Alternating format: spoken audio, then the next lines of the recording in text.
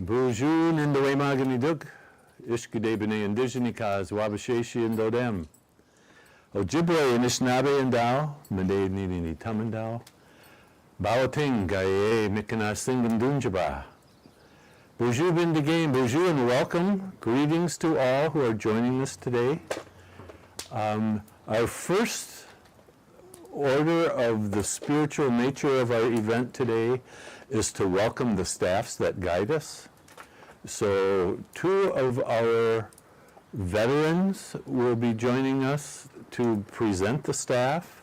Gary Corderer and Suzanne Mills-Wem will honor us with the presentation of the staffs. So we're ready if you would come in.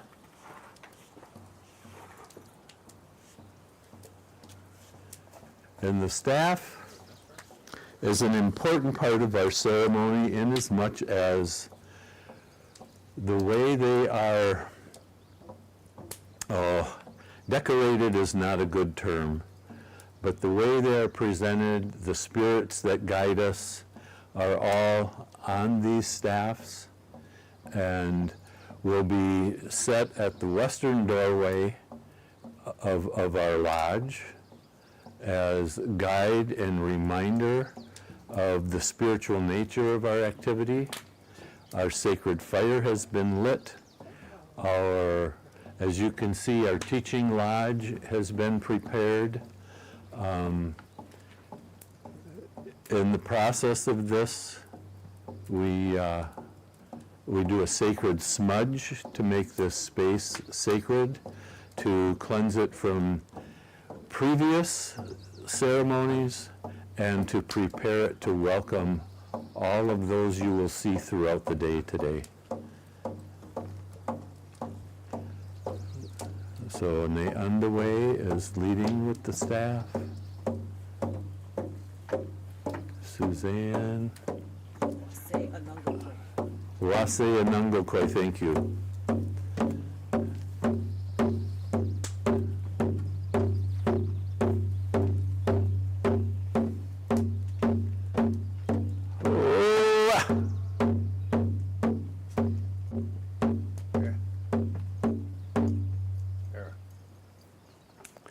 Wonderful.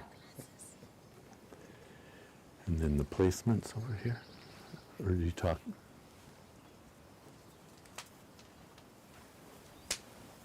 Good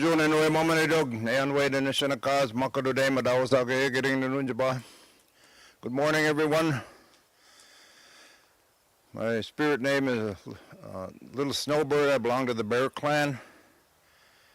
It's always an honor to start out this ceremony here with carrying in the eagle staffs, which is the first flag of our Anishinaabe people all over Turtle Island. The staff here was made by Abiinooji-Aki's brother, Misko Benes Sinikaz, and Misko Benes Sabani. He's in the spirit world now, but he thought that she could use a staff for these ceremonies to start it out in a good way. So this is the one that I carry for this for the family, her family, and like I said, to bring this ceremony out in a good way. I thank the Creator for this beautiful day that He gave us to walk upon Mother Earth. Mio.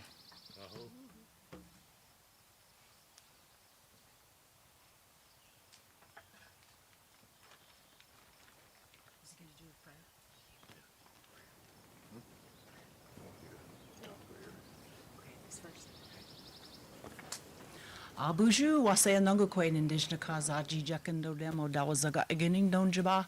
My spirit name is Bright Star Woman, and I'm here from LCO. And I just wanted to share a little bit about this staff. This was gifted in different parts and different times many years ago, and it started off with my uncle gifting me these feathers there were 6 really, really huge eagle feathers, and I carried them around when I was living in Washington, D.C., or the Leesburg, Virginia area, and I had them for years, and I knew I had to create a staff sometime, but I didn't know when. And eventually we moved up here to Wisconsin and Hayward, and my cousin actually found this staff here, a sapling.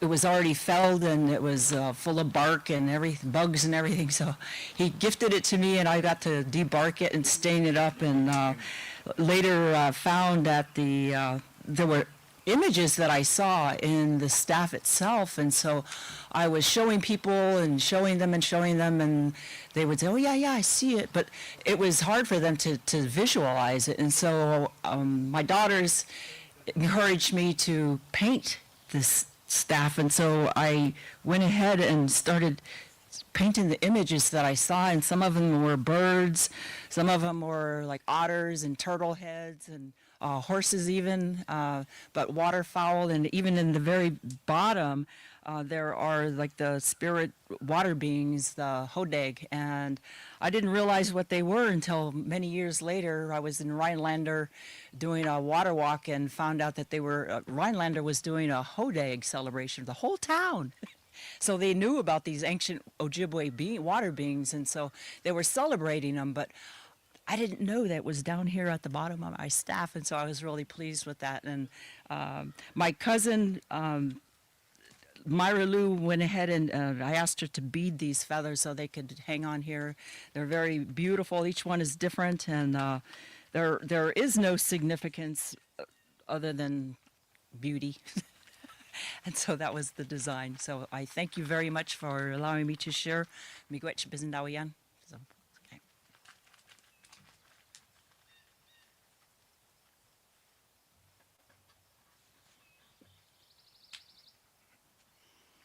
Ogije monido, kedena, keging rapana sema. Gises kemishomasanan, keging rapana sema. Typical gises kokokumasanan, gerapana sema. Ni mama ki mama nan gerapana sema. Wana bujo, gerapana sema. Wana bujo na komes, keging rapana sema. Mereshka bewes, gerapana sema. Mede kwe, gerapana sema. Waban anong nemishomasananek, nabada bewiri, wabanong isquandaim gerapana sema. Jawan anong nemishomasananek, nabada bewiri, jawanong isquandaim gerapana sema. Ningabian anong nemishomasananek, nabada bewiri, ningabianong isquandaim gerapana sema. Giweden ong nemishomasananek, nabada bewiri, giweden ong isquandaim gerapana sema. Ashkainan and way mamanidog, ne on the way to the Shinakaz, Makododem, what I was all getting in the Nunjaba. Utapana sema ama shanabe kwe neogija gukwe shanakaz pinda kojikan nungum gijikan drain the man on and wagi kwe wago. Okay, Abiinooji-Aki. Ojibwe moen bongi to go zaganashi moen. Grandfather, creator of all things, humbly ask you to accept the sema that was offered for this prayer here today as my relatives here gathered here today to, you're going to have a fundraiser for the Women in Water Symposium.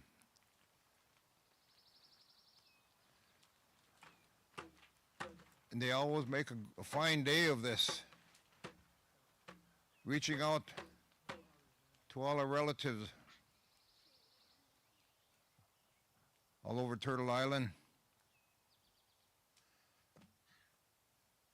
to raise money to keep this movement going, to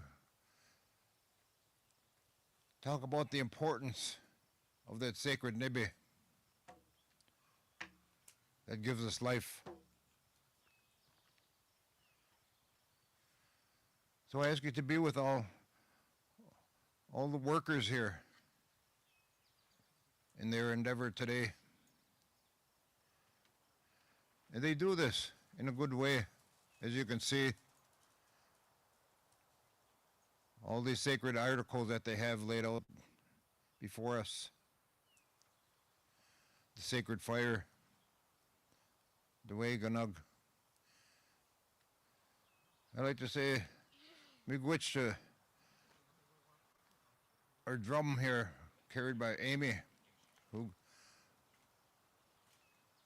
who sounded the beat as we brought these eagle feathers in, which is the heartbeat of our people, along with this young one here who wanted to help out.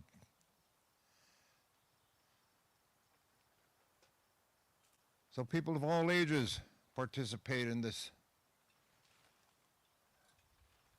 these doings here today, this fundraiser.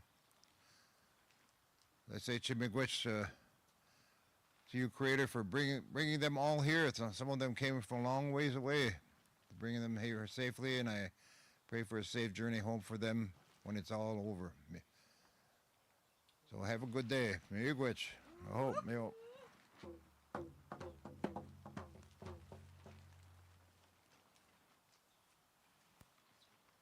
Oh, I thank you, brother, for this opening, for the presentations of the staff, and to start us off, as Gary said, in a good way, and to set the tone. As Gary mentioned, this is a fundraiser. You'll have opportunity to donate, to purchase, to register for the Women in Water Summit in September. And throughout the day, we'll be hearing more information about the nature of the gathering. Some of you have participated in the past, and we look forward to this event in the future. Spiritofthewater.org is your access to us, and we look forward to interacting as we go. At this time, the grandmother, the dreamer, the ever-ready bunny energy behind the last 10 years of these events, Abiinooji-Aki, also known as Mary Ellen Baker, will open with remarks and will share songs to continue on the energy of our event. So,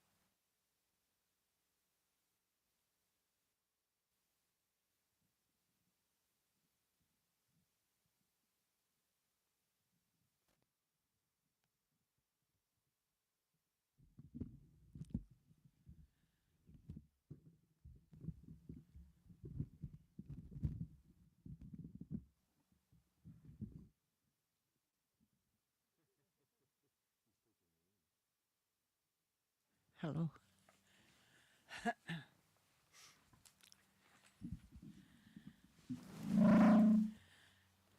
Gonna sing?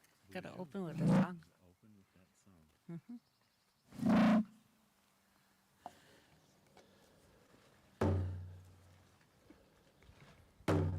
Did you eat that? I did.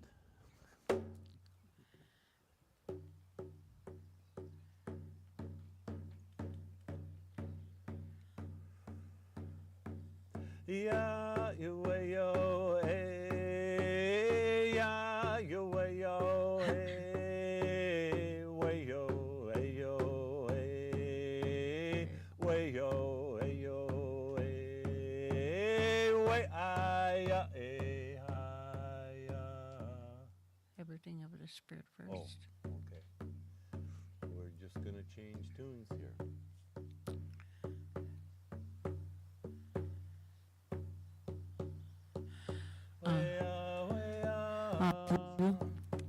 We got this song for this Women of the Water, because with Women of the Water we always try to bring the Spirit in first, and this one just seemed appropriate. And Greg had the title, Everything of the Spirit First. and gave me tobacco to ask the Great Spirit to give us the words and the melody, and we practice hard with it, and then one day it just come, and we've been trying to keep this in the forefront of everything we do, everyone we talk to, everything we try to put out into the universe and to send out to the people, to the ones that are going to be coming to help us to do the work. And everything of the Spirit first, that means every part of you, everything that you do, everything that you think, everything that you want to do should be offered to the Spirit first, to the Great Spirit. First thing you wake up in the morning, the last thing you think about when you go to sleep. So it takes practice too, it takes remembrance. We forget a lot of times. But this is the song that we have for you this morning. And hope that you enjoy a very good day. Miigwech.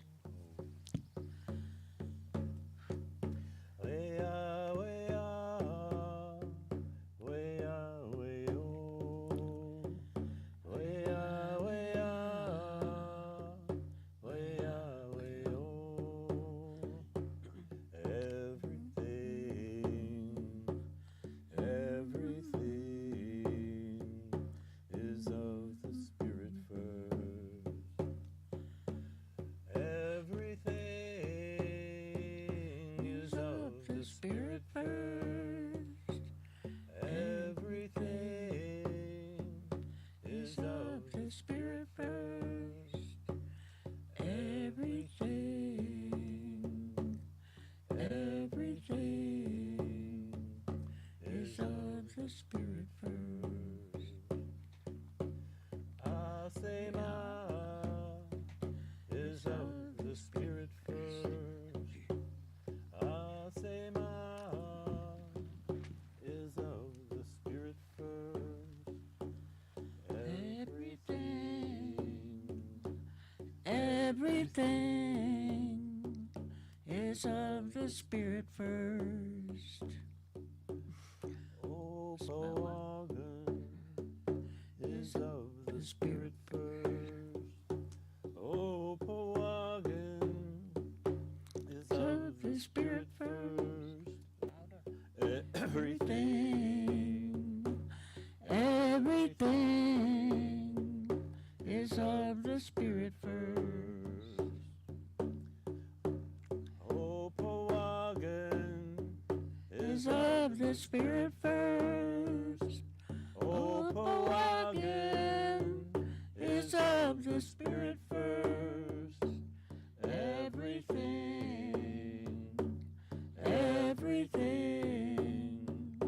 is of the Spirit first. Wabanong is of the Spirit first. Jawanong is of the Spirit first. Ningabinong, Iwadanong is of the Spirit first. Abiinooji is of the Spirit first. Abiinooji is of the Spirit first. Everything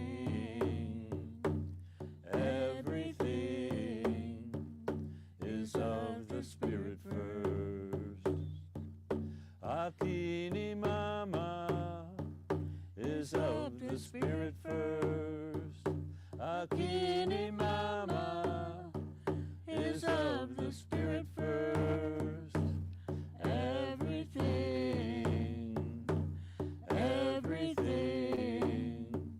is of the Spirit first. Abiinooji is of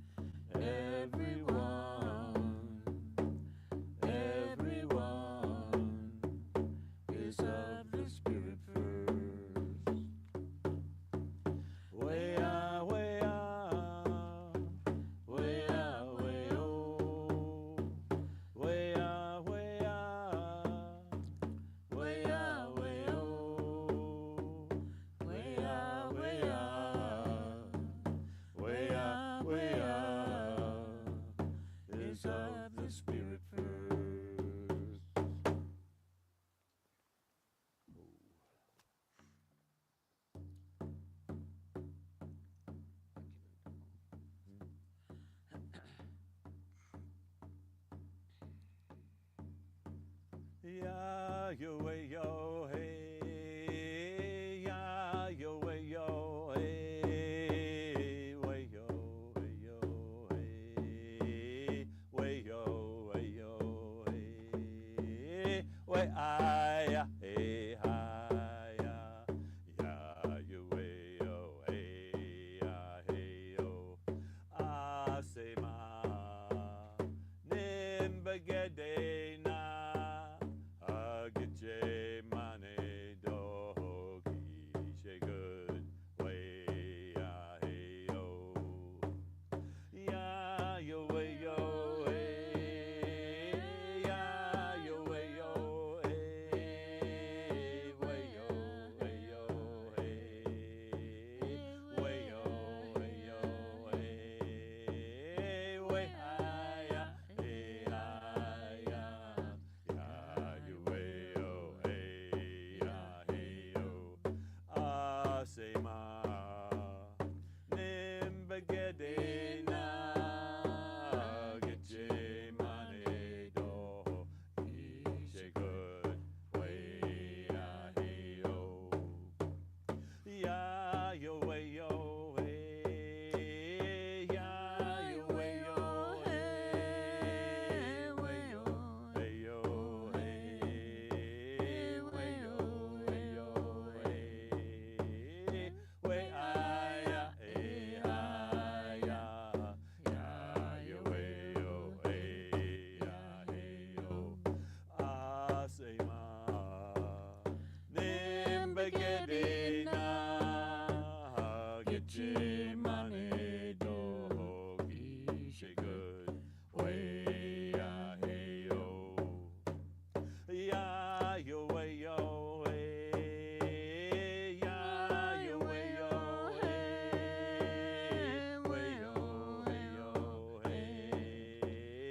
way yo hey, way I ya hey I ya, ya yo way yo hey ya hey yo, ah say ma nimbagade na getche mane dogi she good way ya hey yo, ya yo way yo hey, ya yo way yo hey, way yo hey, way yo hey, way I ya hey I ya, ya yo way yo hey ya hey yo, Ah, say ma nimbagade na getche mane dogi she good way ya hey yo.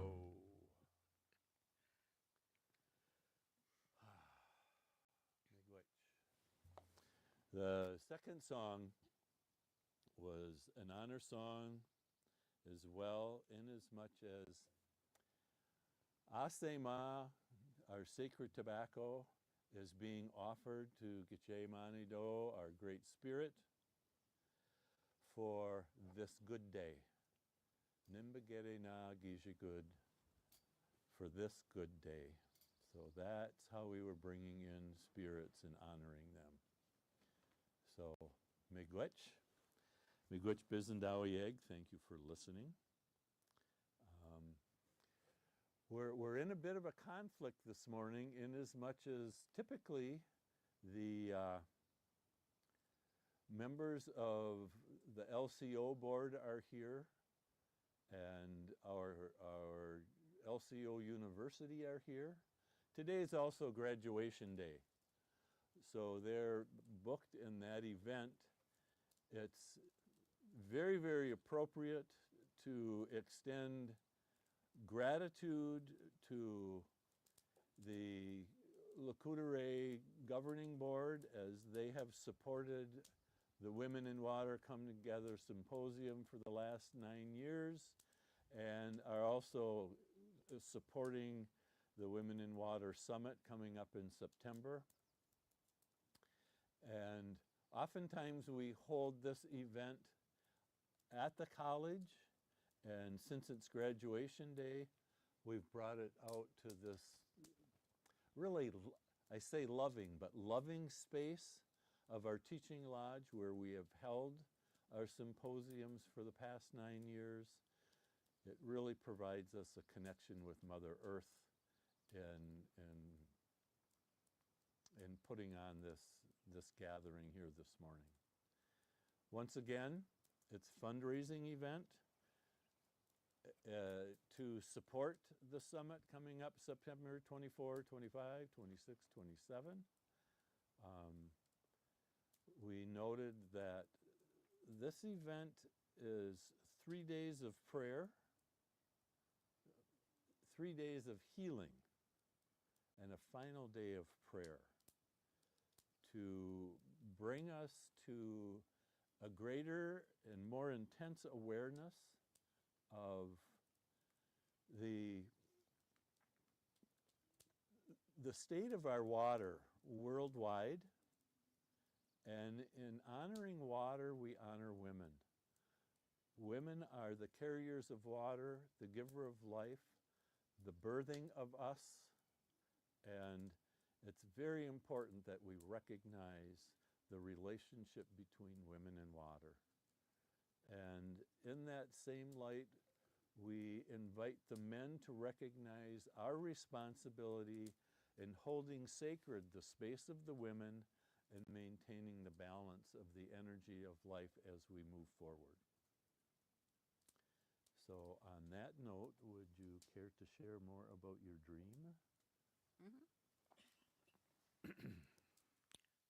Bushu, Neogishiku Kuei Nishanakas Bishu Totem. First of all, as I was listening to Greg and was talking about how there's so much activity going around on the reservation today. There's a wake, a funeral, there's graduation, and our university is doing a wonderful job, wonderful work, and wonderful work with young people, and some of our a lot of our members that are graduating from there today, and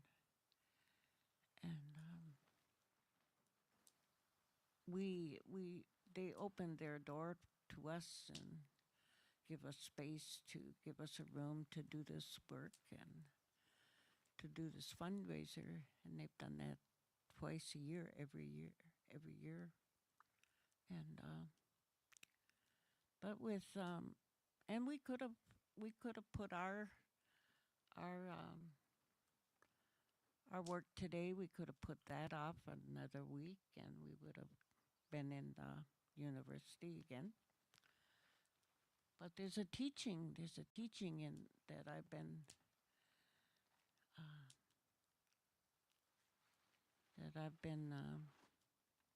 thinking about this morning, and it has to do with everything of the spirit first.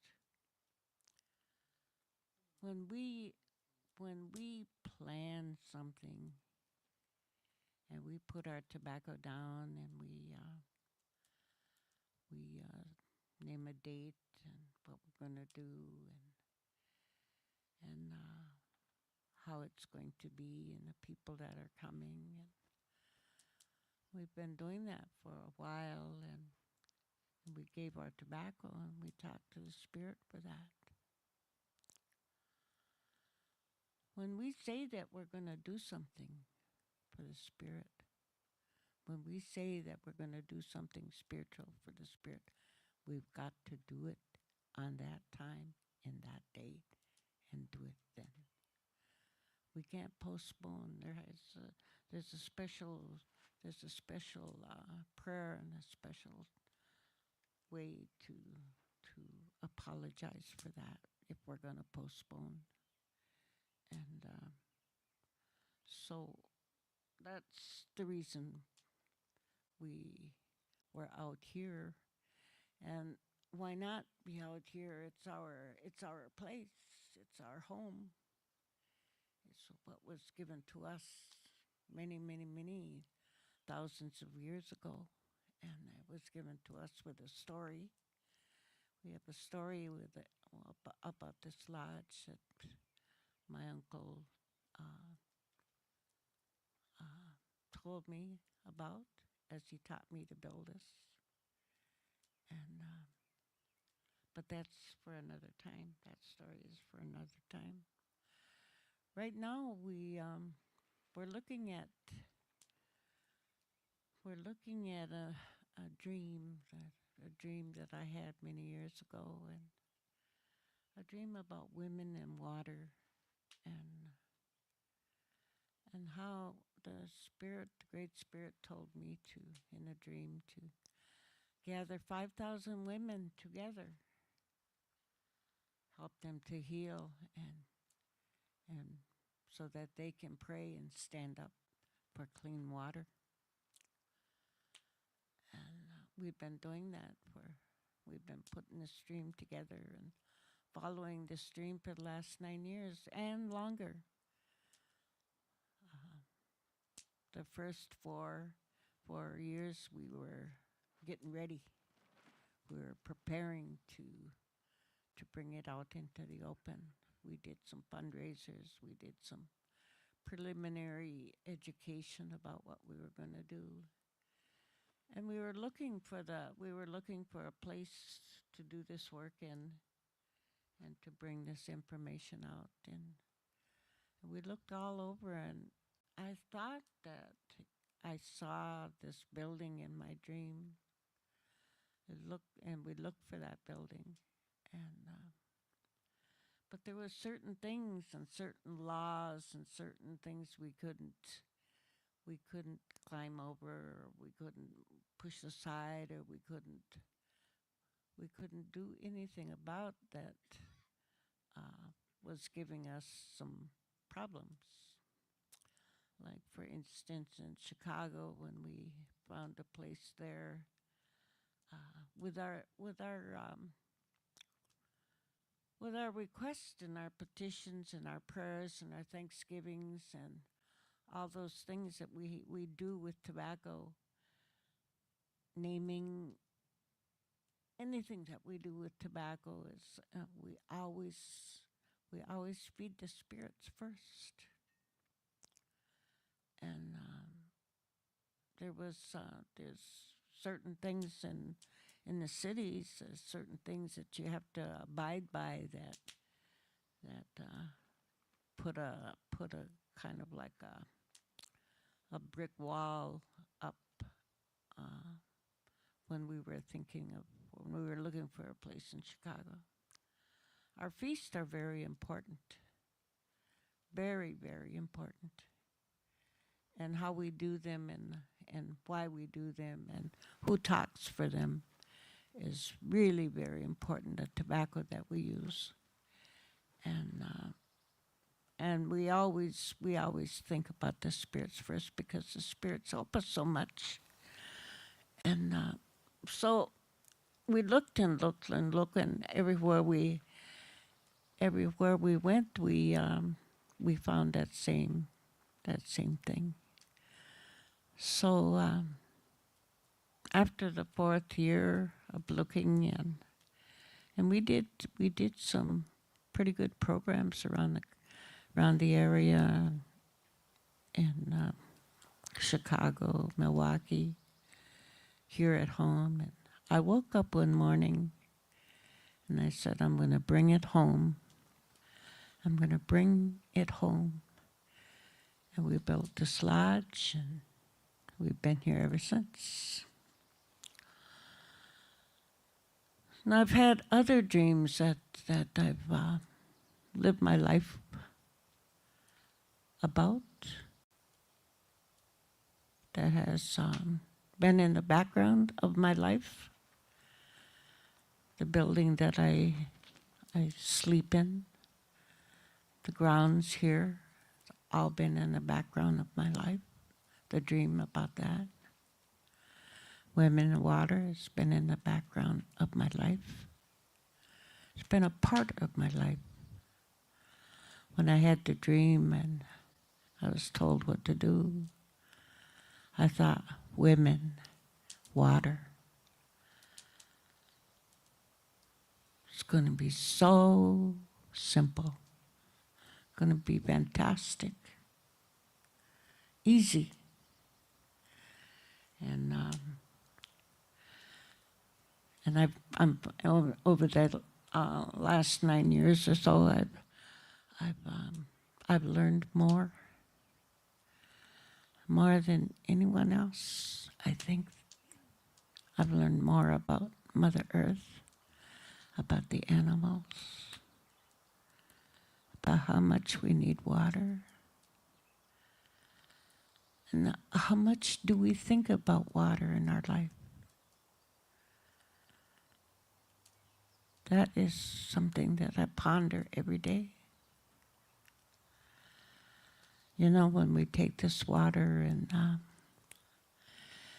we talk for it, and we give tobacco, and we sing, and we work with the water, and we hold it up to the Great Spirit, and ask the Great Spirit to take care of this water so that it gives us energy and all the things that we need to live a good life on this earth.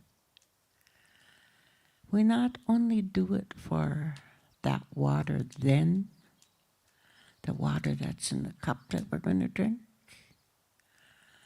or in the room with the people that we're in.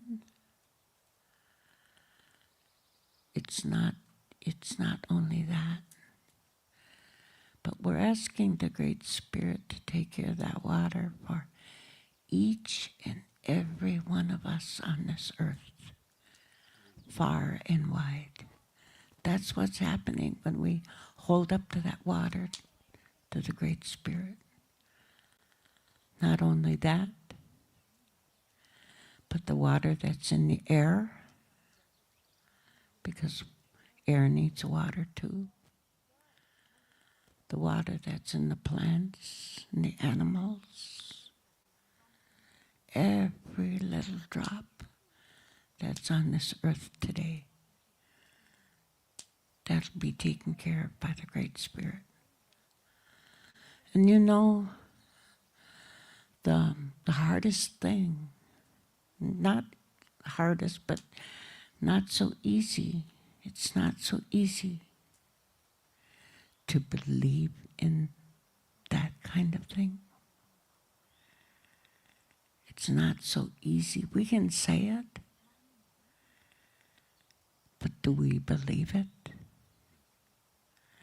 Do we believe it? And when there's water that is questionable that we're putting into our mouth. I was coming back from Alabama. It was at night.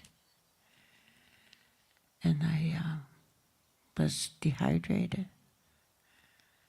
And I know I was dehydrated. I knew I had to have some water. And I only drink water. And because water is healing too. And I couldn't. And there had been a bottle of water in a plastic container in my car for about 3 or 4 days, and I knew it was there that night. And I couldn't find any place open. I couldn't find any service station that was open on the road that I was on. And I knew that if I didn't have a drink pretty soon, I was going to get sick.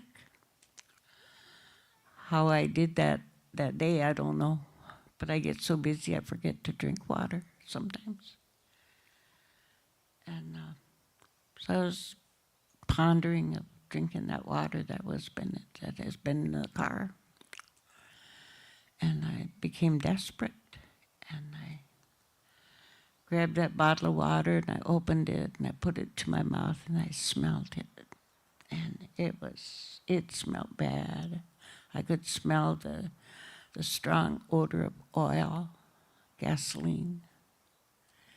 So I covered it and I put it back and kept on driving, and I thought, I can ask the Great Spirit to bless that water and it won't hurt me.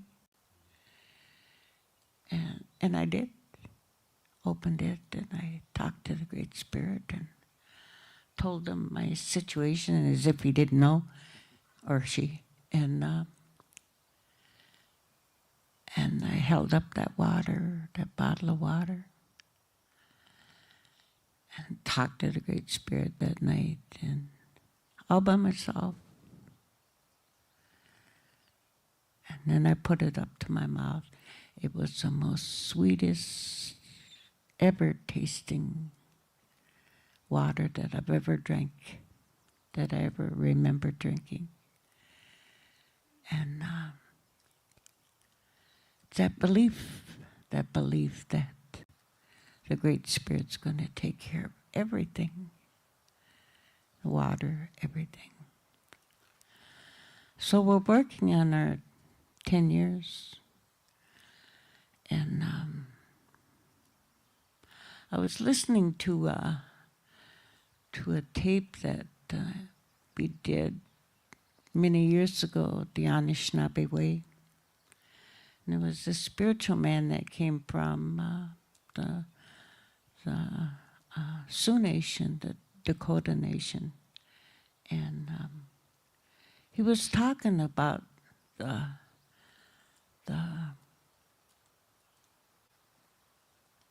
the work of 10 years. And he was saying things that 10 years, you've been doing this for 10 years. That's a long time. And he was talking about all the things that we did for the Spirit for 10 years. And I thought, wow, we've been doing a lot of work for 10 years too, with women and water. That dream, we're talking about completing the dream this year by holding a summit in September, gathering 5,000 women together. They don't have to be Indian women. The dream didn't say Indian women, didn't say non-Indian women. It says women. And of all the thousands and millions of women in the world, the Great Spirit is only asking for 5,000.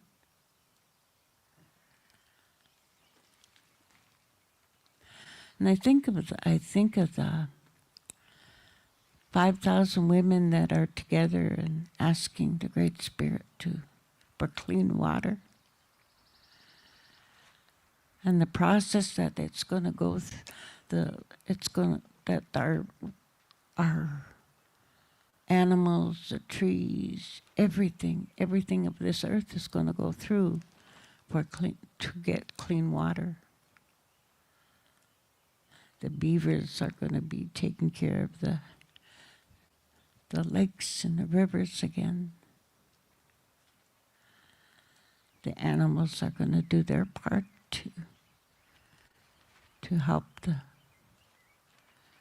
the grounds. The buffalo, they have a way of eating that replenishes the earth, that replenishes the grass, that replenishes the vitamins and nutrients that make the grass grow again.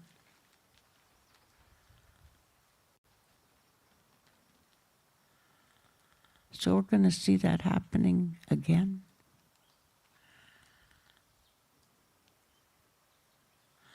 Also, we're going to see the laws that govern our environmental.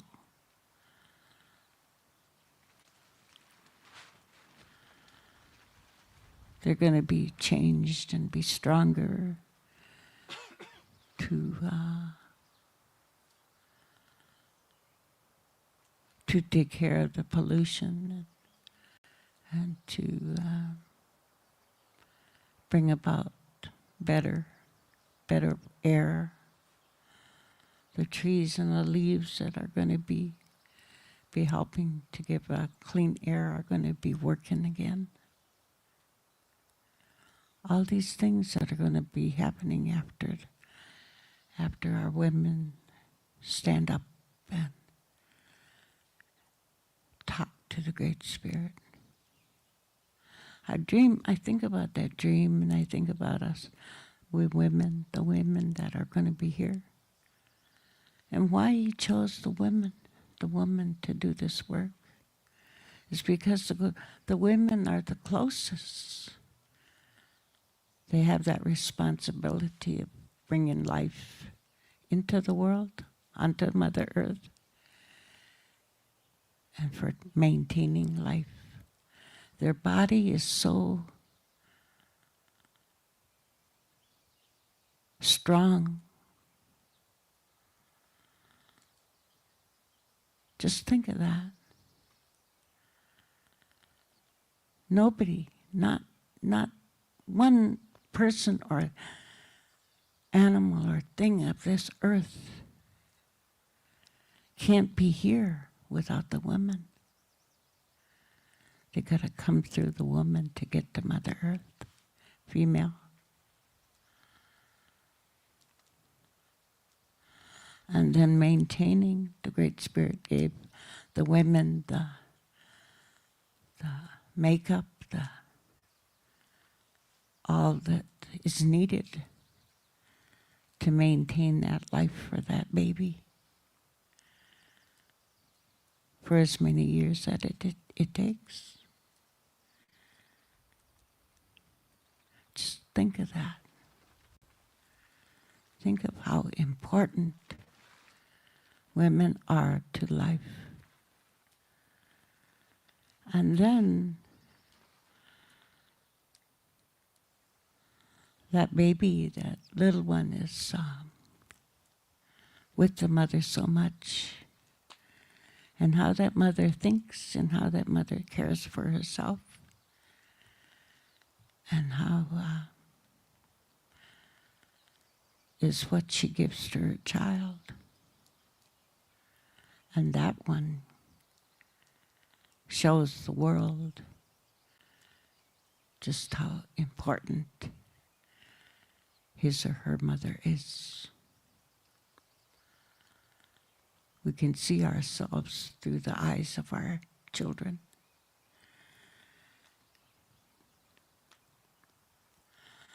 And then when they leave home and they start their own families, it carries on and on and on. That little drop of water that started way, way, way, way, way back is in all of us today. Through the woman, through the female.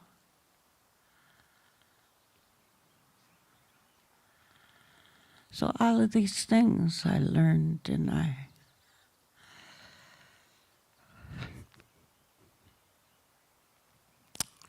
learned and I listened and I put some things together that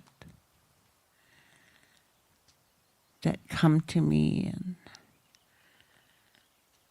stayed with me and through a lot of teachings. Those are some of the things that I think about. We always say we're not perfect. We make mistakes. I did too.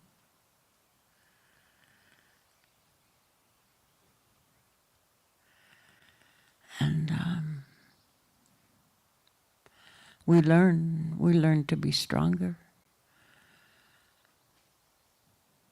when we understand our mistakes. We learn how to be stronger. And that strength gives us the fortitude to not do it again.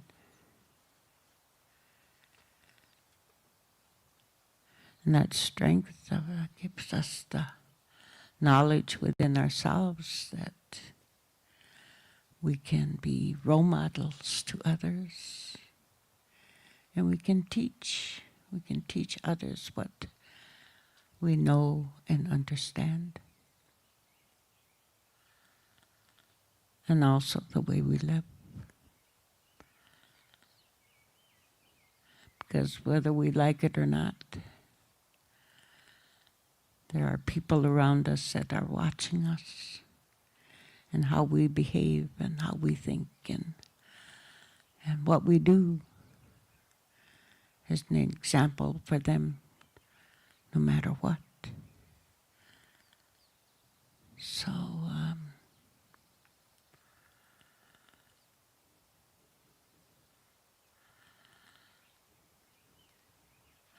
women can change the world. That's what we have. That's our little motto that we have. Women can change the world.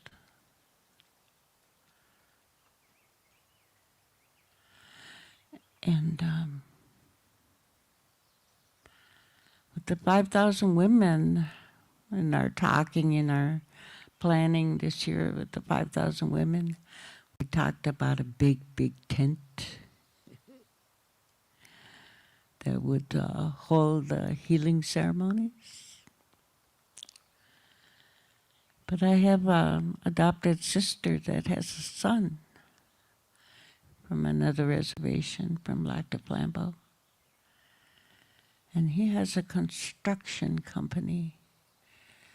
And I offered him tobacco, told him the story, and asked him to build a big lodge that would house the 5,000 women. And he said that he will.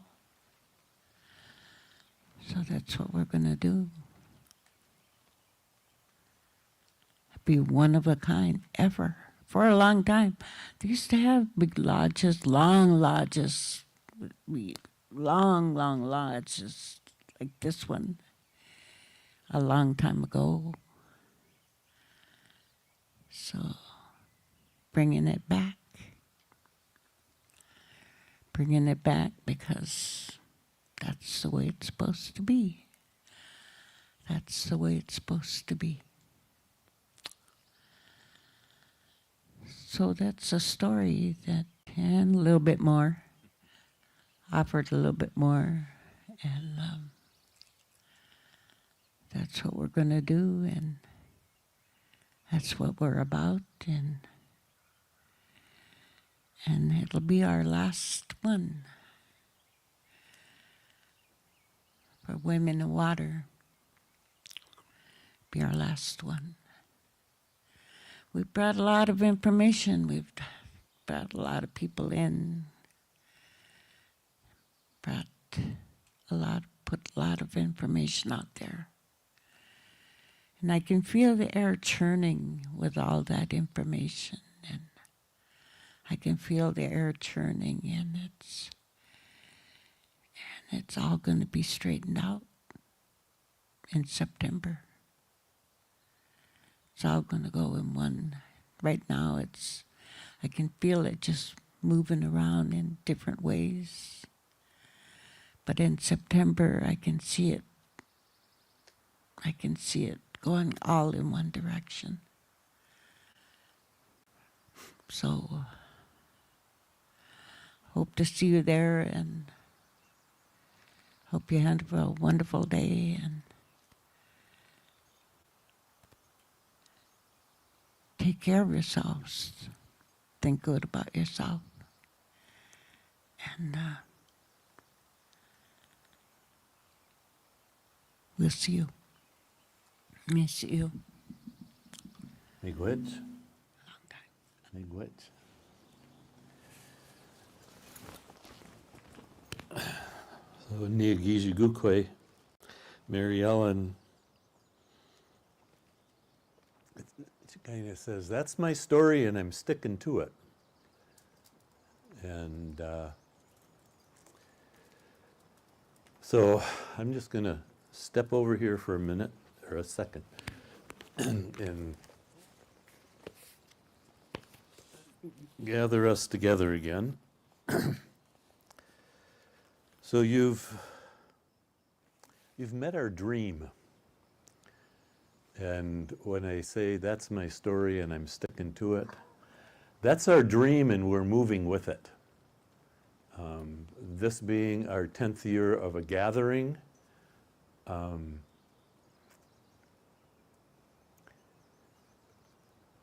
that movement she speaks of has been strong and powerful. One of the things you'll hear about kind of spontaneously throughout the rest of the day is we call it ripple effects. The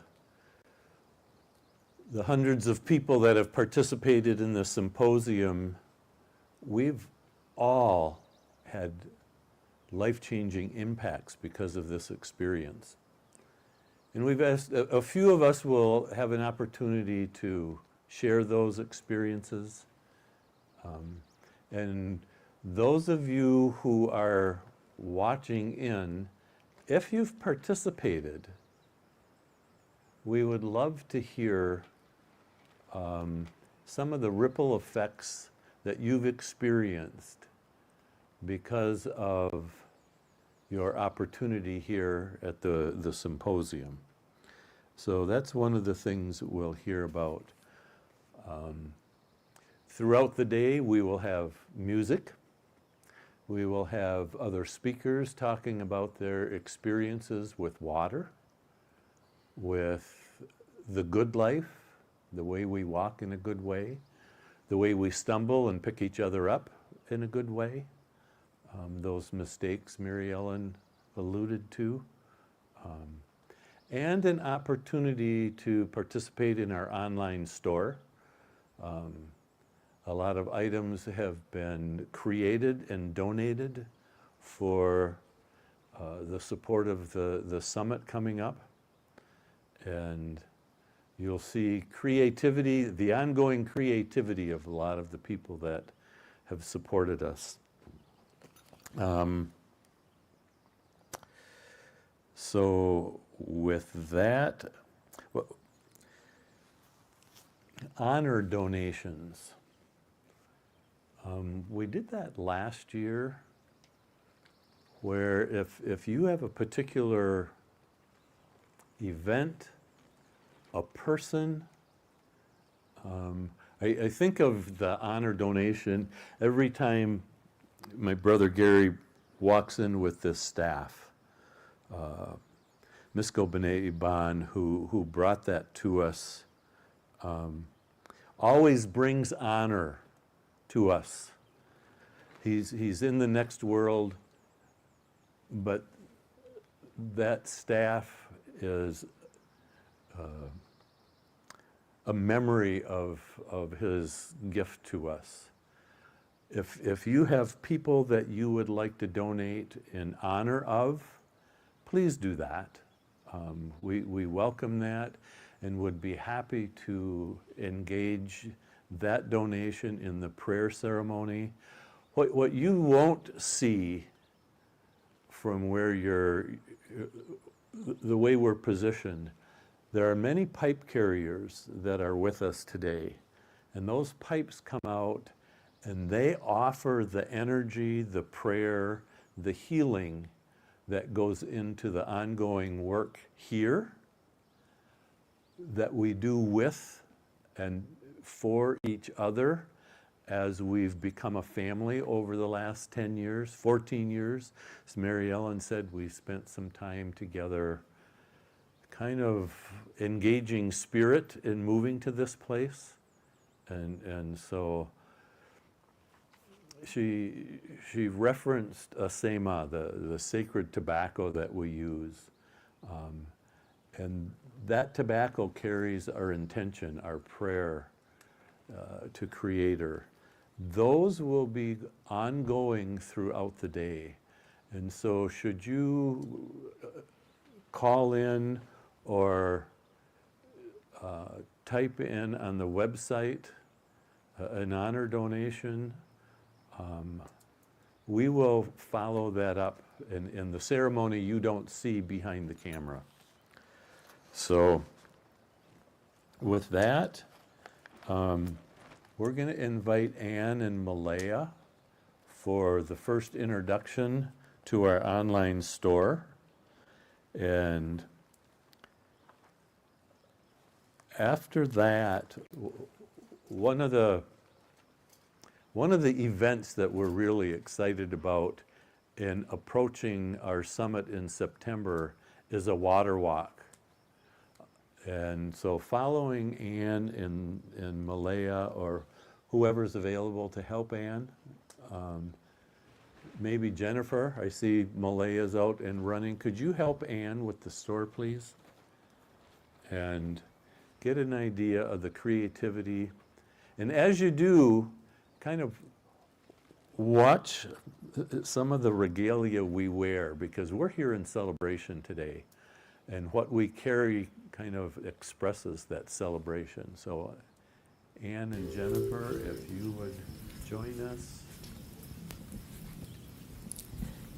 Meg Witch. Am I on? Yeah. Good morning. Thank you for joining us so early yet.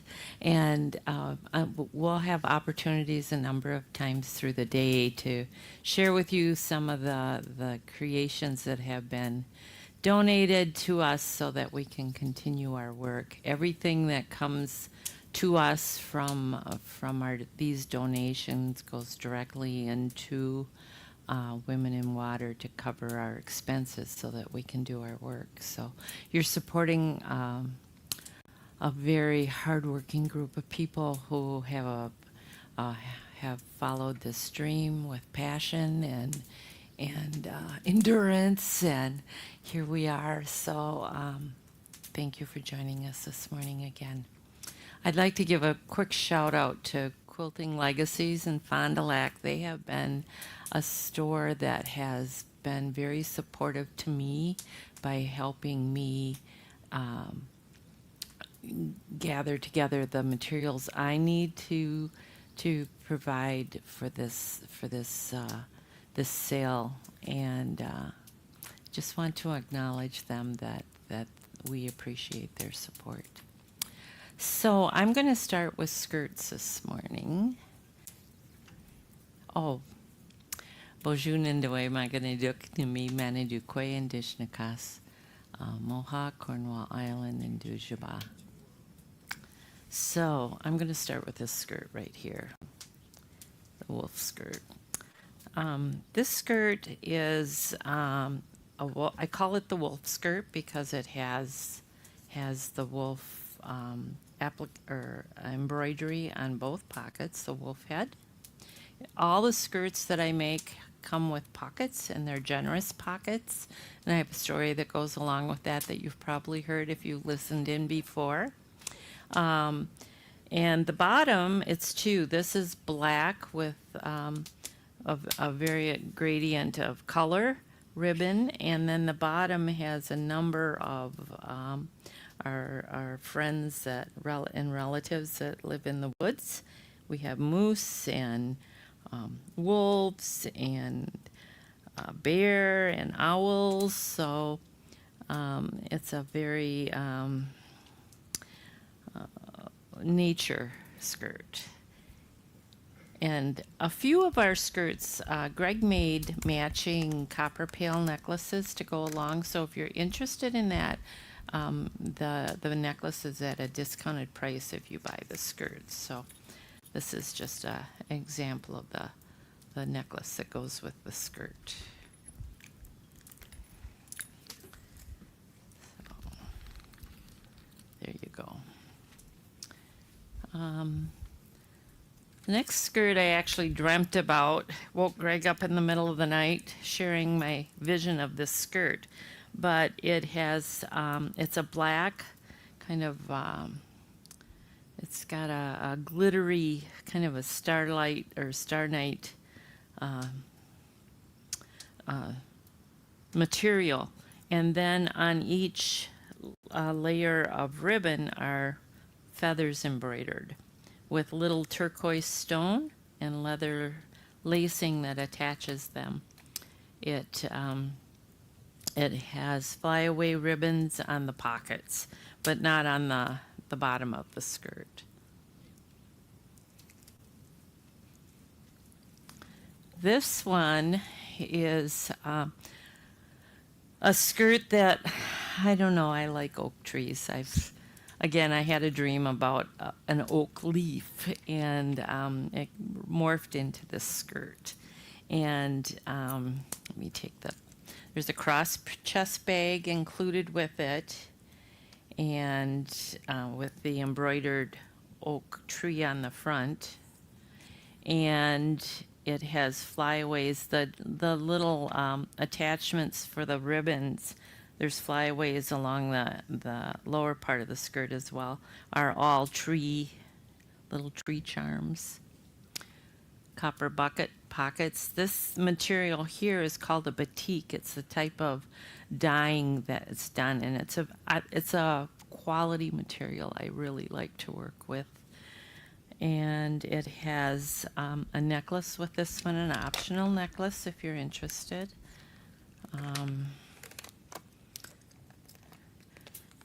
It's very beautiful. This is one that Greg made as well, and it has earrings that match, that go with it. So it's a really lovely ensemble.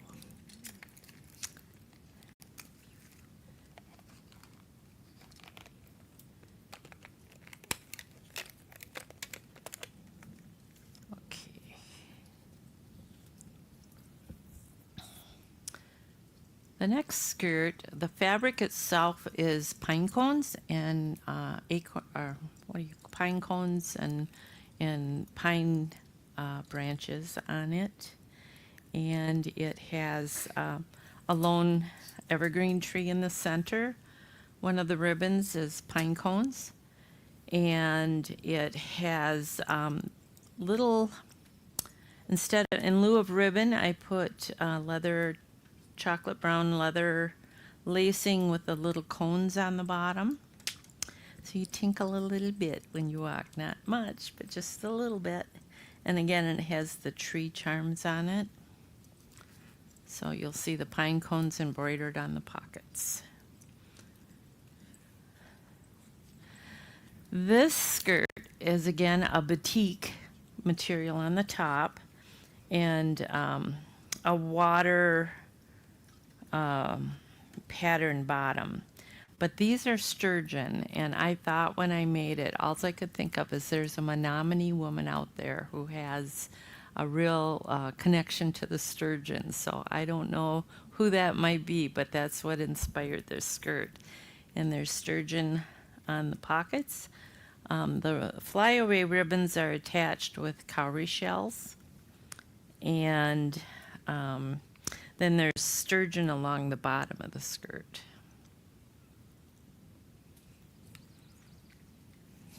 And then this is the necklace that is optional if you wish to purchase that along with the skirt that goes with that skirt.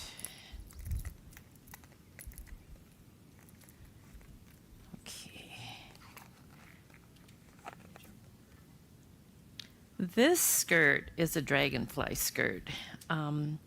I find a number of people I've run into over the years have a real affinity for the dragonfly, and the dragonfly is a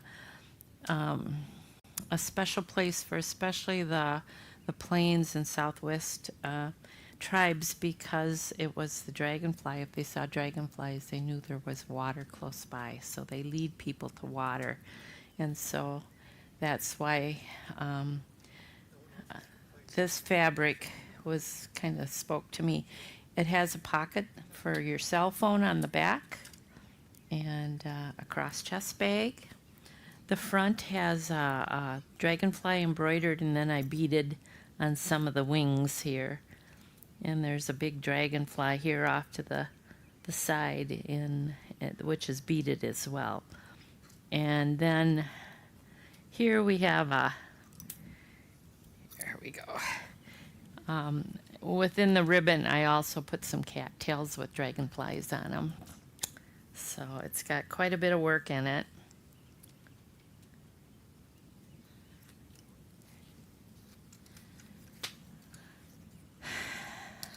Okay, this is just a pretty skirt. It's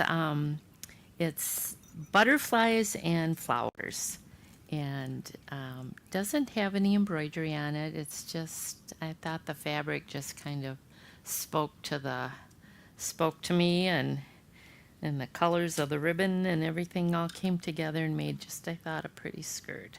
It has a floral ribbon in the center with rickrack on either side. This is a Mary Ellen skirt, so if you would like a Mary Ellen original, this is one that she made by hand. And she puts all her ribbon on by hand, and her signature rickrack, she likes rickrack, and so you'll find rickrack on a lot of her skirts. The pattern of the main part of the skirt is leaves, and then it has a side blue that really makes the center fabric pop. Okay, this is a fabric that is a wave pattern, so I put the water is life with a big wave in the center of it. This is again a really nice quality soft fabric that doesn't tend to wrinkle much at all. So I think with this one you can get away with, I do have washing instructions in all the pockets. You can get away with turning it inside out, throwing it in the washer on like permanent press or normal cycle, and then shaking it out. Don't put the skirts in the dryer. You can, but it's hard on the ribbons. So shake them out, put them on a hanger, and let them dry. And this is one that I think you can get away with probably not having to touch up with an iron. It does too come with a necklace and a water bucket necklace, and this one is all in the blues. So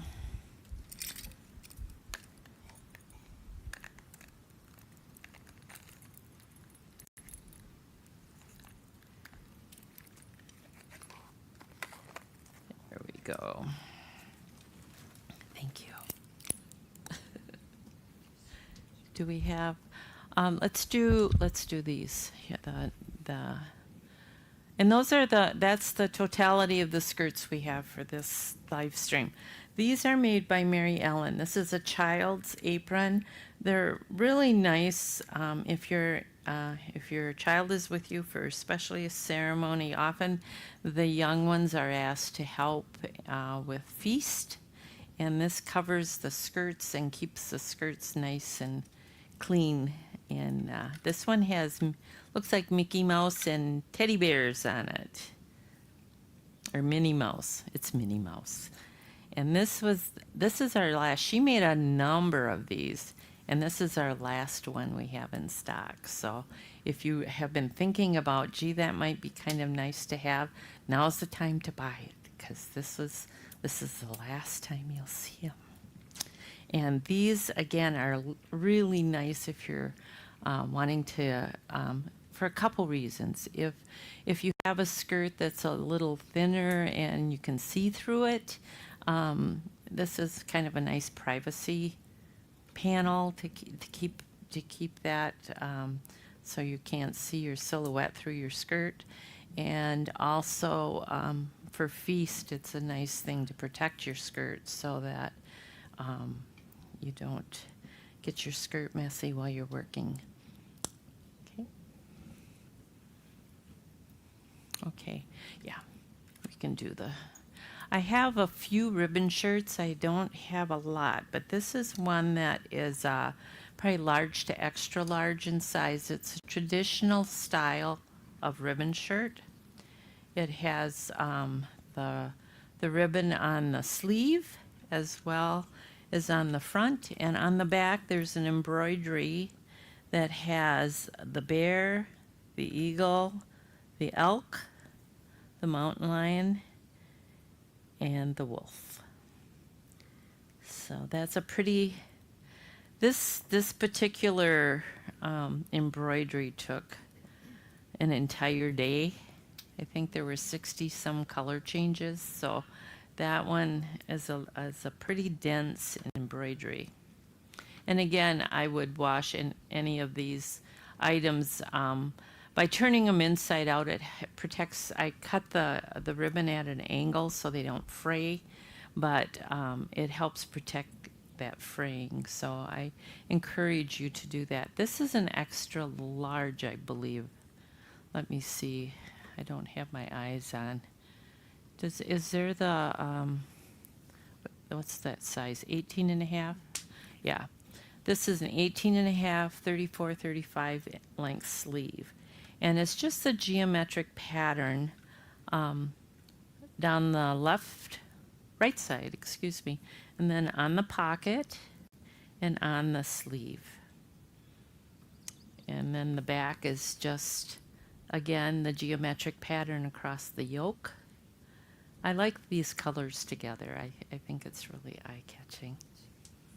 This is another standard shirt that has been embellished. It's a men's small, I believe. It's a Calvin Klein, but I know it's a small size. So it has the turtle anchors for the ribbon, and then on the shoulders it has the native turtle.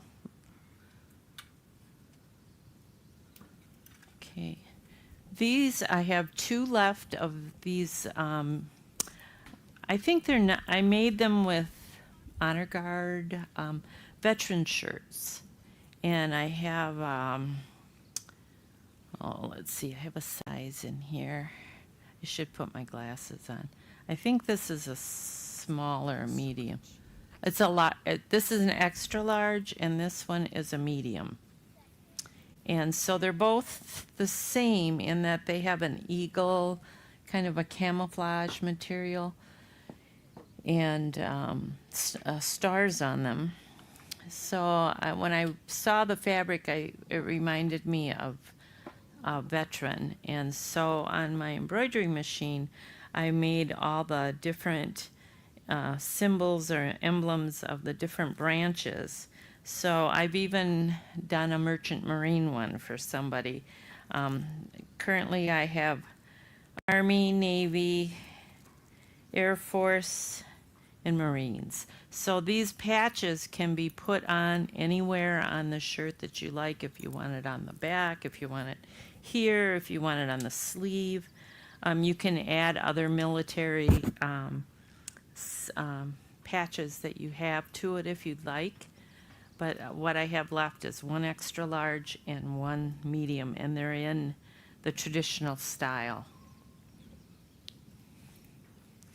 We have a number of these vests donated to us, and so I embellished them by putting the 4 direction hands in the Ojibwe colors, direction colors that for Lakudere.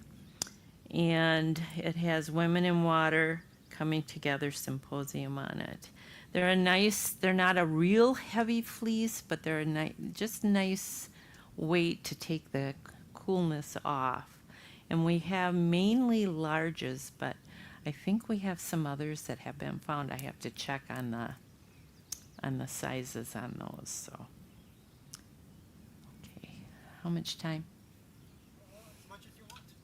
Oh, okay. Well, we'll just kind of go down the table then. These are the, I don't know if you can you picture that there? Just take it there.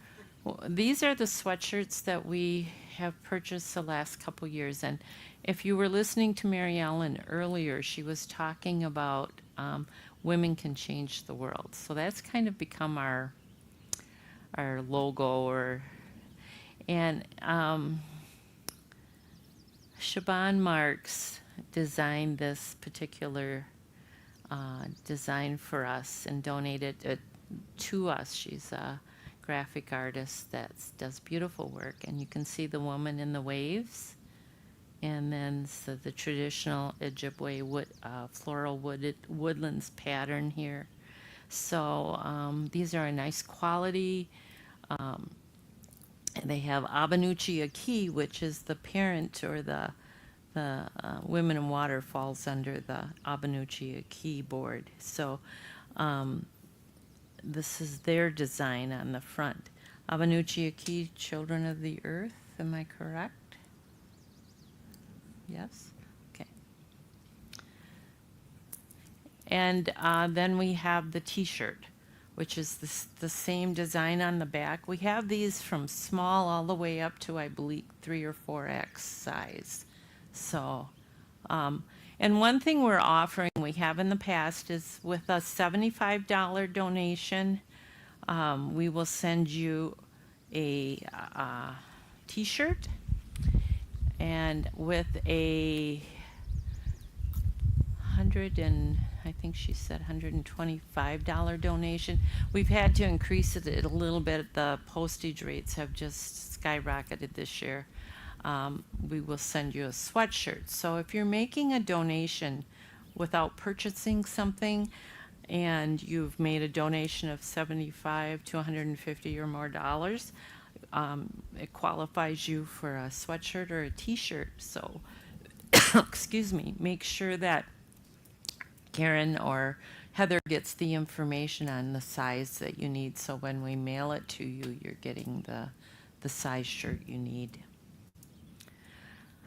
Okay, let's kind of just, I make what I call altar cloths, and they're used for laying your sacreds on. So if you have feathers, if shakers, you're a pipe carrier, you want to put a water placement on it, that's what these would be used for. And so the first one is a wolf with a mother and a cub. And I thought about how we talk about the importance of women and how we care for our young ones, and that's what came to mind when this was made. The back is a dark green. I'm forgetting what this kind of material is, this type of dyeing process is, but it's almost looks tie-dyed.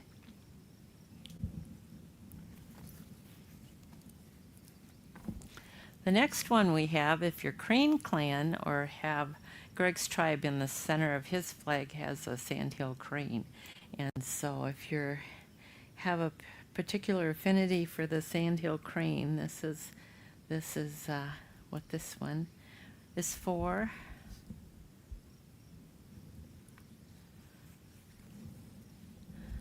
Okay, this, I know a lot of us, my mother was loved the cardinal. Whenever I see a cardinal, I think of her. And so this one is a cardinal. And on the back are sunflowers and cardinals. And also, just cardinals. There's female and male both. Back. This one, if you're Bear Clan Muckwa, I like this bear. He looks strong and not angry, but he stands for what he believes and who he is. And so this one has the bear paw. It's called the tribal bear, as the pattern was called. It has the beads and it has the claws on the bottom there. And on the back is a lot of different bear.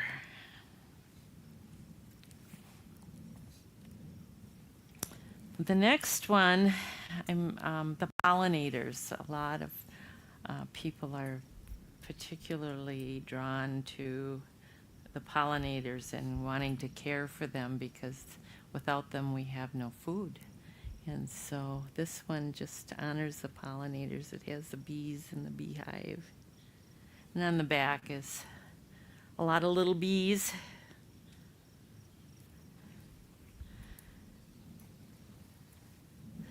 This one I made because I was thinking of Mary Ellen, and this is her clan, the Lynx, Bijou. And so if you're particularly connected to the cats, is a nice one for you. And the back is just kind of a, or if you're allergic to them. Okay. This one I love. This is a beaver. I think he's so cute. And was it 2 years ago or 1 year ago, we were at the Beaver Summit in Illinois, and I learned a lot about the beaver that I didn't know and how important they are to our environment, how they have really instinctive knowledge on how to manage water so that it's good for the earth.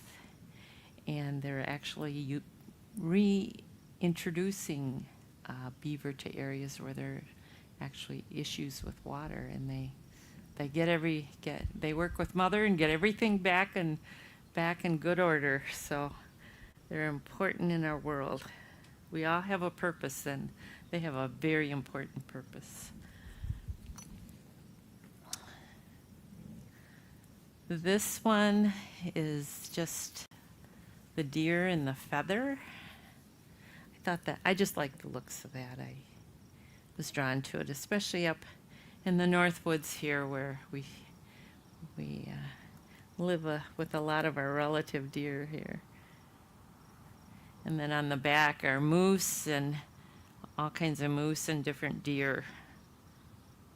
Looks like there's a porcupine in there too, and a rabbit.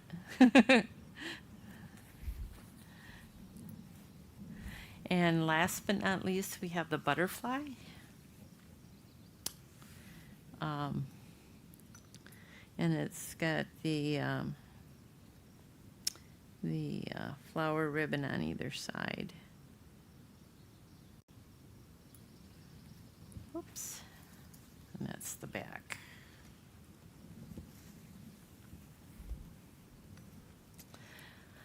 Malaya, who was busy with other activities, made 18 of these for us. And so what these are used for is they're little moon bags, because Grandmother Moon has such control over the water on the earth. They're little blessing cups that we can bless the water each morning, and then all the water that is consumed by us is blessed through the day to all 7 directions. There is a little song in here that can be, this is the water song that came from Mary Ellen. So if you've come to the symposiums, you can sing along.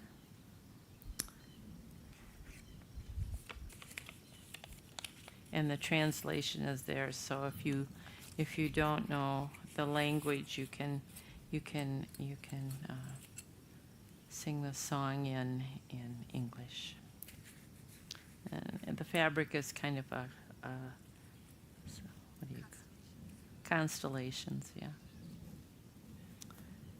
This is a bag that I believe Mary Ellen made, and it's just a nice drawstring handbag. It has the leather fringing on the bottom, and then the drawstrings for the purse itself are also out of the leather. So it's nice size too. Not too big, but big enough. Down here we have a quilt. This was, I believe, made by Danielle LeBlanc. And she's a master quilter. She does a beautiful job with her quilting. And it's a patriotic, it's kind of a flag design. It is long arm quilted with stars and swirls. The back has a blue, you can see the long arming there. And it's about a lap size. I would, if I were to purchase this, I would probably use it as a wall hanging. And it's really for 4th of July, Memorial Day, those kind of things, you might find a purpose for them, or if you just like to have that patriotic symbol in your home, it's here. These are a set of 6 reversible placemats and napkins, and they're a feather, and you can see the napkins are a feather design, and then they're reversible, so you can use either side. If you purchase all 6, there's 2 trivets that are also, I don't have them out here, but they're hot pad size that go with it too. These were made by Greg, and they're tobacco bags. This one is the size of if you bought a pouch, say at a tobacco store, the way they carry them, it will fit right inside there. It has kind of a sunburst button, and then he did some beading here along the top. And then this is a smaller one that doesn't have a closure, but it has a lot of beadwork on it. And so this is heavy, so this tends to stay down nice, and that fits in a pants pocket real well. Here we go, over here. These are what I'm wearing one right now for a water ceremony. They're on a lanyard. They're full copper cup. They're not coated. They're copper. And there's a number of them. If you go to the website, they're listed and shown there, so you can pick the one that you like as far as the bead design. We've got all kinds of different ones here with different colors. This one got put over. And then we have a number. These medicine bags are made by Joseph Many Horses, and we have a number of these as well. And so again, if you go to the website, you can hold up a couple too, and we can show some of the different ones. We have the turquoise and the hair pipe. We have black. We have the tan color or fawn color, and we have the white. And so a lot of different choices bead-wise.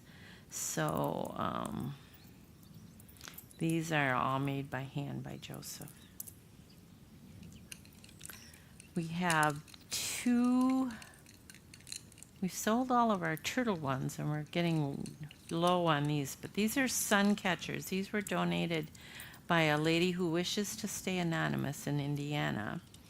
And we have the 4 direction, and we have the feather left. And what you see here is pretty much what we have left. Nice, yeah, big, really big earrings.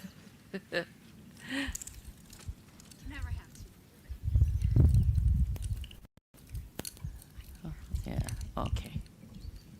This here was donated to us. It is commercially made. It's not made by Native, but it's very pretty, and it has dyed feathers on it here, and it's very eye-catching. Has a concha on the top here. Nice wall hanging. Are you ready to? Okay. Thank you very much. We'll see you again in the next segment.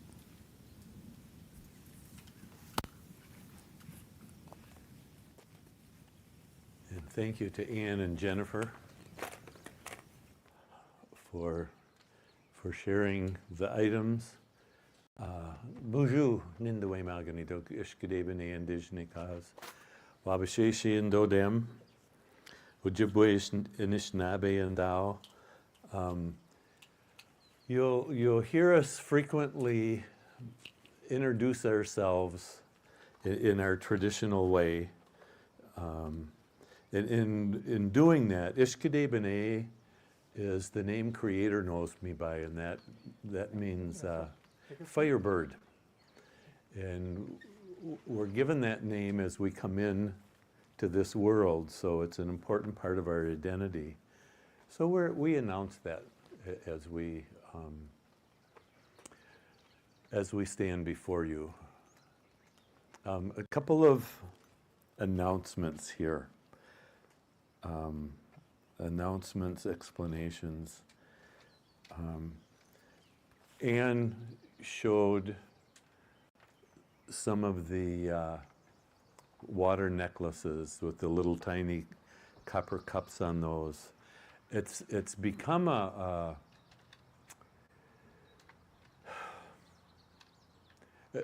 people who are committed to protecting the water, we will quite often wear these, whether they're in ceremony or just out and about, because they're catchy, and people will often ask, what's the significance of this?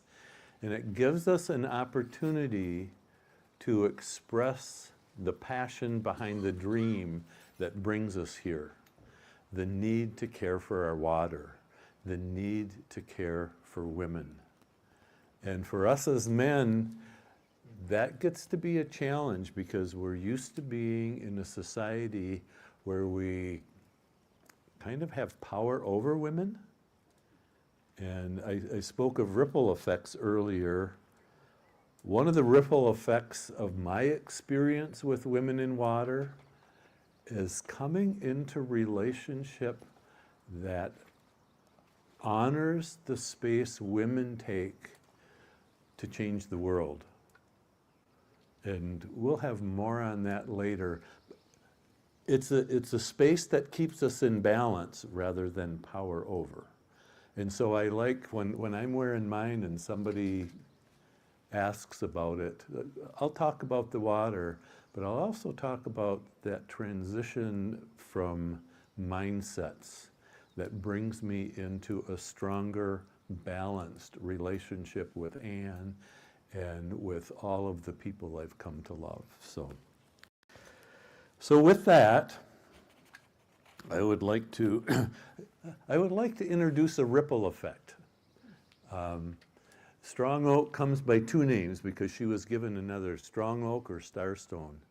And over the past few years, one of the ripple effects is the relationship between Women in Water and Visioning Bear Intertribal Coalition. Strong Oak is the founder and CEO of Visioning Bear.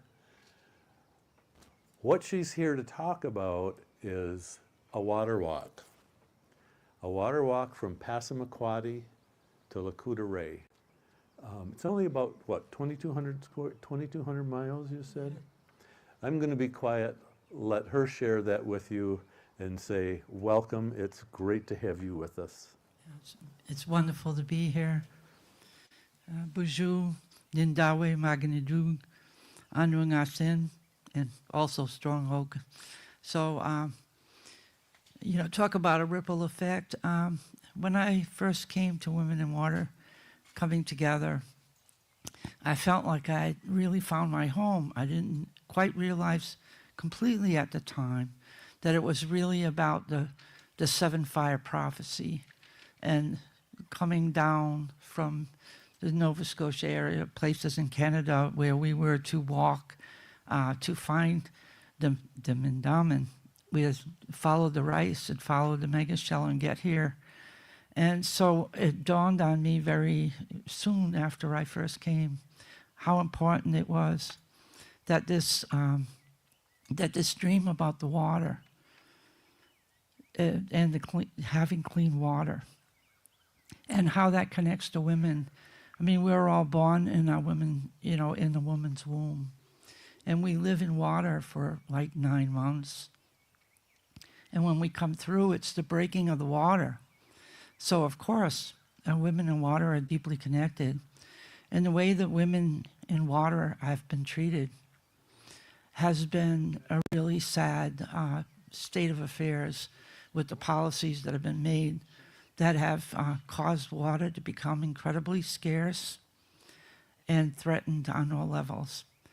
So I wanted to talk about, like, when I first heard about the dream that Mary Ellen Baker had. We're a big believer in dreams. We believe that dreams are the bigger way in which we are guided in our lives. And it's really all about the spirit first. And the water is about the spirit first. And my being here is about the spirit first. So, and I thought about what's going on with water, how it's threatened on so many levels. Pipelines, plastic in the water. And most of all, too, when I look at globally, what's going on in places where bombs are being set onto Earth Mother and destroying the water. When I see the children, they're struggling to have water, food, shelter. And I said, what can I do? And I thought, you know, I'm a grandmother. What are they going to do to me if I stand for the water? And I decide that I want to walk for the water. And I want to walk this dream. It's a dream that Mary Ellen has so eloquently described. And I thought, this is a small thing to do, to walk for the water, and also to retrace the 7-fire prophecy that spoke that we were to come to this land, this very land. And that when we came here, it would be good.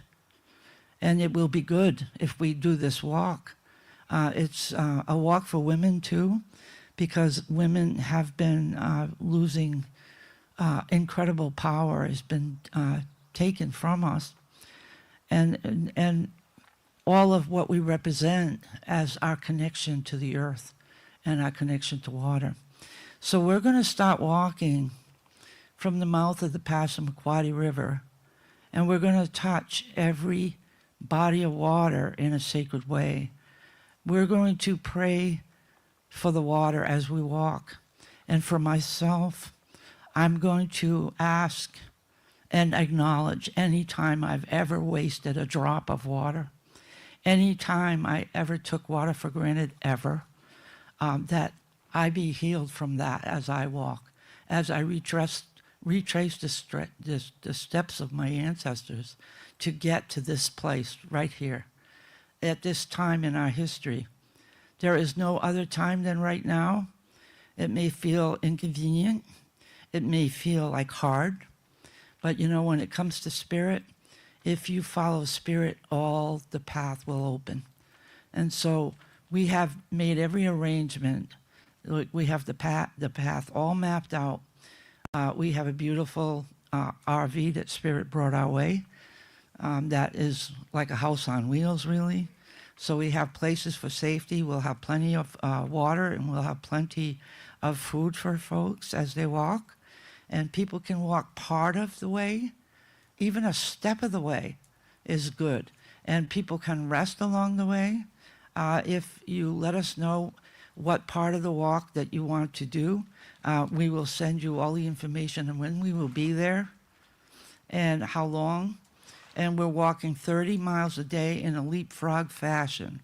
So it means that you're not walking personally 30 miles a day. You're walking, you know, you walk maybe a quarter a mile or less if that means what you can do. And then somebody else takes the water. The thing is the water. It's about the water traveling and moving across Mother Earth and touching every body of water. We're going to hit all 5 of the Great Lakes, and it will culminate at the summit on September. We will be there, we estimate, in about 82 days. And then we will touch base with all the bodies of water and bring all that water to Lucutere, to the water here. So we, if you want to walk, we have a website, visioningbear.org.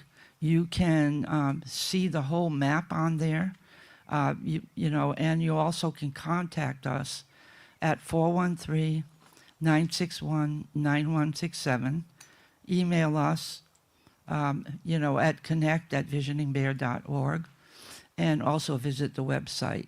And we will be glad to talk with you, and we will let people know everything what they need to bring. And I want to think about when something is in the right time and Spirit says that's the time, it's not something to question. It's something to do.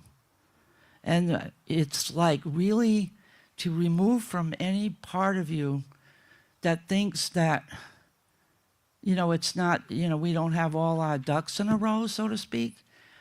You have to leave room for Spirit to dance with this. Spirit brings everything. I mean, I can't even say how amazing it is how the RV came and then the truck to bring it. We just, it's all paid for. Spirit did that. It's like, you got to trust and put your faith in that.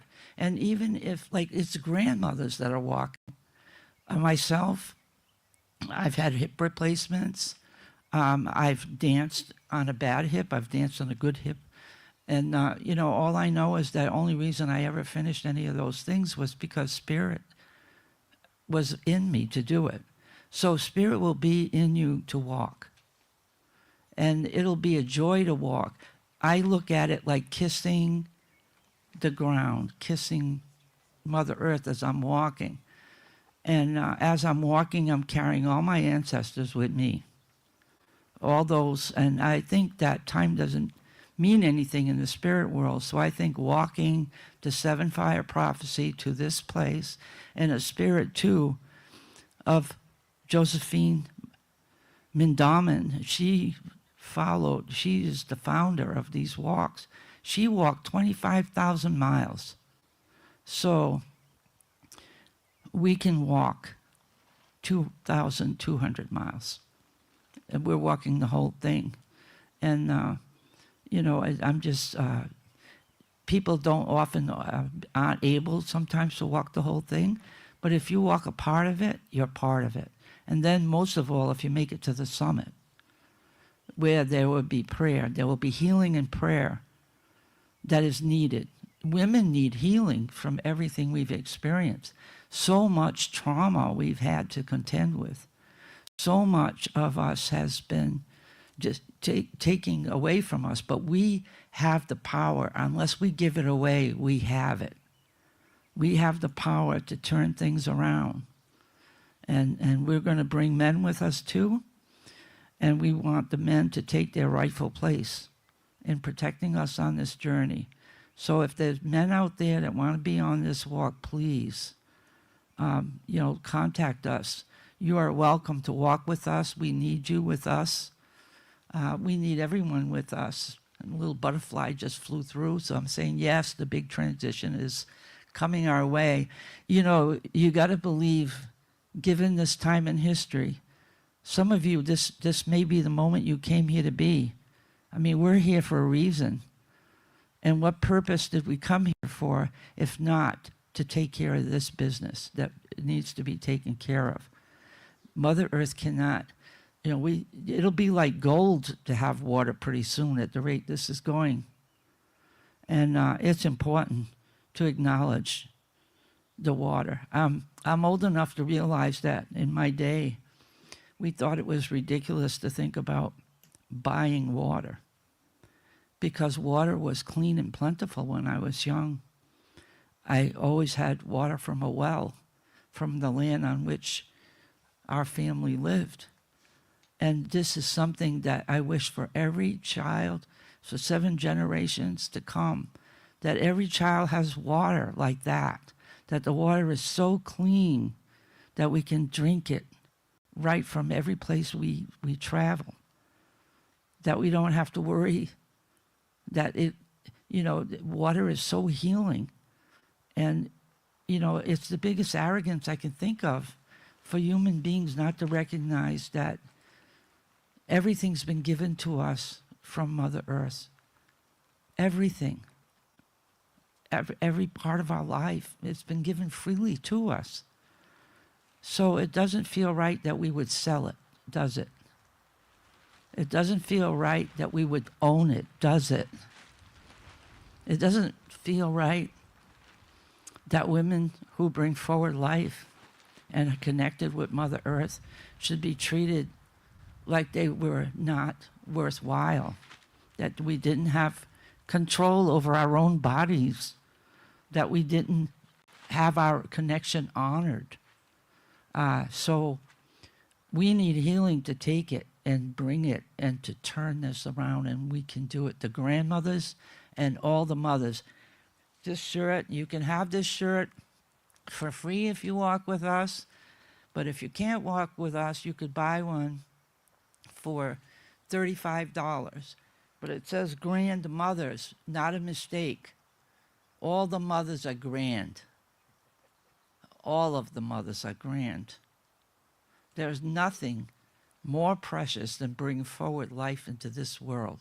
There's nothing more precious than this grass that grows, that we can walk on her and just acknowledge that she holds us as we walk. May we walk in beauty in her. May we walk in beauty on this walk. May every step be a prayer. And when you're in prayer, you could walk forever. And I don't know if I have more to say.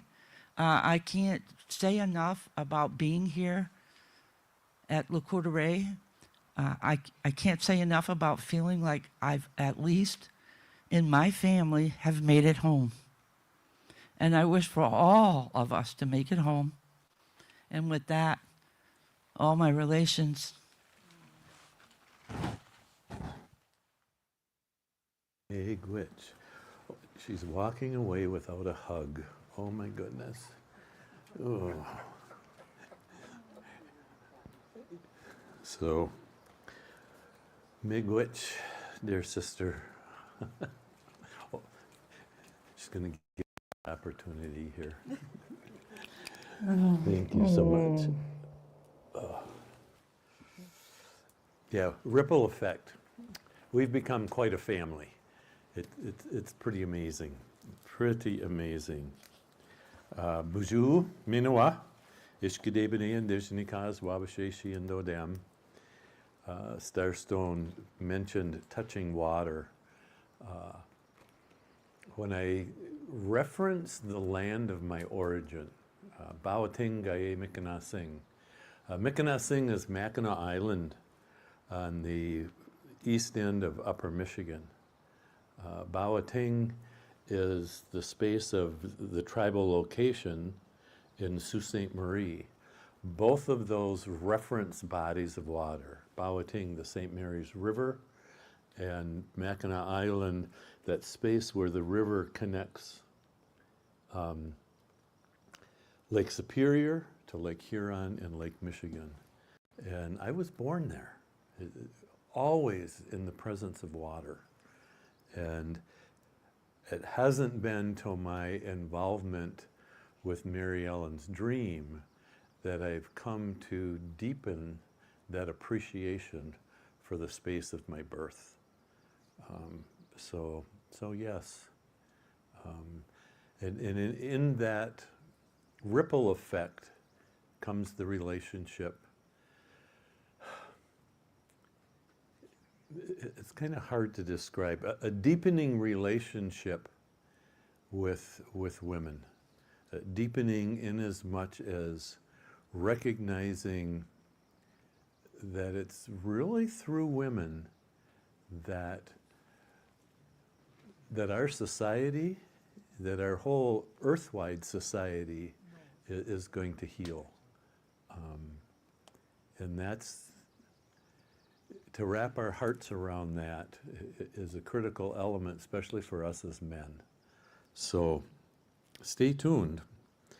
I want to take an opportunity to acknowledge some of the donors that have worked with us over the past years. First and foremost is the Lakota Ray tribe. The tribal government, the tribal college, they've opened their doors for us, they've opened their purses to us, and have really been a substantial part of the support. And so it's unfortunate that we're conflicting with their responsibilities for graduation, but at the same time, really want to acknowledge their presence with us. The Seventh Generation Foundation has supported us all along the way. Pat McCabe is a Dene origin, been one of our speakers for, I think, 6 or 7 out of the last 8 or 9 years. Just a profound presence with us, and has also opened her pocketbook to support our efforts. So Pat, as always, deep, deep love for your commitment to us and appreciation for your donations with us. Mark and Irene Melos. Mark came, I think, 5 or 6 years ago, and quite often has come to sit and tend the fire with us. But he and Irene now for the 2nd year have opened their wallets to support us financially as well. So thank you to Mark and Irene.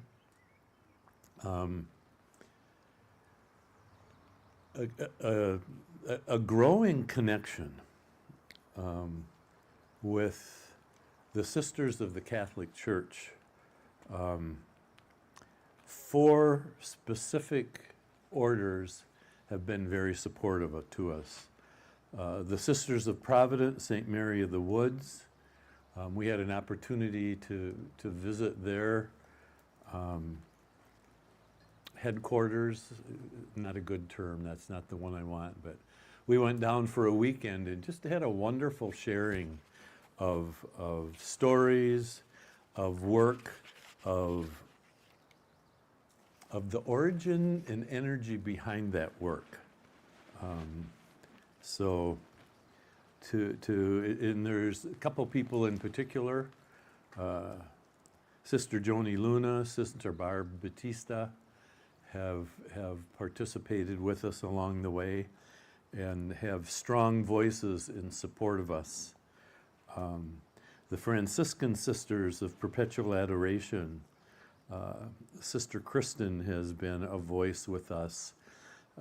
They have reached out, and many have participated with us in our gatherings. The Cincinnati Sisters, and for Ann and I in particular, the Sisters of St. Agnes out of Fond du Lac, Wisconsin. And I hope Ann has an opportunity to share her connection with the Sisters of St. Agnes. They've joined us, some of the sisters have joined us in our talking circle in Fond du Lac, and just have deepened that relationship, appreciation for the work that the women are doing. And this is work being done worldwide. So, an acknowledgement to that. So, I'm going to invite Amy Mack to come join us. Amy has been present with her singing voice for years with us, and may share some words, may share some songs, but always a welcome energy to us. While she's making her way up here, we had an opportunity a couple weeks ago to make our own altar cloth in kind of a workshop. And when that happened, I thought, make an altar cloth. And I went back to my Catholic heritage, into this is here, and just thought of what goes on in altar cloth. So I'm just going to leave you to spin with that a little bit, depending on your experiences and how you've witnessed that or actually done hands-on with an altar cloth.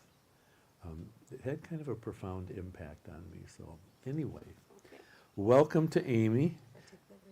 Sure. You want to Or stand up or sit? I'm gonna be standing and moving. Oh, Is that okay? Yeah, it's okay. oh, Just grab the absolutely. mic. Just grab the mic. Okay. I'm gonna be standing and moving. Miigwech. Bujunin Oshkobanese, Indigenous. Sorry, I have a propensity to talk really super fast, so I'm going to try to slow myself down here. My name is Amy Hernandez Mack. I am enrolled Lapon Apache tribal member. Our tribe is state recognized. We are out of McAllen, Texas. My father was born in San Antonio, Texas. His parents were born in Mexico. My mother is of European descent. She is Italian, so if you see me move my hands a little bit, that will explain it. I've many times been accused of almost, knocking somebody in the head, and I say, oh, I'm so sorry. Seriously, I am Italian, so I do wave my arms, especially when I get really excited. I am, I am a married to David Mack, White Earth Ojibwe descendant. His mother was enrolled in the White Earth Ojibwe tribe in Minnesota. And my Ojibwe name, myself not being Ojibwe, my Ojibwe name was given to me by Leroy Cardinal. He named all of our family. We had a naming ceremony, and it's Blue Thunderbird.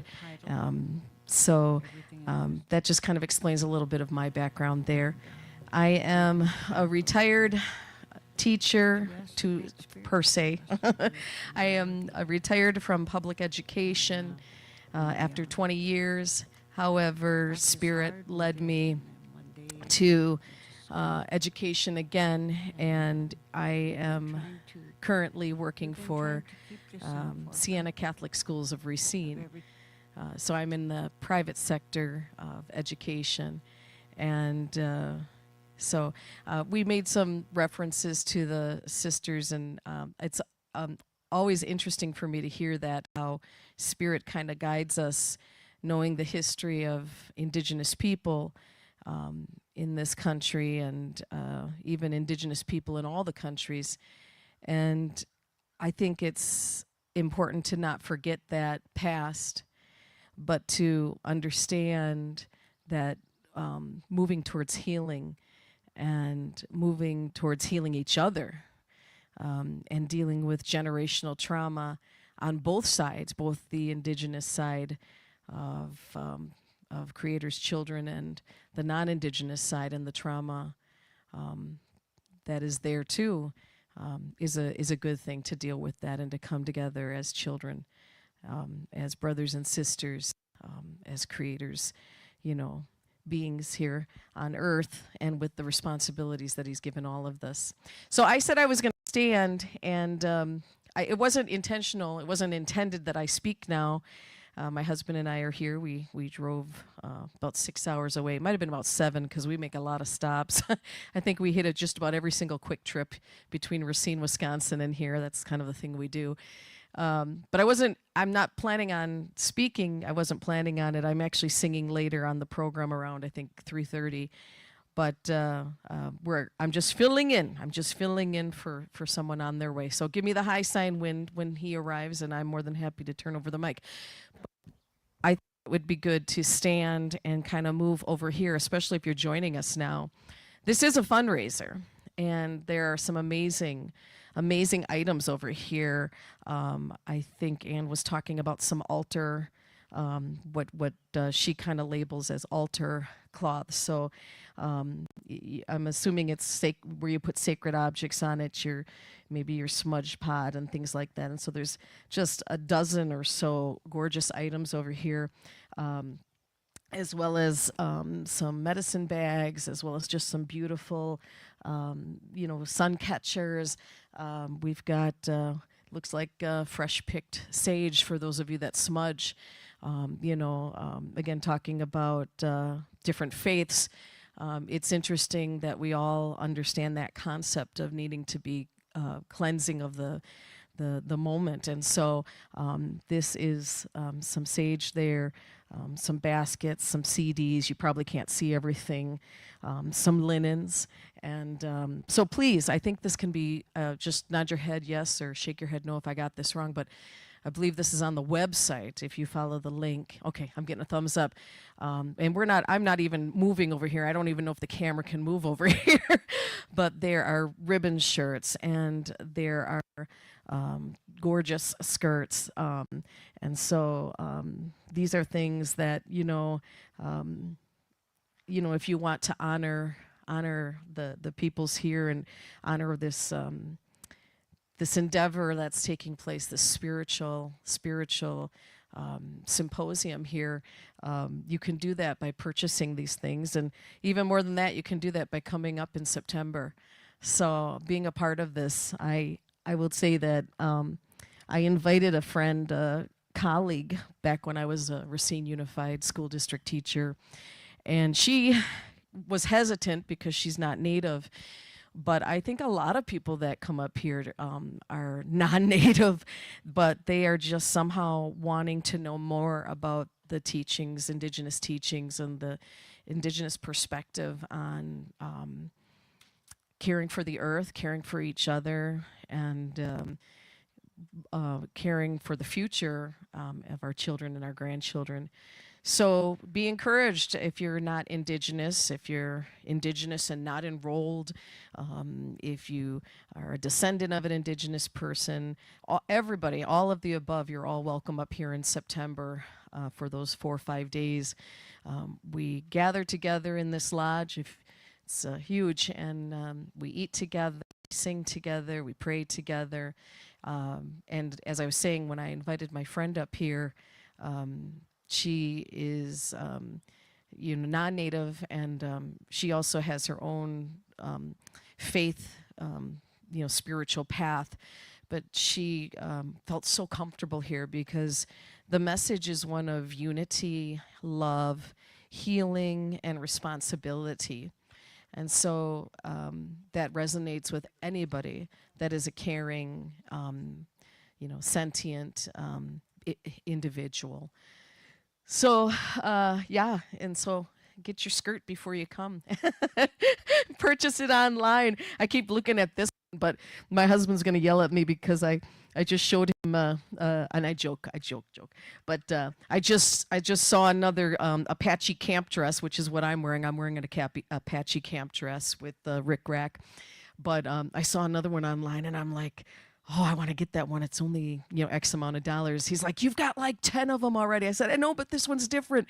So now I'm eyeing this beautiful water ribbon skirt here with the migas shells. And oh my gosh, so I better put that down before I spend some of his money again. It may still happen. I'm just going to be honest with you.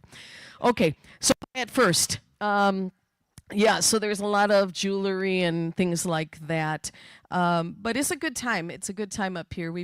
Husband and I have been a part of it for a few years. And I would highly encourage you to take a look at that website, take a look at that registration. At one time, I know there was a scholarship opportunity. I don't know if that's still the case, if there is a scholarship, one scholarship or something like that available, or they're trying to work in that direction. So maybe you're watching and you cannot attend, but you would like to put, $25 or $50 or $100 towards a scholarship for someone else to attend. So when my friend attended, again, she was a public school teacher, not making a lot of money, driving up 6 hours away. Somebody had put in place a scholarship, and she was able to come up here, and it was life-changing for her. And I'm going to be talking to her about coming up this year, because if I understand correctly, again, did I hear that this is the last one?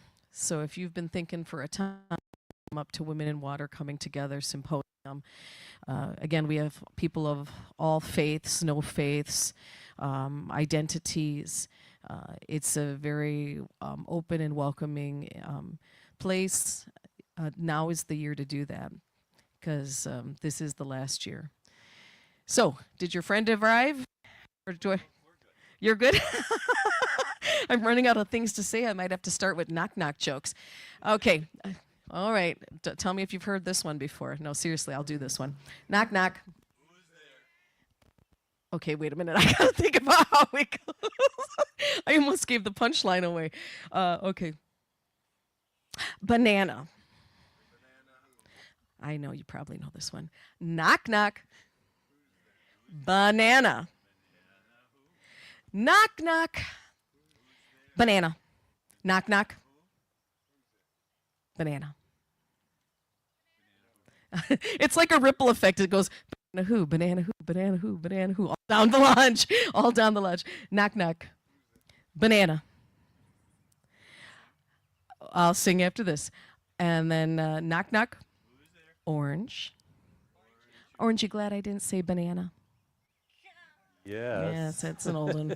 All right. Okay, I'm getting a high sign here. What are we going to do? We're going to sing a song. Okay, let's. Okay. Sure, which one though? Donna's got a lot of songs. Okay, So while you got to they're- start. You got to start yeah. me out here. Yeah, while they're coordinating, thank you, Suzanne, for jumping in here. Oh, yeah. Thank you. Because both of these ladies have angelic voices. They also have spousal voices that I hear once in a while too. So get it done. But at this opportunity, we have a music expression here of their love for what's going on here. So Just a little bit. just a little bit. Miigwech. All right. Buju, Asaya, Nogokwe, Indigenous, Abiinooji-Aki, Dodem, Hodawazaga, Igining, Don Jaba. My name is Suzanne Mills. My spirit name is Bright Star Woman. I'm here from LCO, and I'm really glad to be here. Amy and I are going to sing probably maybe one, maybe two. I don't know if you can think of another song. But the song, this is written by Donna Yahola, or Donna Severinson now. She was here on a retreat with us a couple years ago and was given this song, or gifted this song from the Spirit. And we are going to sing that song, and it is about the water and what we do it for. It is for the water. We do it for the children. We do it for life. And is Mary Ellen going to join us? Yay! All right. All right. So. Oh, yes. Okay. Probably should come over here. How about we come on over here? Are you going to use your shaker? I can use it. I can use it. Oh, another butterfly. Yep, butterflies are all over today. It's butterfly approved. I'm gonna just kind of go in there and. Do you want to go on this side? All Do you right. want to? And then it won't swing at you. So again, this song was written by Donna Severinson several years ago, and it is about the water. So this is in honor of that. So miigwech. Way oh hey oh hey oh hey ah. Way oh hey oh hey oh hey ah. Way oh hey oh hey oh hey ah. Way oh hey oh hey oh hey oh hey ah. We will do it for the water. We will do it for the children. We will do it for the water, for the next 7 generations. Way oh hey oh hey oh hey ah. Way oh hey oh hey oh hey ah. Way oh hey oh hey oh hey ah. Way oh hey oh hey oh hey oh hey ah. Inga gitchige ni bionji. Inga gitchige Abiinooji-Aki. Gitchige ni bionji. Abiinooji-Aki aragwe madaziwa. Hey oh hey oh hey oh hey ah. Way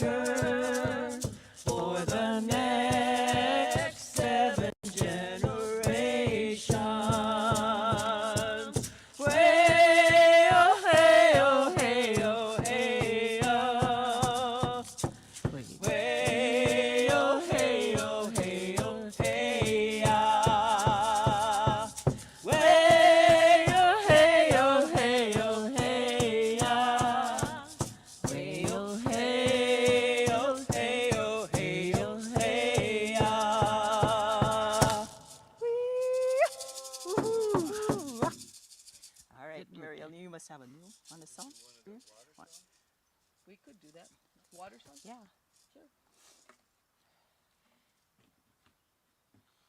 We have a. Is it the Doreen Day? A Doreen Day water song? Okay. Okay. You want to start it off? You. Mi be gizage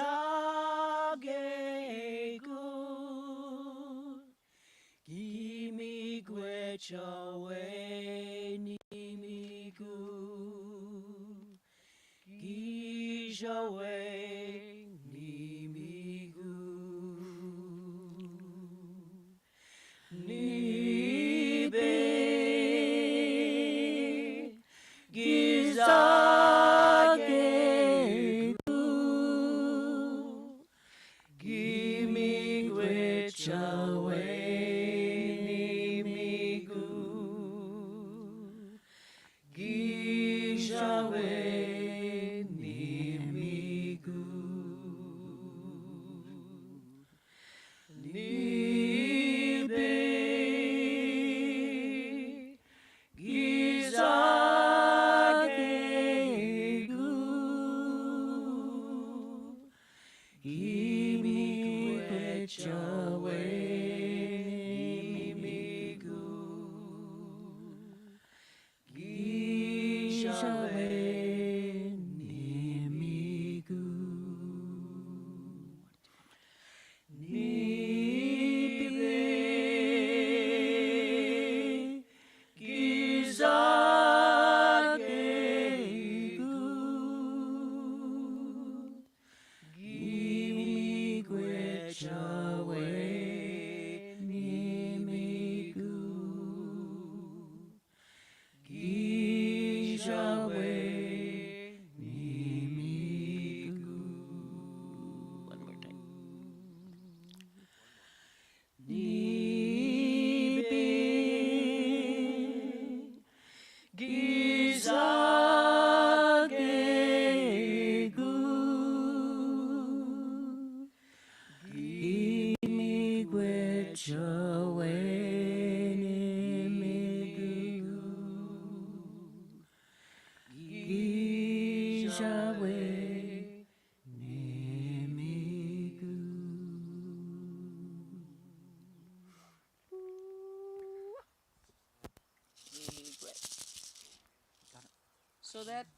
So that song probably should acknowledge that is a song by Doreen Day, Ojibwe woman, and it is called I think it's called the Universal. Is it called like no? I mean the Universal water song, like in the sense that it can be sung by any woman.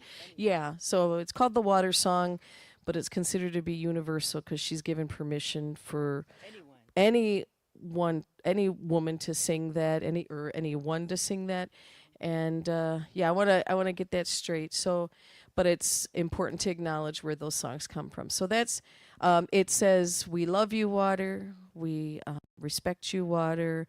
We thank you, water." So, if you picked up on kind of the sense of the song, it's like a love song. That's the way I interpret it. It's like a love song, and I tell you, when you start singing it, like we just did in the lodge, it's like it may start, a certain way, but you can't sing that, or I can't sing that song very long before it really just kind of gets its hooks in you, like in a good way, like, whoa, what are you really singing about? It's a very sacred song. So the whole tone here, if you were sitting here with us, you would have felt that whole atmosphere just change after one verse. Another one, Mary Ellen? You, Go ahead. no. Okay. Pick one out. While they're thinking, in as much as that water song, I want to acknowledge the Brothertown Indian Nation out of Fond du Lac, Wisconsin. Ann and I have been walking with them the last 4 years around Lake Winnebago. It's an annual event that you've heard reference to grandmother Josephine Mandamin Iban. She has crossed to the next world, but she got them started. I think this year will be the 10th time. And while we're walking, we sing that song. and it has changed my relationship to water. So on that note, We're going to try the Ikoe song.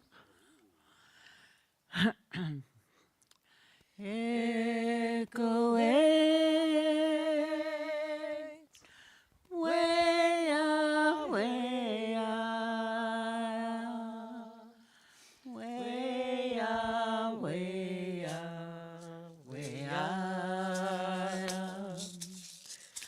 Way up, way up, way up. Way up, way oh, way oh, way. Echo waves, way up, way up. Way up, way up, way up. Way up, way up, way up. Way up, way oh, way oh, way. Echo way. Way up, way up. Way up, way up, way up. Way up, way up, way up. Way up, way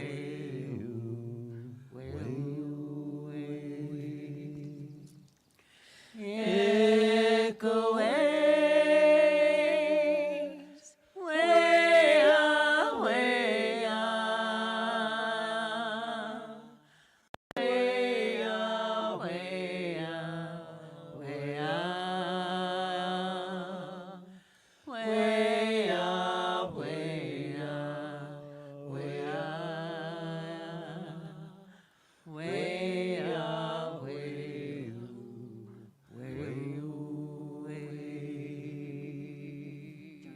I see. Echo waves, way up, way up. Way up, way up, way up. Way up, way up, way up. Way up, way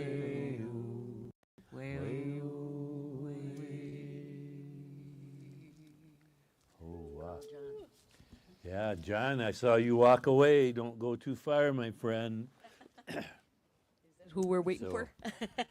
So, Meg Wetch, what a wonderful. Well, thank you very much for this time. Our speaker is here. Our next speaker is here. Yeah. And things will be changing all day. So stay tuned. Keep it in keep it in the background. If you've got to make lunch or whatever, just keep us in the background. Stay logged in. It's good to see all the people that are watching on Facebook, as well as there's just constant change every 30 minutes. It seems like there's a new speaker, new teaching, some singing. Again, coming back. If you're just joining us, you missed the lovely items that are part of this fundraiser. So now you got to hang on for another 5 hours to see. No. You'll see them before that, but They'll- hang they'll on be for up 5 soon. hours. Yes.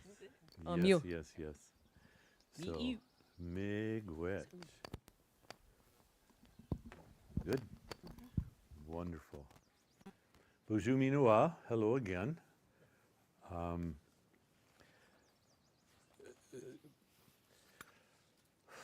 Amy referenced heritage other than native blood, and as you look at most of us, we've got a varied bloodline, if you will.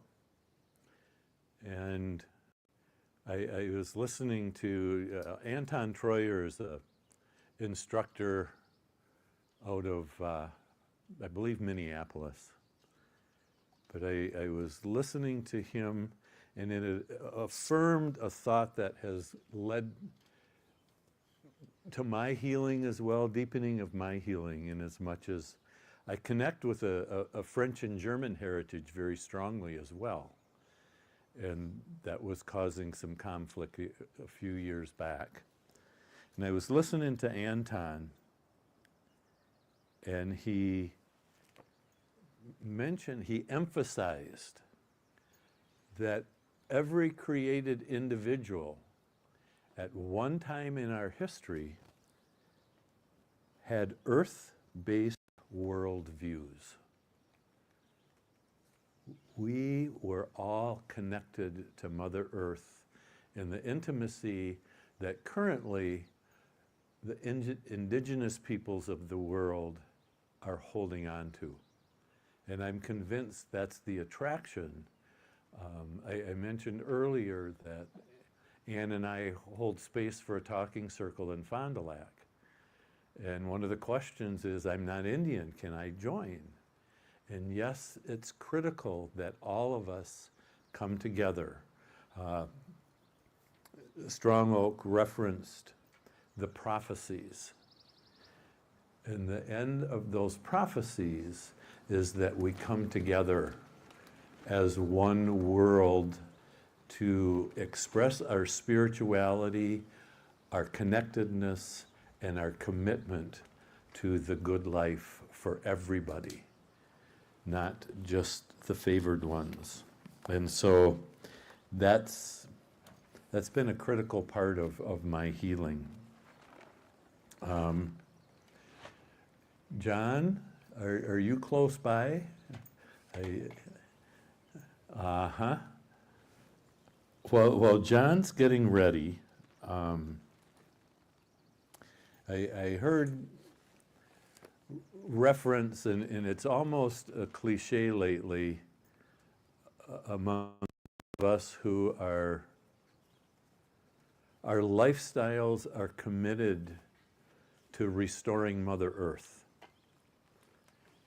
And this particular speaker, and I'm going to go out on a limb, it may have been Pat McCabe, who said, we don't have to restore Mother Earth. Our mindset needs to shift to allow Mother Earth to restore us. She has been the constant. We have been the fickle ones in taking advantage of her bounty to us. And her gift of abundance to us will continue. We have to stay out of the way. Staying out of the way isn't the right perspective. Engage in that relationship, I think is the responsibility I have. Know her well enough to reap the benefits of her abundance. So on that note, John's making his way, so we're good. I like to, Strong Oak commented that we need to give space for spirit to dance, to sing, to participate more fully in life. And listening to Amy and Suzanne and Mary Ellen give space to the voice that they so eloquently shared with us, and bring us into, enhance the sacred nature of the ambiance we've created. So, and I wish those of you watching could be here to hear the wind ruffling the tarps over us. The standing tall people surround us. We've got 40, 50, 60-foot red pines, maples, trees of all kinds. I think you saw a butterfly come through the other day, or a few minutes ago.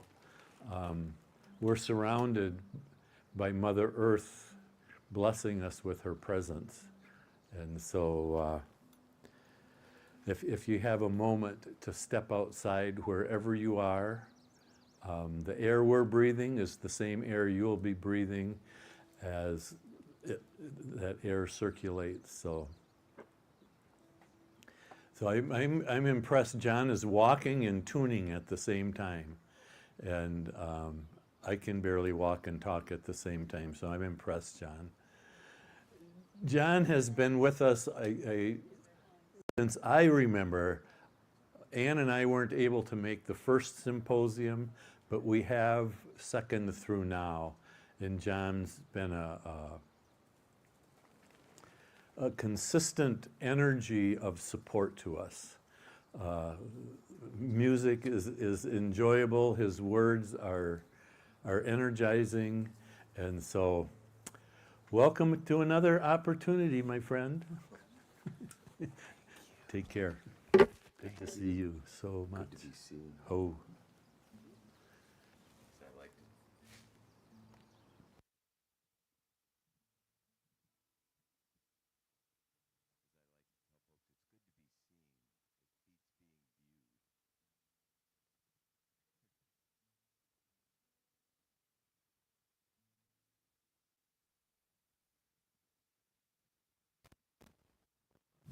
There we are. There we are.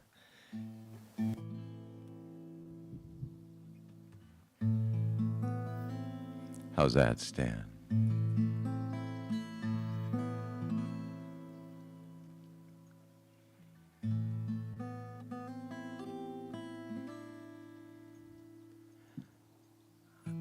I got home late last night. There's these kids up in the Twin Ports, young kids, who had started this farmer's market. A number of years ago, under an umbrella of an organization, which seems to happen so much of the time, they kind of left these kids hung out to dry last year.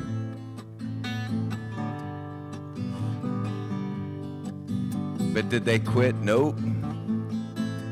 They asked me to come up last night to kick off a fundraiser for their brand new farmers market. And I fell in love with these kids over the last few years because they brought all kinds of people together under the banners of all the nations of hooved, all the nations of emerald, all the nations of greens, all the nations rooted in celebration of sustenance.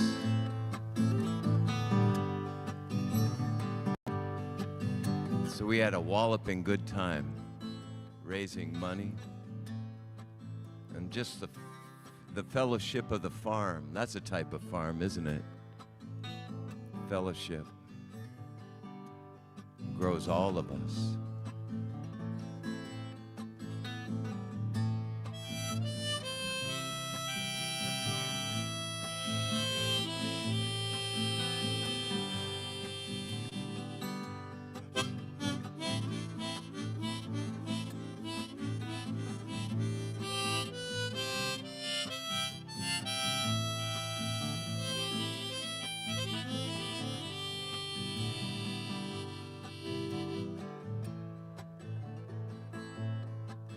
And these towering pines told me which song to start with today, reminding me that I'm rooted from those who grew me up from the ground.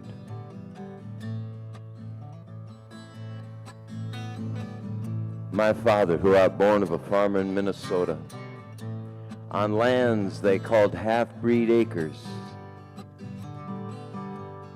stretched out in a giant rectangle between Red Wing and Wabasha. He grew up baling hay, mending fence lines, mucking out barns. No water, no running water. They had plenty of water. No running water, no electricity. But every night he'd go to bed with the sounds of trucks going by on the highway just over the horizon, which he counted like sheep, till they would send him off to sleep, where he would dream of what it must feel like to be a wheel out rolling on the open road. So in love did he fall with the flow of water that he memorized all the towns up and down the mighty Mississippi with names like Red Wing, Hastings, Wabasha, Winona, La Crosse, La Crescent, Dubuque, Davenport, down through Rock Island, further down to Joplin and St. Louis, to the original music city of Memphis, Vicksburg, Baton Rouge, all the way down to where that big muddy runs out of bank and enters the Gulf.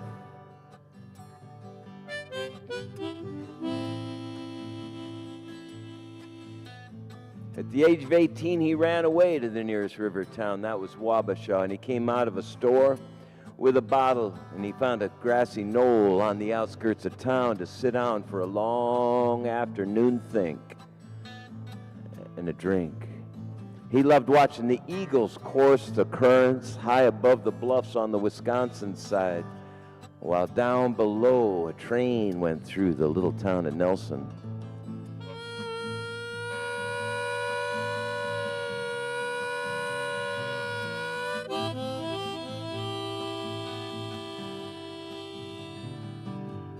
Where that big muddy is already 2 miles wide there.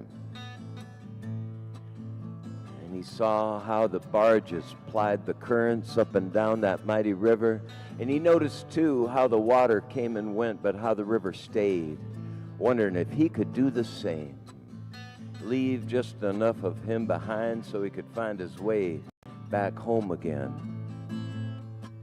Towards sundown, he finished the bottle, wrote a note, tucked it deep inside, put the cap on tight. And he stood up, staring down into that flowing water. And he spat, and with the conviction of the mightiest of preachers, baptizing the dirtiest of souls, my father, born of that farmer in Minnesota, well, he threw that bottle in the river. And he said, I'll see you in New Orleans. And he rode freight trains out of town.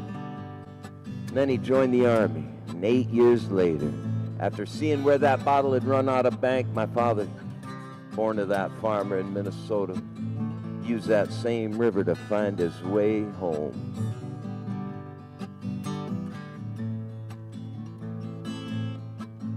So today I went and bought myself a bottle like he used to do, reminded me of you. Today I saw a train roll by the river, blowing off the steam, reminded me of me. That's when I threw the bottle in the river. That's when I started running for the train. There's nothing you don't need I can't deliver. Carry me away, carry me away.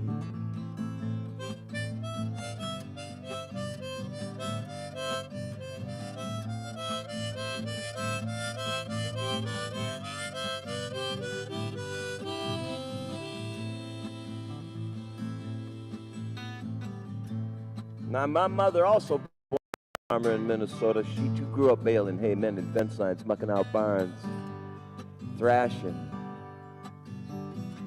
riding bareback in the summer times, selling berries that were along the gravel roadsides,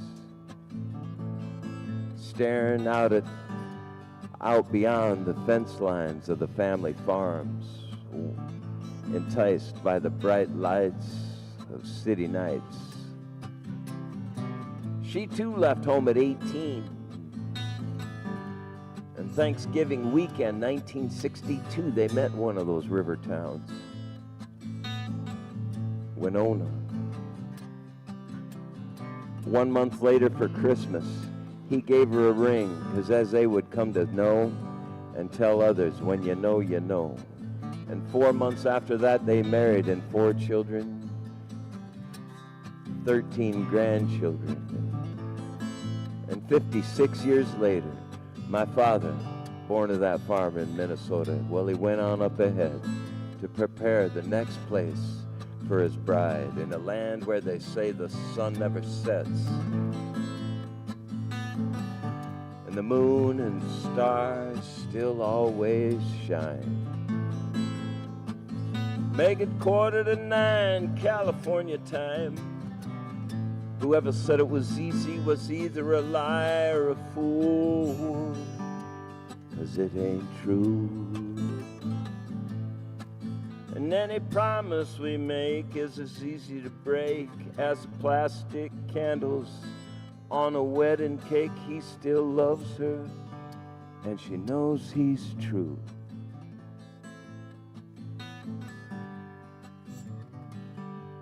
If you think about it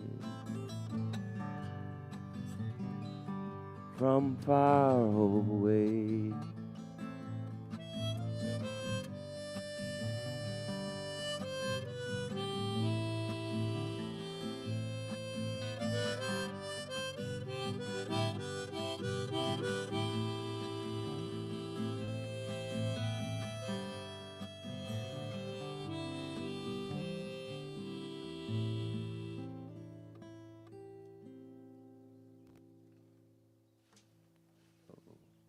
the water of life.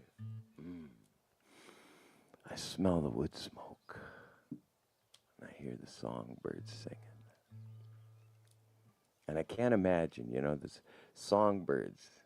Every morning I get up and I'm just marveled by them. Because without a shadow of a doubt, those songbirds, as soon as they see first light, as soon as they feel first light, those songbirds know beyond a shadow of a doubt that their songs help bring the sun up every morning. They know that without their songs, the sun would rise even more slowly, or would be born even weaker out on the horizon, or maybe wouldn't even rise at all. The power of music.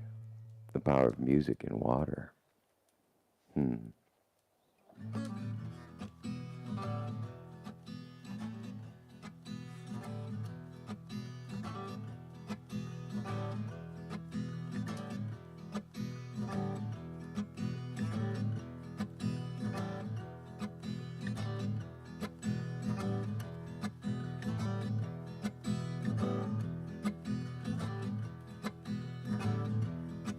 Now in the lands of ancient empire, halfway around the world, there was a narrow stretch of muddy water. And there's a narrow stretch of muddy water halfway around this world. And that narrow stretch of muddy water, well, it connects the Sea of Galilee to the Dead Sea. And I was on the trail of a man who was said to live a long time ago on the banks of that mighty river. And that's only a mighty river to them that live in such a parched area, because you can almost jump across it in parts. But I was on the trail of a man who said to live a long time ago on the banks of that river. And it said that he wore camel skin and lived on locusts and honey. And I was on his trail because to me that always sounded like a man who had the highway blues. But there's one thing I think I learned from John the Baptist long before any of the baggage they foisted upon his mighty shoulders. Is that John the Baptist, no matter what they said or said he was about long afterwards, he loved the good, clean value of pure water. He knew that good, clean, pure water could not only wash the skin, He knew that good, clean, pure, cold water could not only clear the mind, but he knew that good, clean, pure water could also cleanse the soul. We're going to take it down the Jordan where the current runs lean. Oh, the river runs dirty, some things are never clean. There's a man in a camel skin on the bank outside of town. He baptizes some while others they sink drown. God blesses some more than others I hear. But you know I ain't never seen him in his long gray beard. Now some call it murder, others call it suicide. Oh, some think it righteous when it flows a crimson tide. Now God bless the soldiers every day they stay alive. And some think it holy if in his name they die. And boys, let me tell you, them cousins start to fight. An eye for an eye gets sanctified.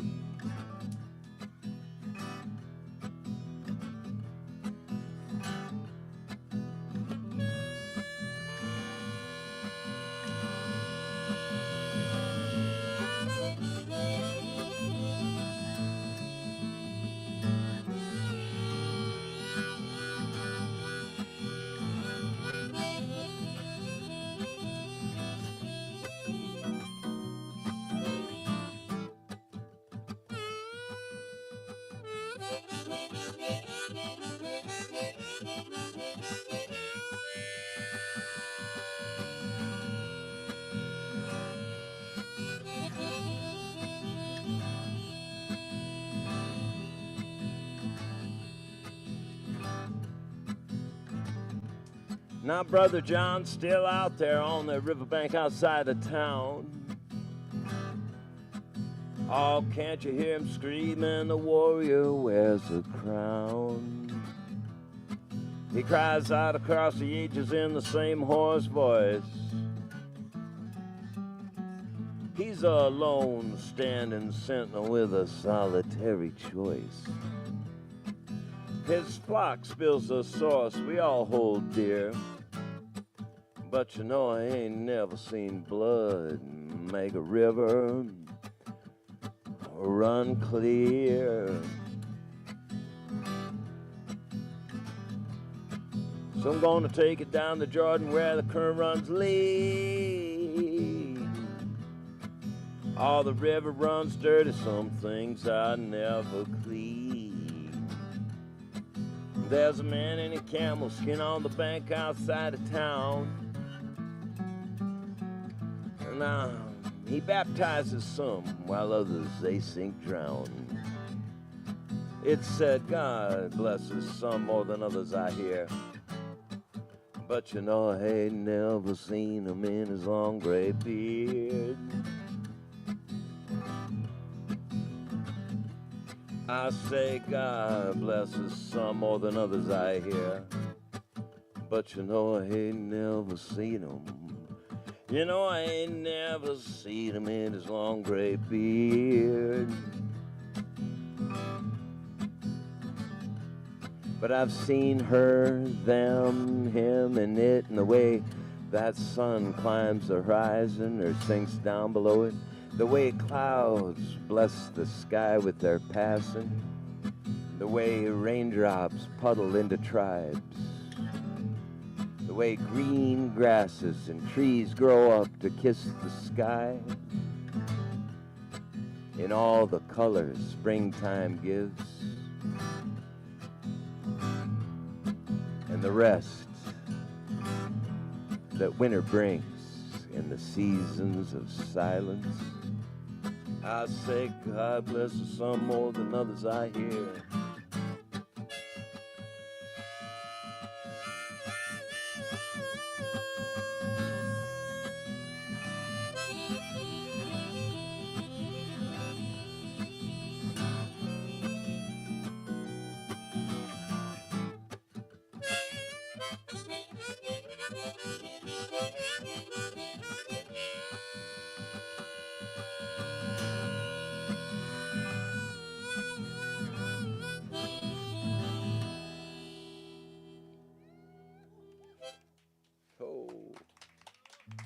River Jordan. Far be it for me to say, but I always thought John the Baptist needed a little bit of rescuing.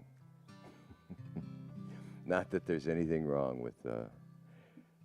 with any faith, as long as it's blessing all the life that comes.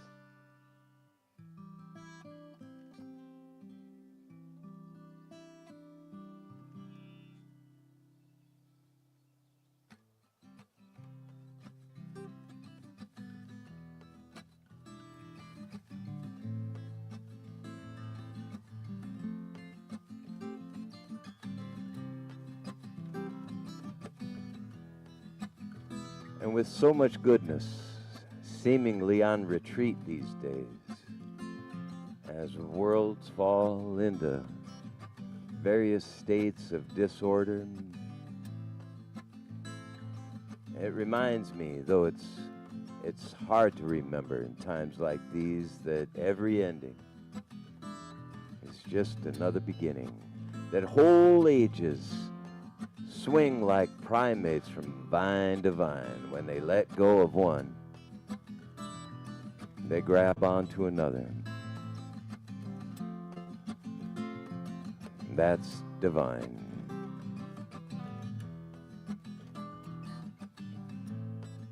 And it takes all of us. So wherever you are, whether you're out on the grass, under a giant old beautiful wigwam, or at home, wherever home is, out on the street, hear the call of the goodness that comes at the end of every age, like a silent speed, like a silent seed,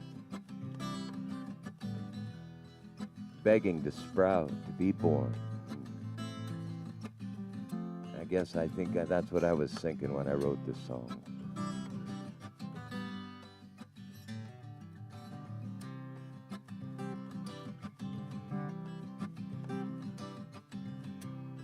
It's hard not to wonder what more could go wrong in every single moment. Sometimes when the pressures build and the storms move in, and you don't know if you'll ever see anything or anyone you once knew again. Like home, like home.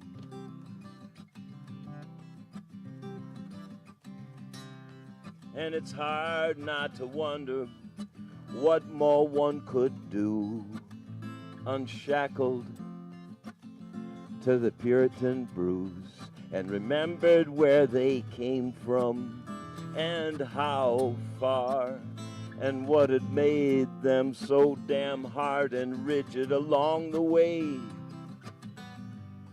The zealot's curse, always a cold killer.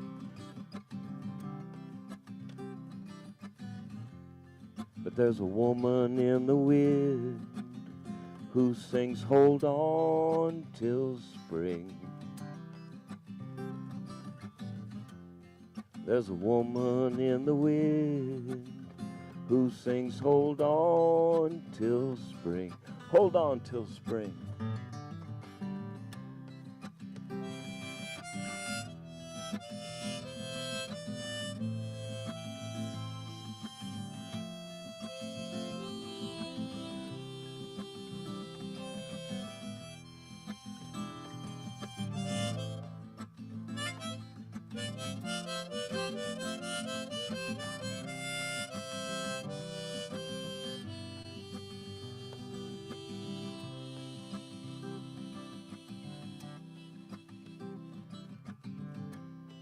And it's hard not to wonder why we never remember not to forget that the refugee on the road, the battered suitcase, just a small part of the load they carry from home, like home.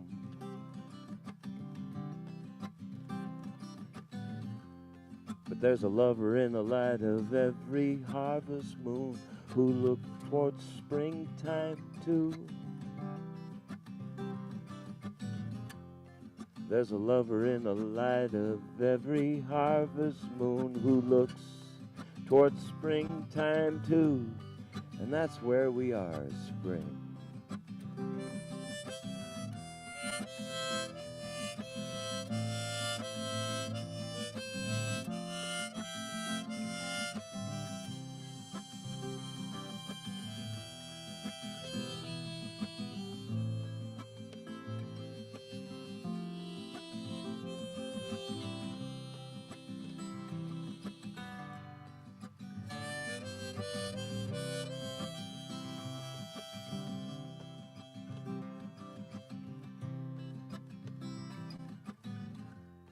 There's a woman in the wind who sings, hold on till spring. There's a woman in the wind who sings, hold on till spring. Hold on till spring.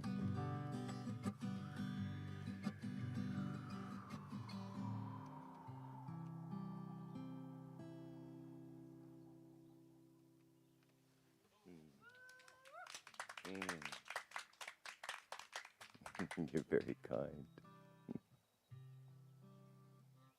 Oh, I think the birds are singing too. They've been singing all morning. No, they bring it out in me. Now,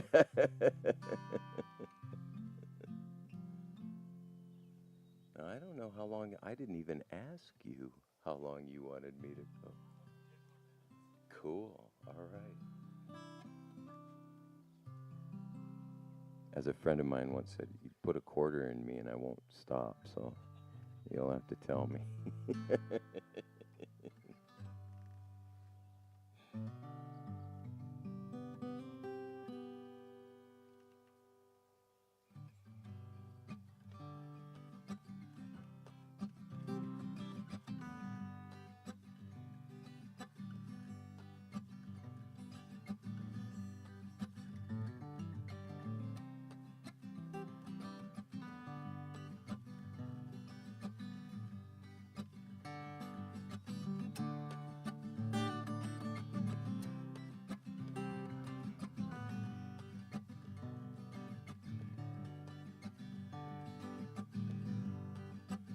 Ain't it hard when you wake up to find that you're wanted by the FBI?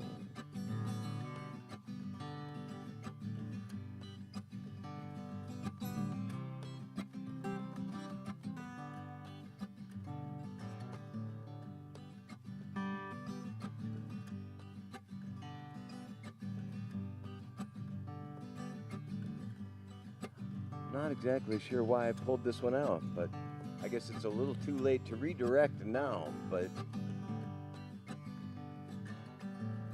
I guess it's a sign of the times and maybe the history of the first quarter of this century. Ain't it hard when you wake up to find that you're wanted by the FBI? You find you're worth $10 million, either dead or alive.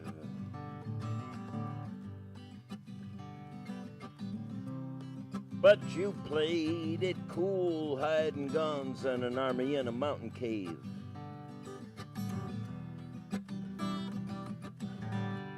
And thought it a good idea to push a couple of buildings right out of the way. Meanwhile, back in the land of the free, home of the brave,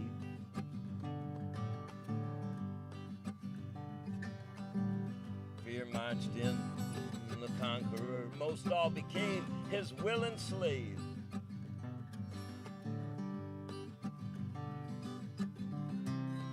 And there goes Lady Justice, I hear a vicious rumor she's been raped.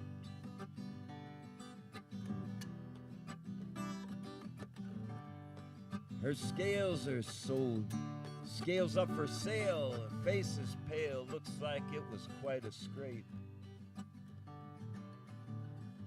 Ain't it hard these days to be living with the name Yusuf-A? All those dark clouds on his horizon as he tries to hold sway.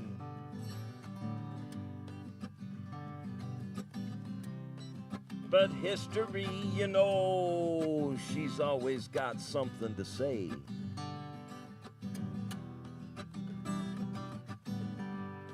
Don't you hear her whisper, all empire eventually fades away?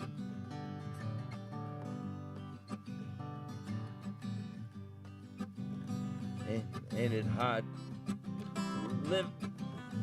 living in a world like groping through the dark in a crowded room, stumbling over lessons rarely learned, our eternal furniture.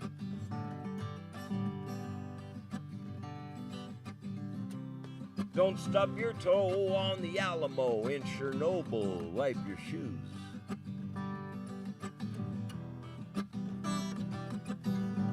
Although it doesn't help, it's at least the polite thing one can do.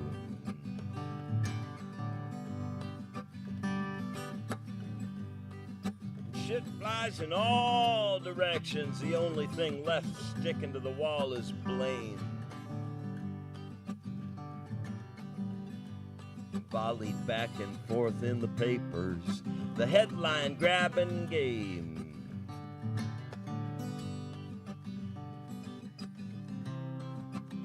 While the evening news tracks the whereabouts of the sun and wind and the rain, always glossing over the thousands parading by on the stage of the slain. Ain't it hard these days to be living in with the name Yusuf-A?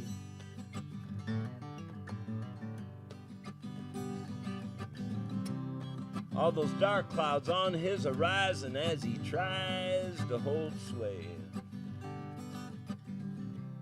But history, you know, it's always got something to say.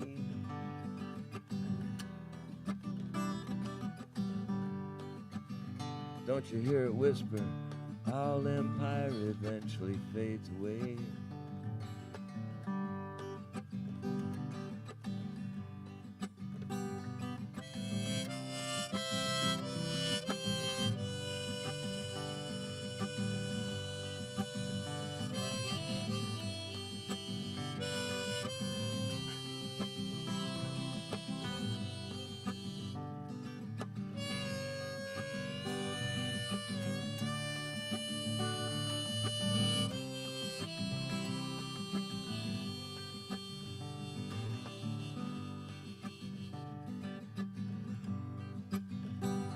And the gods of high finance once again take center stage. They're all walking tall, surrounded by the high priests of debts and profits, the ones who beat them all.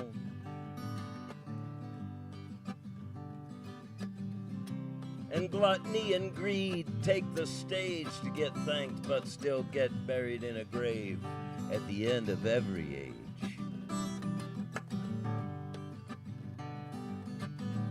With the whole world wired to combustion, no wonder some get blown away. And don't it seem like governments become the last best place for crime to pay?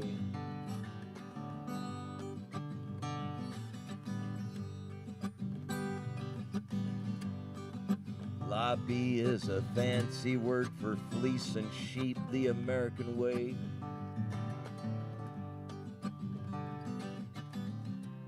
The only penalty, a big handout from a smiling, wrist-slapping cop.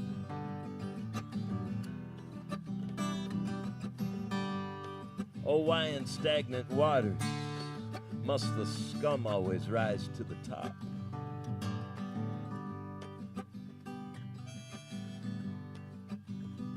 it hard these days to be living with the name Yusuf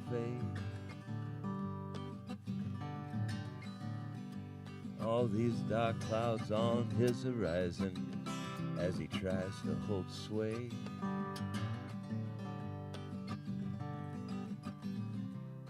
But history, you know, she's always got something to say.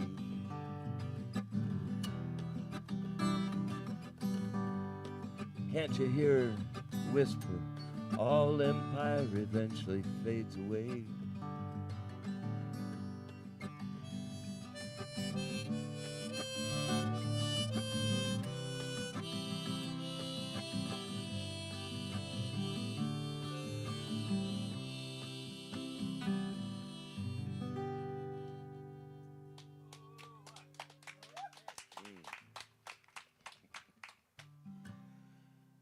Well, we all know what we're up against. I guess that.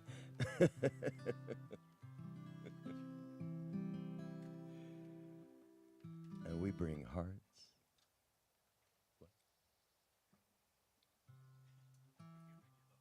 Oh, all right. Okay, all right.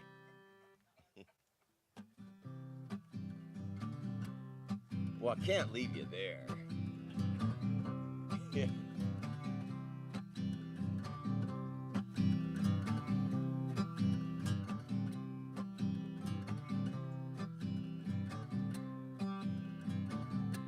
Because all across this great land there are little towns, ponds, lakes, inland seas, good folks tending to the bees and the trees and birds and bees.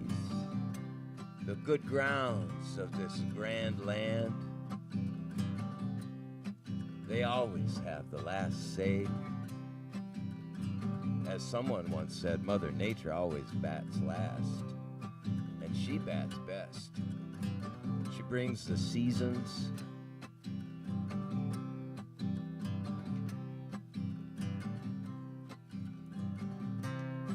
and so there's a sleepy little town away up high up on the North Shore.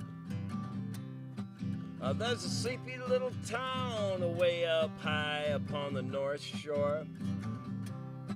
And I'd never been to that sleepy little town way up high up on the North Shore before. But it's a rainy day here in old Grandma Ray. Storm clouds roll by like floats on parade. I got a good pup dog at my feet like a log.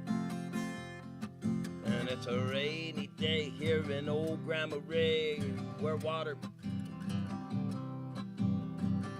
A rainy day in Grand Marais.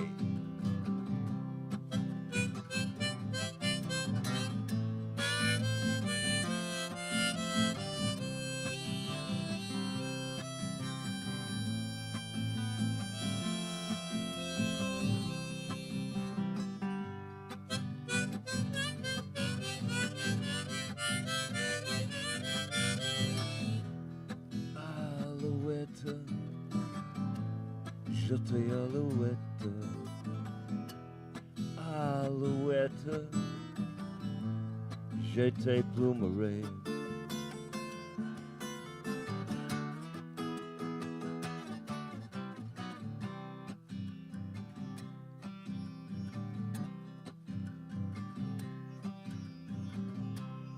Now out there beyond the pouring rain on that day up in Grand Marais, out there beyond the howling wind, even out there well beyond the breakers smashing upon the quay, I swear I could hear something else on that rainy day in Grand Marais. Or as they used to call it, Chippewa City. I swear I could hear the ghosts of voyagers and their Anishinaabe guides singing their tunes as they plied their canoes in search of safe harbor. Well, it's a rainy day here in old Grandma Ray. St. Paul's always fell lifetimes away. He wouldn't like it up here. There's no savior to fear. And And it's a rainy day here in old Grandma Ray, where water falls faster than sinners lose their way. Even temperance herself floods. Folks, gather with jugs and pluck her buds. Now there's more to change than just what weather's here.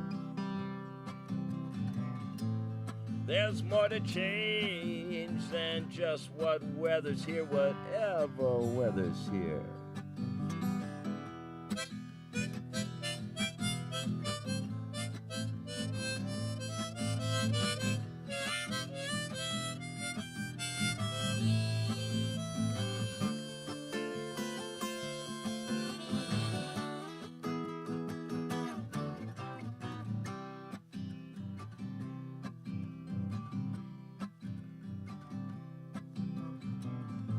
So there's more to change than just what weather's here.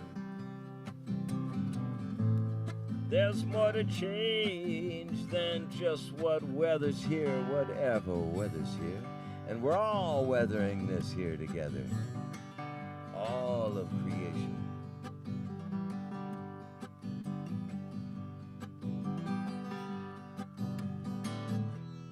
Alouette, je te alouette.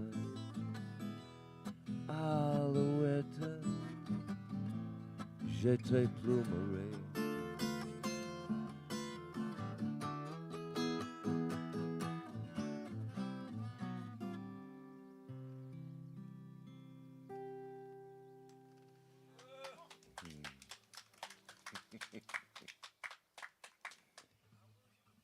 Is this on? Am I on? Okay. Oh, miigwech. John, thank you so much. Thank you so much. Can I give you a hug? Yes. Thank you. Thank you for your wonderful gift of song and music. We would like to invite Ann and Malaya up. We're going to be going over with our sales for right now. But Malaya, when you're coming up, can you go ahead and bring your display up here, and while you guys are doing your talk here for the articles here, we'll go ahead and hang that up. And I'm going to ask Jennifer if you could help me. Okay.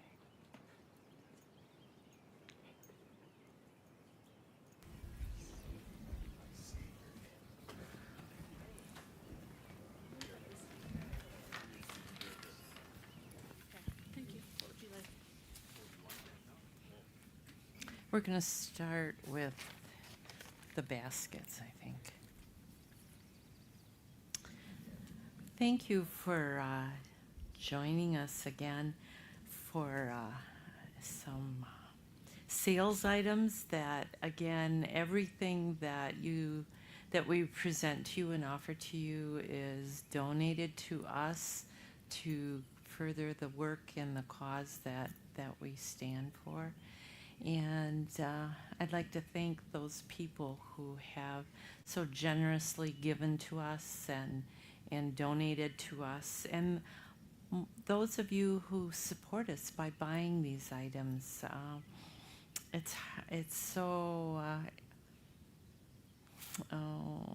satisfying, I guess is the word, for me to see the skirts and the walking around, and so thank you for supporting us. Today I have these baskets. They're a cloth basket. It's fully lined. I can show you here. And in this one, we just have some sage to show you the kind of things that you can maybe use to use the basket for. I have one in my sewing room that I keep my stabilizers in so that I can have them readily at hand, but they can be used for any multitude of things. Because they're all fabric and washable, I would of course do it on a gentle cycle, but they are washable, so they can be if they get soiled, they can be cleaned.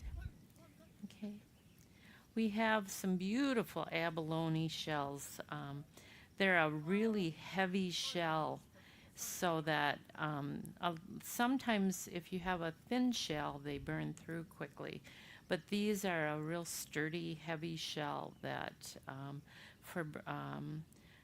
most often people use them for burning their sage. And so we have a number of these, and they're not always easy to find, especially the real durable, thicker shell. So we have Mary Ellen's CDs. We have the CD itself is one CD. It's honoring my grandmother. And then this one is on USB, and it's both of her CDs. So that's why this one is more expensive, because it's has both of hers. This one has on USB. This is a standard CD. Okay. And all of our items, you can go to our website. You can either, I think the best way to go is through Spirit of the Water, all one word, .org, not com, org, and go to the store, or I'm not sure if it's listed under store or sale items, but that's how you get into the store, and then everything that we're showing is on that store, and you can get a better picture of what they look like, because you can zoom in, and you also are able to find the cost. Again, our shipping has gone up, so we have to pass that along. It's just the way it is now. We have some towel sets. Each towel set, there's two of these, two sets. So this is a geometric design. It includes the bath towel, the hand towel, and the washcloth. And it's kind of in a clay color. Okay, and then the other set is a woodlands floral design. And it's in the black. Okay. Right now we have one. I really encourage you to stay on with us through the 12-hour time period, because we do have more things that we're going to be bringing out that will be added to the website as the day goes on. So keep in tune to the changes that might occur during the day. Mang is loon, and this is, I call these sweat lodge towels. They're a little bigger than the bath towel. I think they call them bath sheets most often. And so there is a loon clan, or if you're just attached to the loon, this is one that you may like. Okay, there we go. At one time I had like 10 sets of these, and I'm down to the last one. I have a average hand. My fingers are a little long, and it's a nice size for me. So there's two hot pads and 2 oven mitts, and they have turtles on the hot pads and the water design on the oven mitts, so they're water related. Okay.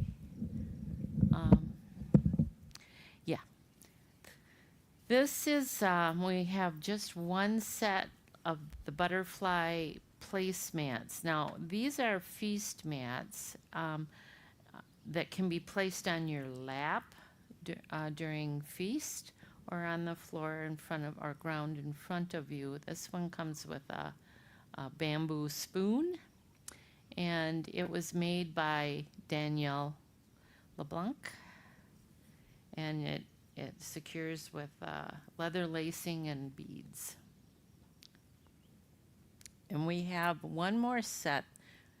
These, same thing, same use, has the pocket for the, I don't have my eyeballs in, so, right here. For the spoon or the utensil, you can put your napkin in here if you want, and then it fits nicely into your feast bundle. You can fold it up if you want, so it doesn't take up a lot of space, and put it in your feast bundle, and then you've got a nice surface to have your feast meal on. And there's a set of 2 of those.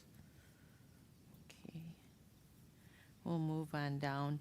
This is the last. I had 5 or 6 of these different hats, and I called them ricing hats because people often are out in the hot sun doing the ricing for wild rice, and this is a nice, want to model it?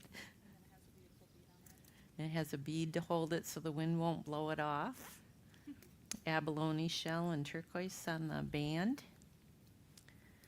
Okay, now we have a large number of, here, let's go, I don't know, we have to get it so Tom can kind of zoom in here. A lot of different bucket necklaces, and I'm just going to have Tom kind of focus on these.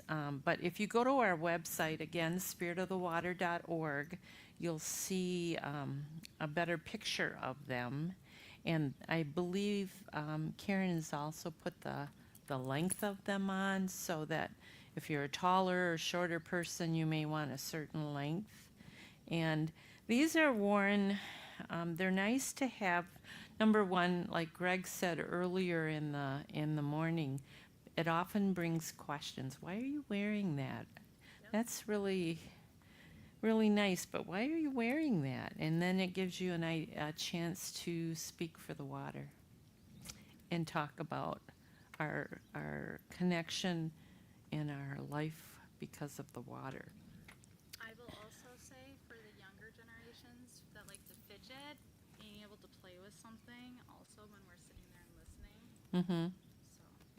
And these can be used during water ceremony too if you don't have a cup.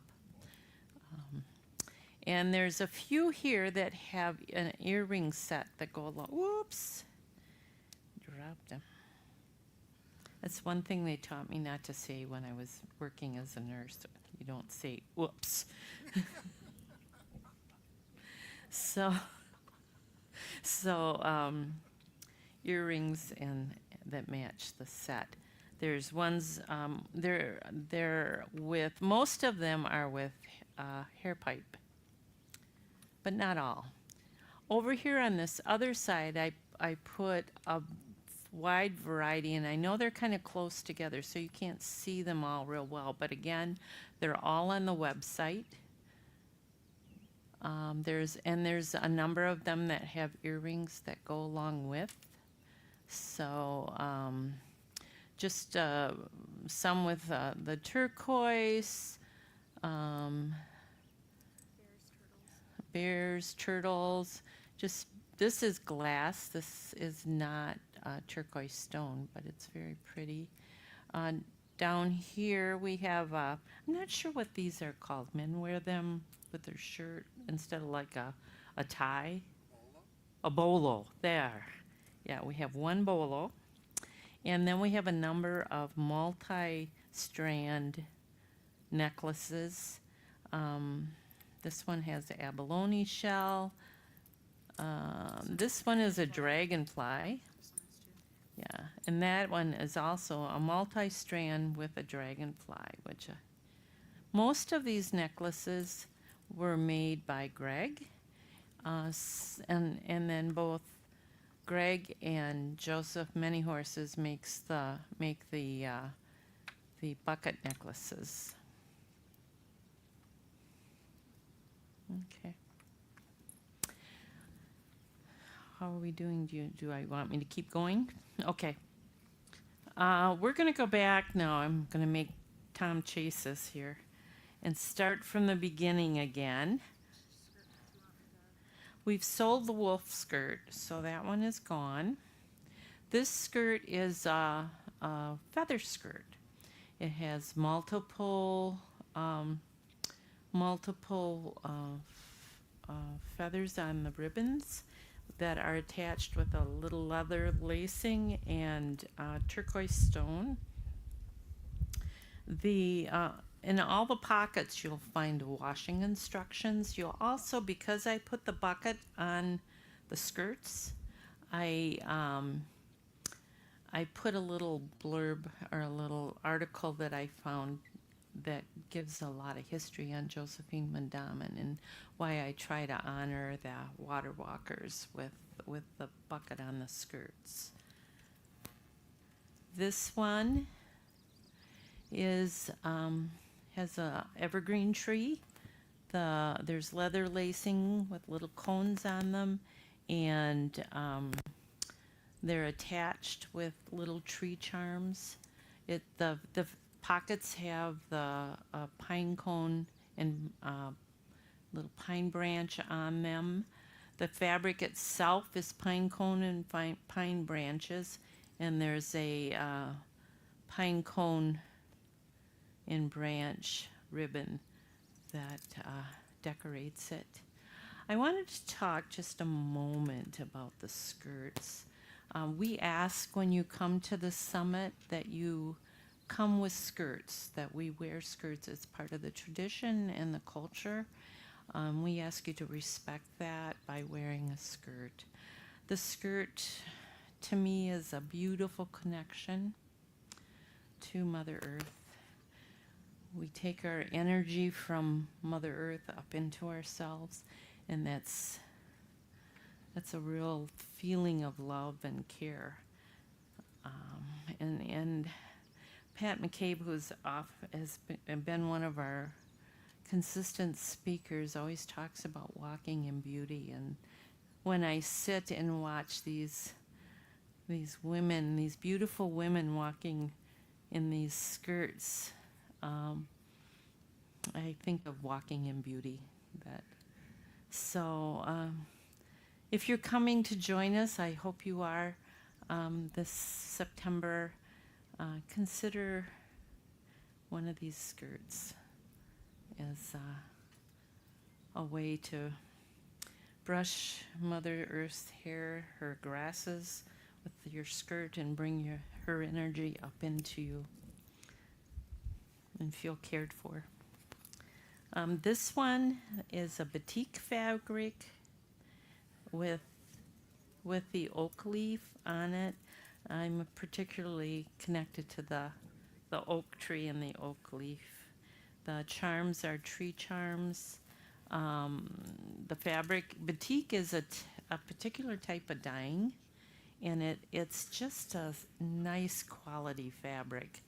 And so, Feels really nice. yeah, and I like the way the colors came together on this skirt.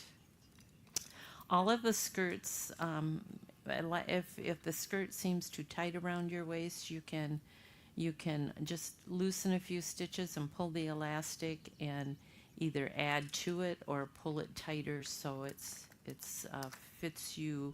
I usually have at least a 2 to 2.5 inch hem in it. So if you're on the taller side, you can let it down if you want it a little longer, or if you wish it shortened, you can shorten it as well. This particular skirt comes with an optional bucket necklace. The colors, I think, really complement. Greg made this necklace to complement the skirt, and it has a set of earrings, as well as a cross chest bag with a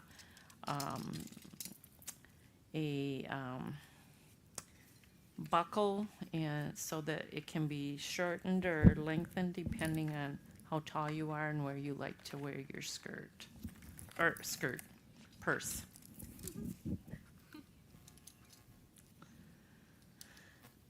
Okay, this one is a nice wave pattern. It especially honors those water walkers, but it says water is life. And it also comes with If you buy the necklace that was made to match the skirt, it's discounted a bit since you bought the skirt. Oh, it's not tied together anymore. Okay. Okay. Thank you.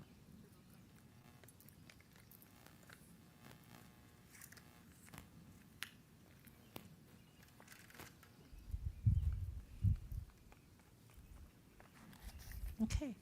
This was a skirt made by Mary Ellen, and this was made by hand. She was showing me one of the quilts that's hanging up in the back here her mother made, and it's all sewn together by hand. And she taught Mary Ellen well because she's a beautiful seamstress when it comes to constructing skirts especially, and she really likes rickrack, so you'll find rickrack on a lot of her skirts. It's a leaf pattern, and it's highlighted by this blue that really makes the leaf pattern kind of pop, and it's very pretty.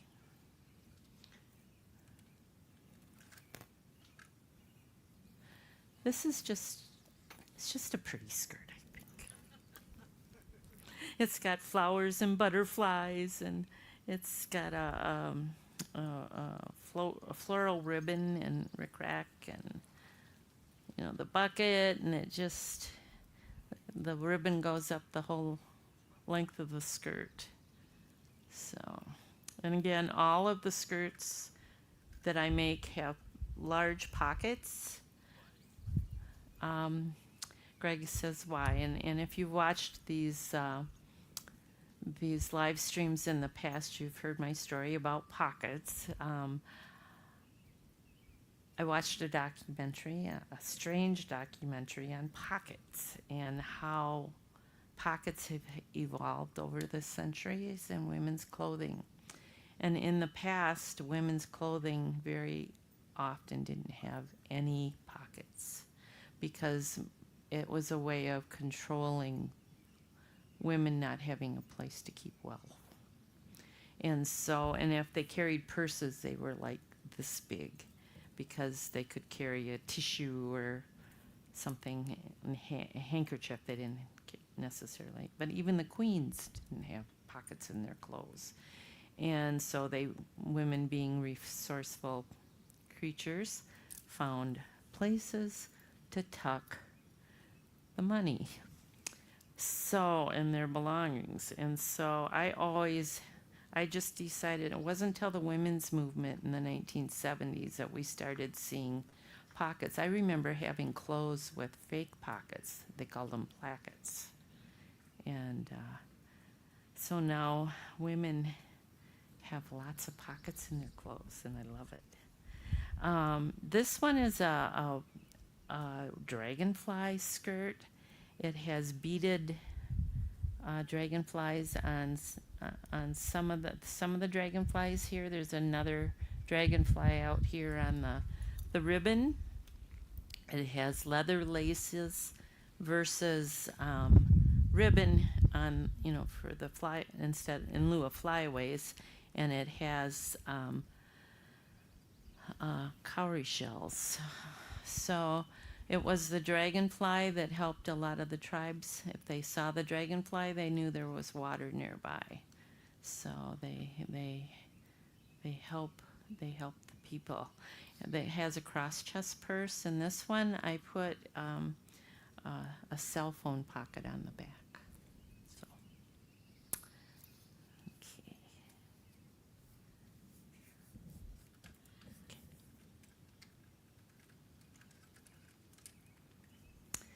This one, I was really touched by a Menominee woman, and I know they're really connected to the sturgeon. So I was drawn to make this skirt. It has the sturgeon along the bottom and on the pockets, and this is kind of watery to me, so it was a very watery skirt. And this is a batik material that I talked about earlier, And then I'm not sure, it looks like a tie-dye material, but it's not. I don't know if that's a batik, but it looks very watery. So this is a water skirt for sure. And it has the added bucket necklace. If you're so drawn to that, it is, if you buy the skirt, the necklace is discounted. So.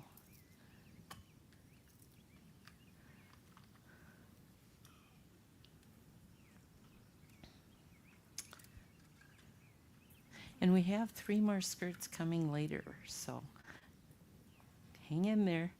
There's more. This is a traditional men's ribbon shirt. I would say it's a large to extra large in size. It's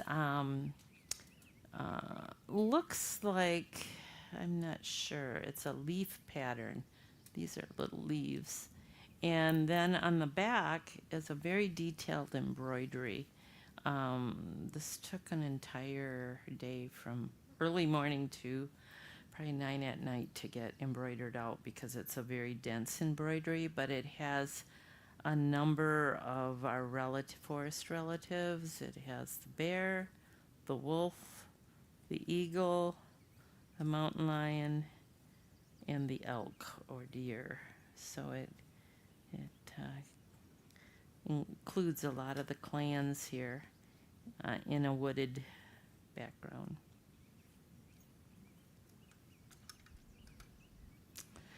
This is, we had a number of these vests donated to us, so I went ahead and put our Women in Water Coming Together Symposium on it, and these are energy hands of the directions, 4 direction colors.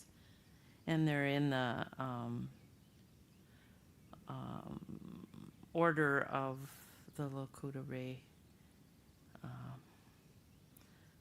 flag or orientation, yes, for the 4 directions. This is a men's small shirt. It's a Calvin Klein shirt. It has on the flyaway ribbons has the little turtles here, and then when you turn it around on the shoulders, it has, this pattern was called Indian Turtle, and it has some kind of geometric Indian designs on the back. This is an extra large. It's an 18.5, and the sleeve length is 34-35. Geometric pattern. Here I had made a skirt that kind of went with it, and the skirt sold, but it was kind of a hers. Okay, and there's geometric pattern on the pocket, on the cuff, and on the back. So it has the flyaways on the back, and then the geometric up on the, is that called the yoke? Yeah, the yoke.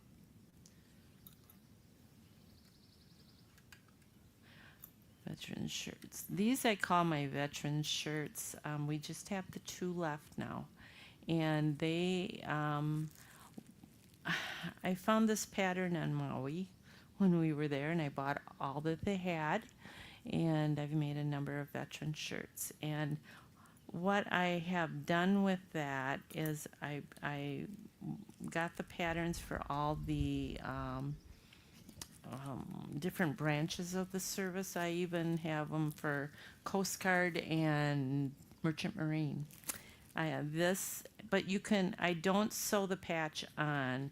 It has adhesive on the back that you can iron to put it in place, and then I would sew it on. But you can put, then you can put it if you want it here on the left, or if you want it on the sleeve, or if you want it on the back. You can place that patch. You just let us know when you buy the shirt which branch of the service you want.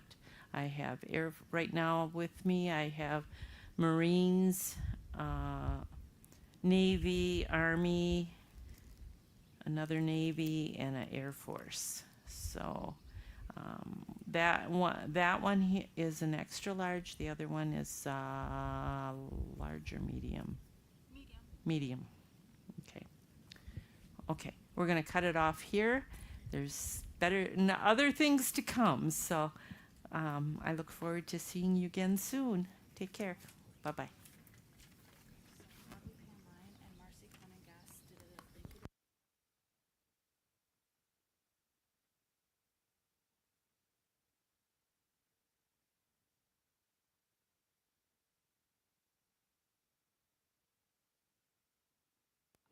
I don't, okay, and now I'm on.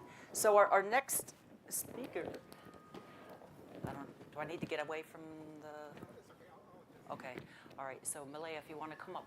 So we're going to have Malaya share with us a little project that we have had going on for a couple years now, or has it been a year at least? About a year at least. Yeah. It's the ripple effect. It's what we've been talking about today, and we've been talking about last year. When we think about ripples, we think about hi. Hello? He's got to turn it on. No, he's bored. Oh. Hello? There it is. When we think about the ripple effects, or when we think about ripples, we think about a droplet of water landing in serene water and causing those circles to go out and get bigger and bigger and bigger. And so when it starts to rain and you've ever sat next to a lake or a pond or even a creek, you can see how beautiful it is seeing those droplets and those ripples going out. So for me, I actually was working on a water backdrop, which is in the back over there, which was actually an idea of Mary Ellen's. And it was to show you guys how important what we do is, because what we do causes ripples. So I spent some time really thinking about it and processing it while I was painting with it. And some of the things that I wanted to share with you was every intention, every thought, and even our actions create an energetic and physical wave that expands outward, which influences so many different things. Even things that we might not realize that we are affecting. With that, this creates and reflects the interconnectedness between us all. And it's not just humanity, it is everything. It is our brothers and sisters, it's Mother Earth, it's the water, it's even the universe. Even the smallest thing creates an everlasting impact. And so it's really important to take into consideration what we're doing.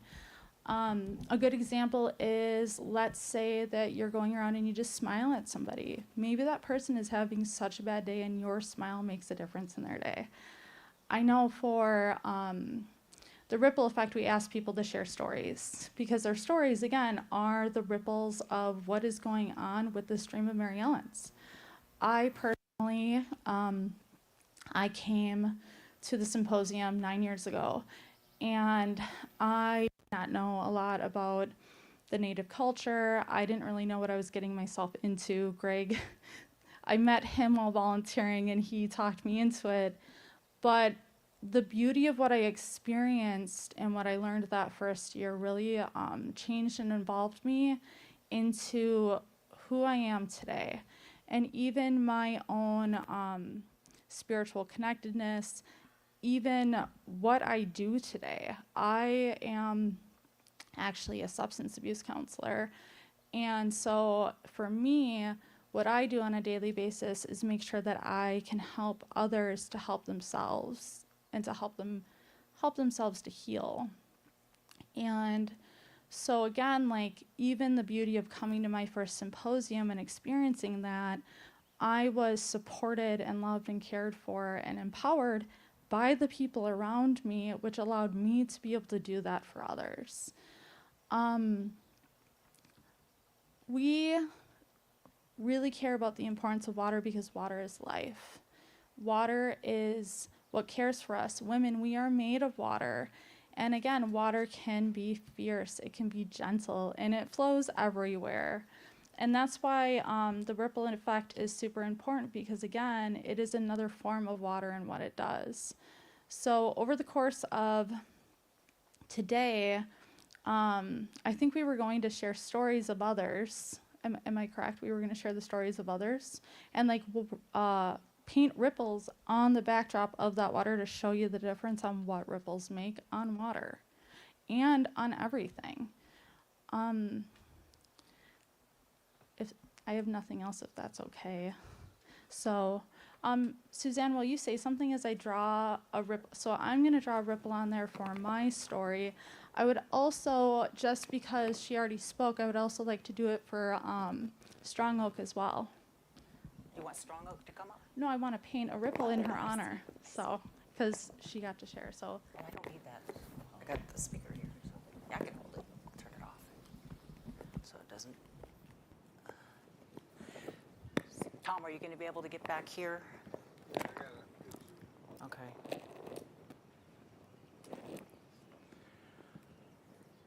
So I did want to add a couple things about my own experience with water. And actually, it is with all of our experience with water because we all have water in us and we all are affected by us. If you are up in an airplane or if you have ever gone scuba diving and you've seen the currents and how they affect the water, the sand in the water, you can see how those waves just kind of come along and just make the wave formation. And even the wind, when you're flying up above, you can look down over the deserts and see how the wind has changed and modified the earth landscape. And so we are like that. How can we not be affected by those things that are those waves? You know, they're not just air. Sometimes it's magnetism. Sometimes it's vibration. Sometimes it's sound. But we're all affected by it.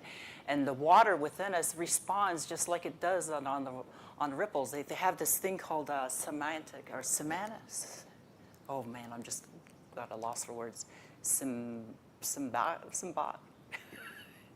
It has symbiotic, yes. Symbiotics. Greg. Symbiotic, and it has to do with the way sound, the vibration affects us, and even water, because the water is within us. And if you can see how sand on a drum and you're painting it or you're tapping it and you send a frequency to the drum and it responds to it and it forms a formation of a flower or just some symbol. And depending on the key, like it could be a key of C or a key of D, E, they all have different waves that they project onto the drum. And so those affect us as well. And we may not even know how it is affecting us, but sometimes we're listening to something, right, to music or to a story. And a lot of the music sometimes it can affect us as we're listening to it, because we can, sometimes it comes across and we feel like a little chill or a little wave of energy. And I have experience sometimes where you even have like tears come out. And you know, it's the same way when you're working out in the gym. Sometimes you could be really having a really good sweat or a good run on the treadmill, a good walk, and there will be a release in your body, and all of a sudden you'll just start tearing up and you don't know why. And I know my daughter has gone through the same thing of trying to change her life and bring back this energy. And as she did, she was like, found herself just crying and she didn't understand why. And I said, you know, sometimes that release and that healing comes across as just tears. And if we're aware of that we can just go into that and relax into that. And if music is playing, it's all the better. So did you have something? these are the ripples. So, Can you zoom in? Yeah, I'm on it. Okay. ripples go out in effect. And what's interesting is, again, when the water drops, You need a mic. when the water drops, Wait. sorry. When the water first drops, Oh,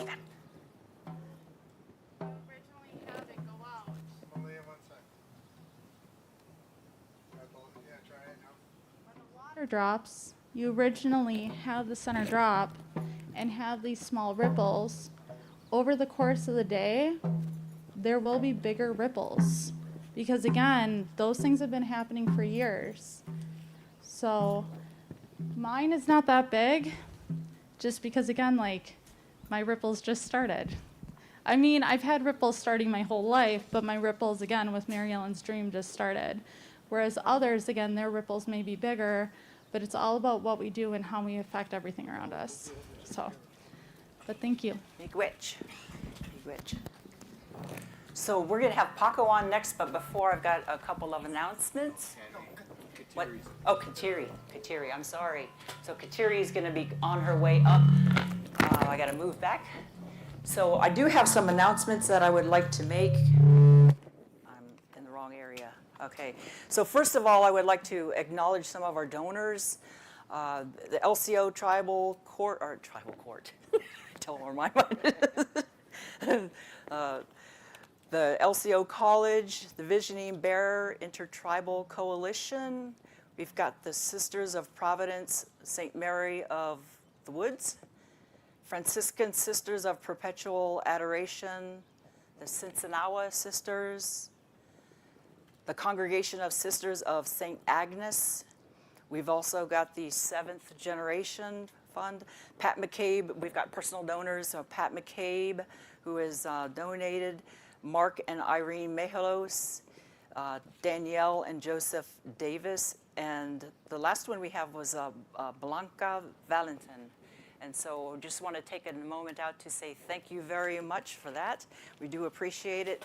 And then a couple shout outs to people who have been online who are wanting to say hello. We've got Margarita D, Rob F, Ruth G, Georgia B, Biwabin Kwe, Cecilia J, Jill M, Kathy T, Margaret M, I know some of these people, Bay Q, Angela S, and Kelly B. So thank you very much for joining in and saying hello. Thank you so much. So Kateri? Kateri has been with us for a number of years. She's spoken for us, and I remember Kateri when she first came here. She was a single gal and going through life and getting educated, and it's a beautiful thing to see how she has progressed, and she's become such a beautiful, beautiful soul. And Kateri, if you want to come up here, thank you so much for joining us. And you're going to be talking about the time to heal, right? Yeah. Okay. All right.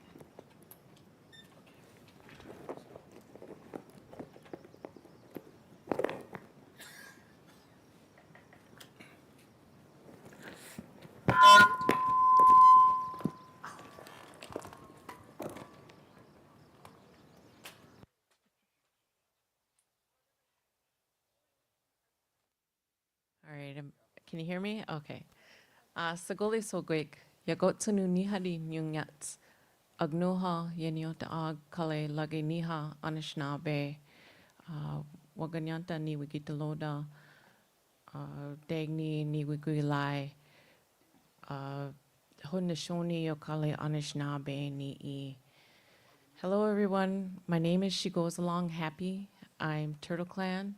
My mother is Oneida. My father is Ojibwe from here in Lakudere. I'm Turtle Clan from my mother's side. I am Lynx Clan from my father's side. So I'm lucky enough to be from two great nations, the Haudenosaunee and Anishinaabe. Lucky enough to have two clans. Today I'm speaking about taking time to heal, and I kind of laughed to myself because it felt more like a reminder than somebody said something to speak on. I was like, yes, I always have to constantly remind myself to take that time for myself. I recently graduated last year from Marquette University as a clinical mental health counselor. I currently am a dual diagnosis therapist at Oneida Behavioral Health. I am a mother, a daughter, an auntie, and I have many roles that I do on a daily basis. So I am a very, very busy person these days, which I totally enjoy because that was not always my story. I've came originally, I think I spoke in 2018, and I shared my story of recovery. My story of recovery began about 10 years ago. I can't believe it's been 10 or almost 10 years already. And like many people, like many Native people, unfortunately, my story is very common that I came from an alcoholic, drug addicted home. In my recovery, I was able to go to residential treatment at Mishkausen over there in Minnesota, and was able to receive help from my fellow Anishinaabe people, which I grew up Oneida, and I grew up in the Longhouse, but still very much both cultures speak to me. They feel very much at home for me, but I do try to practice my Oneida language. I currently live in Oneida and do my practice there as well. So going back to my recovery story, it was kind of ironic. It was that the Anishinaabe helped me kind of get back to my roots. I loved that treatment so much because there was an integration between cultural practice and westernized mental health practices. And my entire life, I've always had an interest in mental health. Going back to, I believe I was 9 years old when I had first had a family counseling session with our family, and I was labeled, I guess, a little bit in there, characterized as the hero role, and I just was like in disbelief, like, oh, okay, there is help for this. There is ways that we can get better, and it just filled me with so much hope at that time. Long story short, I had come back to this during COVID time where it was sitting with me. I said, I've got to do this now. It brought about a good change. I think what a lot of people experienced during COVID, it really made us kind of contemplate life, humbled us. It required us to do a lot of reflection. And I was no different at that time. I got to do a lot of reflection. And I said, I got to do this now while I still can. And I want to make a difference. And I want to help those in the same way that I was helped. So when I had gone through originally through our program, I loved what they were doing at Mishkausen so much that I said, well, we can do this here in Oneida. We can integrate our cultural practices, our traditions, and along with the westernized mental health perspective. And what would seem like two polar opposite perspectives, how can I integrate this? And one of the reasons that I wanted to is I wanted to basically infiltrate the system and show that our cultural practices, while westernized science is useful, it pretty much always seems to just verify practices that we have already done. So I finally was able to graduate, and in my practice, I take on a substance use group, the intensive outpatient group, and in there with along with our westernized, CBT, DBT, polyvagal theory, I also integrate a lot of cultural practices with introducing the Galuio, introducing our creation story, introducing our great law of peace. So I do a lot of storytelling, and we make things such as strawberry drink. We do peach stone game. We do corn husk doll making. And those are just like every week it is some way to integrate and to show that our people have been doing this for centuries. I guess the trendy way of saying it was this indigenous ways of knowing is kind of a phrase that I've heard out there. I just think that it's like a very visceral way of knowing, listening to our bodies, listening to the way that we respond. Coming up here, I was just telling my family, when I come up here every time, it's so beautiful and the trees and the air is so clean. I said, I don't really realize how polluted or, the air is where I live on a daily basis because of the farming. And I come up here and I get really peaceful and I get really tired. I want to just take a nap all the time and sit under the trees and nap because it's just the air is so clean up here. I hope everybody does get a chance to come up in September because not only is the air beautiful, but the colors are beautiful. It's a great time of year to be up this way. I encourage everybody to come to the conference. It's just a beautiful experience. So going back to Indigenous ways of knowing and listening to our bodies, I think it's really important. It was something that wasn't necessarily taught to me, but something that I had to learn how to do on my own. And it was, I would say, in 2017, I was on a date with who is now my husband on Cinco de Mayo. And he took me to Fonferret Glen waterfall. And I had my daughter and my son at the time, but I just remember feeling so energized and like, I gotta come back to this place. And at the time, I was doing some inner child healing. I have grown up as the firstborn daughter, and for many of the firstborn daughters, that comes with a lot of responsibility from birth all the way through. So I was basically, I had to grow up really fast, really young. So I had gone on my recovery journey, and I was, at the time, 10 years ago already, was Standing Rock. And that made an impression on me. And I was on a mission to just go see water, to take pictures of water, because my mission at that time, after visiting Standing Rock, while I couldn't protest, because I had small children and I wasn't able to walk, my mission became to show the beauty of water, to encourage other people to fall in love with water. And the best way that I knew how to do that was to take pictures. And I loved traveling already. My thought at that time was to take what I had already loved and try to share that with others, encouraging others to fall in love with it as well. So we went on a hiking trip to Fonferret Glen shortly after May 5th, and I was able to get behind the waterfall. And that was my first time ever being behind a waterfall, but I remember feeling the mist on my face and on my skin. And there was a rock behind the waterfall where you're able to sit or you can walk through.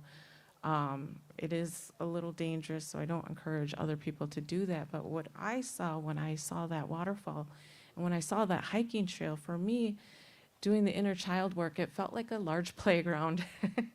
I could see my path, I could see my steps, I knew right where to go. I was scared, that was for sure, but I said, I gotta get behind this. And I just remember the feeling that I got. And little did I know at that time what was happening, what I was receiving is that energy and that air. My brain was creating dopamine, my brain was creating endorphins and all the feel-good feelings, but I didn't know that at the time. I just listened to my body, and my body said, yes, more. And from that moment on, I said, I gotta visit them all. So Abiinooji-Aki, I've been up here, there's some beautiful waterfalls up here. I've been all over the state traveling, been to Minnesota. I've went to Tennessee. I've been able to waterfall in Dominican Republic and in Thailand, internationally, and I just was trying to document it as much as possible. I believe that our human minds, even at the sight of moving water, is able to calm ourselves. And I didn't know, it was just, it was my first year of sobriety. Into my second year, I couldn't tell you what was going on other than what I knew in my body. And what I was chasing was that feel-good feeling. And after going to a waterfall, because of all the good energy that was happening and creating, I remember sleeping like a baby too. And I didn't realize that my brain really needed time to heal from my addiction. And I really needed that good rest.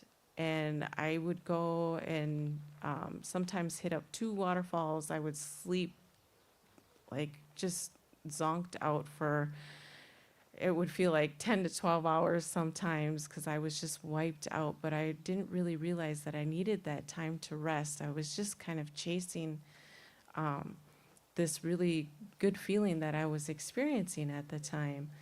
So now we are rolling into, you know, finally after COVID, in 22, I went back to graduate school. And that really took a lot out of me to get through that program. It's a very clinical program. My bachelor was not psychology. So it took a lot of work and it took a lot out of me, but I was really determined to graduate, to get through the program, to get a job. I started as a substance abuse counselor. Upon graduation, I was able to work my way up to a dual diagnosis, so I helped those with substance abuse disorders and mental health disorders as well. And finally, I would say my nervous system really was reactivated again in graduate school, needing to meet deadlines, needing to do big papers, needing to do a lot, and I wasn't doing a lot of self-care during that time, despite being encouraged by the program to take care of myself. But I was thinking, who has time for that? I got a 20-page paper due tonight. So when I was finally able to graduate this past year, I have been really working again hard and trying to get back to water. I have not been able to waterfall yet so far, but I've been taking on fishing. It's really relaxing, I think, with my age and with my ability to self-regulate. I haven't needed that excitement as much as I did in my early recovery. I am a lot more naturally calmer, but I still need that help. And I go to water every time that I need to take that time. It doesn't have to be the exciting jumping in a waterfall. It can be just sitting alongside moving water, sitting alongside the beach, experiencing the waves and journaling or just taking it in. Taking those moments to allow ourselves to heal become really important, and especially in a time right now when all of us are going through a lot. I've heard other people say that we're kind of going through a mental health crisis right now. And what I'm experiencing and what I'm seeing is that there is a lot of us that are from COVID on to today that are still struggling with anxiety, that are still struggling with depression. Some of us are still trying to do our work on intergenerational trauma. Some of us are doing our work with PTSD. There are a multitude of disorders out there. And one of the things that I continuously do is, and I encourage my clients, is to find that water. I always tell people, you know, my name is Yagotsanu, which means she goes along happy. It's not because I'm a happy-go-lucky person, but it's because laughter is my favorite medicine along with water. I always tell people with water, I couldn't live without it. But with laughter, I wouldn't want to live without it. So those are my two medicines, and I love to laugh. And when I do get to water, I do get to smile. I do get to experience those good feelings, and I think the two go hand in hand. So it really feels like it matches with my name. And so again, I think I will be back in September to speak. I speak a little bit more detailed about the waterfalling, the different experiences that I've had. I've also shared, I've written a lot of articles and kind of talked about each body of water as her own spirit, her own being at that time. And every waterfall seems to have a little bit of a different experience, a little bit of a different message, a little bit of a something else that I have to learn. I feel like while water is one giant spirit, there are different facets to her. There are different experiences to her. And I think each waterfall had given me a different lesson that I was able to learn. And it's something that I take with me always and something that I still look forward to. I share a lot of pictures on social media, a lot of videos of waterfalling. Because again, I feel like just the sight, just seeing water already helps people calm. It helps regulate the nervous system tremendously, and it's an important part of our mental health. It's an important part of our well-being, not just life sustenance, but our overall mental health. It's a key vital part of my regimen in order to stay regulated, in order to help with me with my own healing. It's a continuous journey. Healing, I don't think, ever stops. It's, our body is constantly regenerating, constantly learning, constantly moving. We have to take that time to allow that rest, to allow that heal, to take it in, allow that growth to occur. So I think I only had like 20 minutes, right? I think that's all I'm gonna share today. I don't know, do you need me to speak anymore? Or was there more that you wanted me to speak on? I didn't have anything. Okay. Yeah, I thought it was just 20 minutes, or was that 20 minutes? Sorry. It's close. Close enough? Yeah. Okay. Sorry, I'm sweating bullets over here. No, give us your thesis now. Yeah, exactly. I feel very much in the hot seat. Yeah, I think when I do tell my story, I do tell it a lot more in detail, because there are just so many pivotal moments, and I liked the idea of this ripple effect, because there were so many different people and so many different moments that have impacted me in my story, that brought me to waterfalling. It wasn't just a matter of me just coming across this and this was my great plan. There was a lot of influences that I received, as going through recovery. It really does require a lot of connection. I've heard like the opposite of addiction is connection. And I truly believe that in my core. And I remember going to a spiritual advisor or a cultural wellness counselor, I think was the title at the time. And I told her, I said, I'm going through a divorce. I'm going through my first year recovery. I don't know what to do. All my friends, they have their own children, they have their own lives. I feel so disconnected and I'm so afraid that I will relapse or something. And she said, yeah, it sounds like you are. It sounds like you really need some connection. I said, yes. And she's like, it sounds like you need some feminine connection. I said, yes, I need some feminine connection. I don't know what to do. Tell me what to do. I went there kind of desperate, and she had said to me, she said, it doesn't have to be human connection. She said, us Native Americans, we are so spiritually connected. We understand that water is feminine. We understand that earth is feminine. We understand that moon is feminine. At any given time, you get to have that connection. And I thought about it, and had I not maybe, grown up in the Longhouse and not had those teachings as a child, maybe I wouldn't have really understood that at the time. But at the time, I was lucky enough to truly get that. We are told or Kanahela Dusla, and we go through our opening every ceremony, opening and closing. And when we give thanks to all of, starting from the ground, moving on up, we talk about that masculinity or that femininity and those duties that everything performs here on earth. So I had a really good understanding of what she meant by that.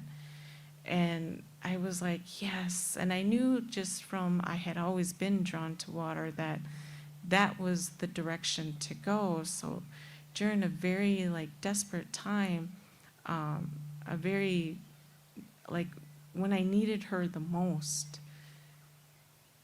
is when she revealed herself to me. And it was a very powerful moment for me and a very pivotal in my recovery. Had I not had that, I'm not sure what have happened, but it was divine timing. And I kind of talk a little bit more in detail about that story, and it is very emotional for me to tell that, to go through my story, and how water has helped me tremendously through my time here, and has gotten me this far. It'll be 10 years in July, and I'm very proud of my journey and having gone this far, and my continued work and the fulfillment that I receive working in this field. Thank you.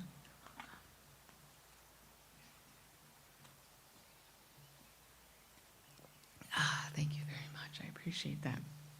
I was trying to do my best not to get emotional.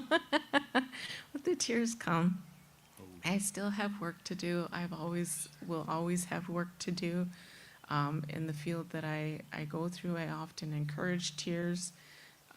They are very powerful. There's nothing wrong with tears. There's nothing wrong with emotion. There's nothing wrong with sharing that with others. I don't mind so much, but it is just, it's, how much water has impacted my recovery is I'm not sure that I can really adequately explain into words, but I do my best by sharing my story through this Women in Water Symposium, hoping to help others, hoping to inspire others to go see a waterfall. It's an experience, and to pay attention to your body when you are near a waterfall. I think understanding that and creating that connection between your mind and your body and that water is a very powerful experience that I'm not really sure I can adequately explain into words. I just know what I felt, and I know that it has helped me tremendously, and in my need and in my time of near desperation, it has saved me a great deal.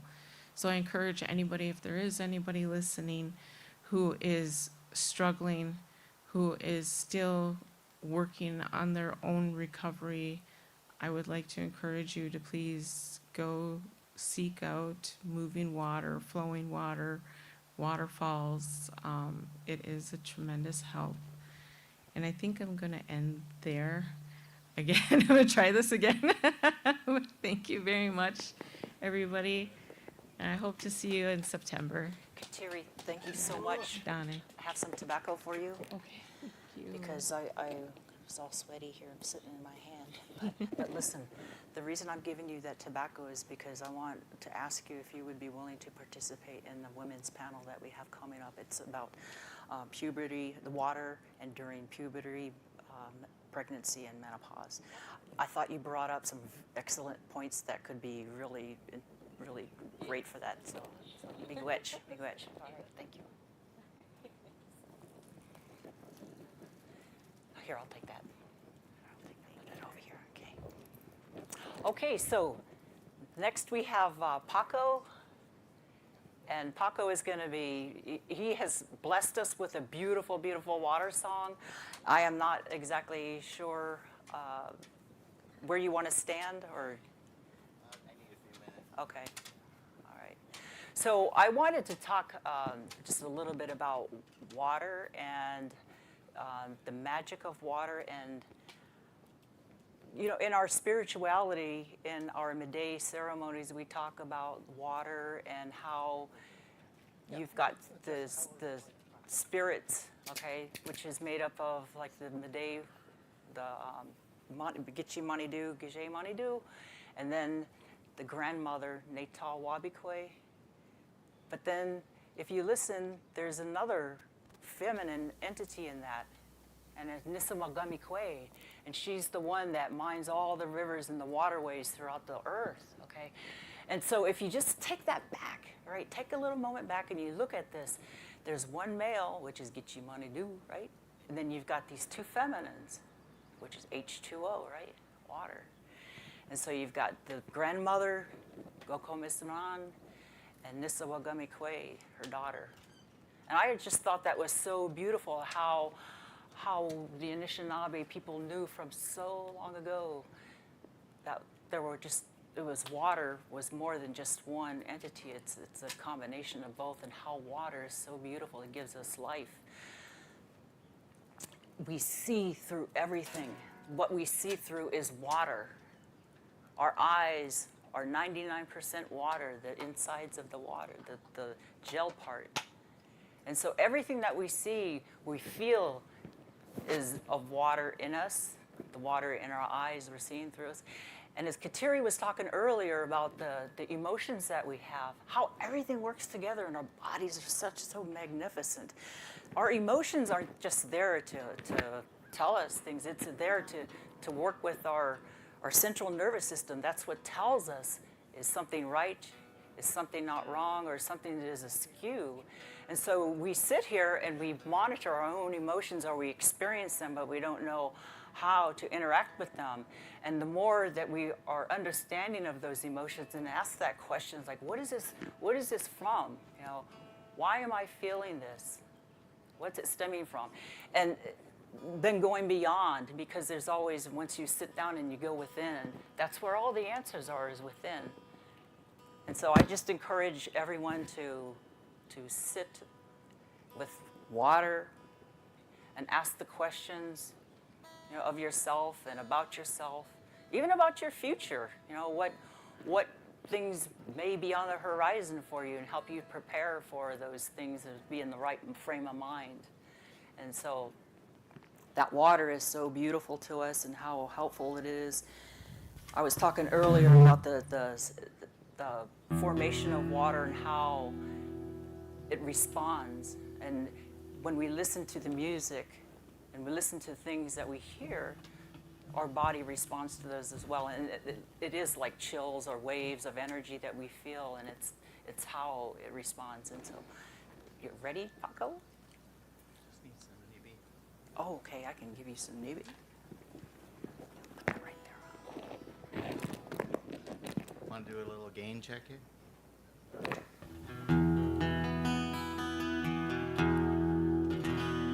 Check, check.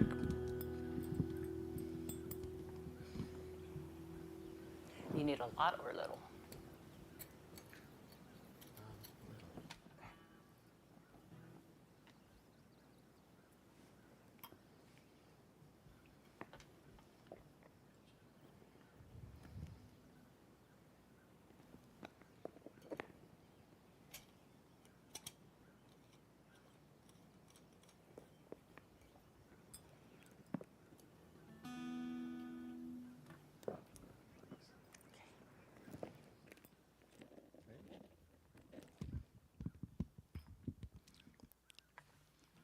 Thanks, Suzanne. Buju Nenewe Maganadu, Dabashki Jagay Neni, Dijnakas, Wabasheshin and Odem Waswagning Nunjaba. I'm also known as Paco Freilich. My real name is Leonard Freilich, after my dad. I didn't like that name, so the night before kindergarten, I was watching Walt Disney, and there's a Mexican kid named Paco. So I went to school, and I changed my name at age 5. So that's my story. I'm sticking to it. Yeah, I'm real honored to be here today. It's a beautiful day, beautiful people, beautiful cause.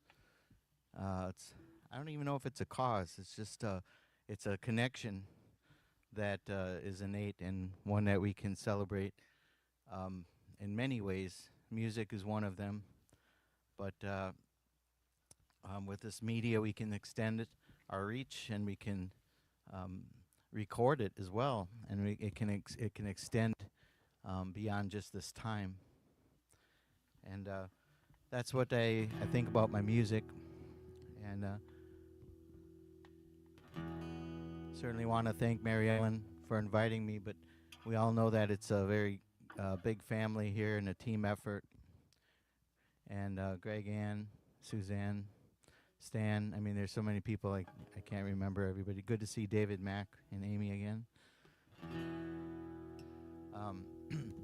So I'll do some more talking. I'm just going to get things warmed up here.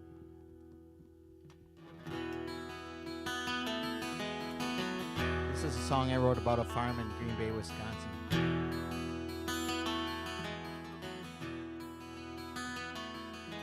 Every morning he's up before the rising sun, been working these fields away his daddy done, planting a dream with every seed he's sown. His way of life is almost gone, he's barely holding on.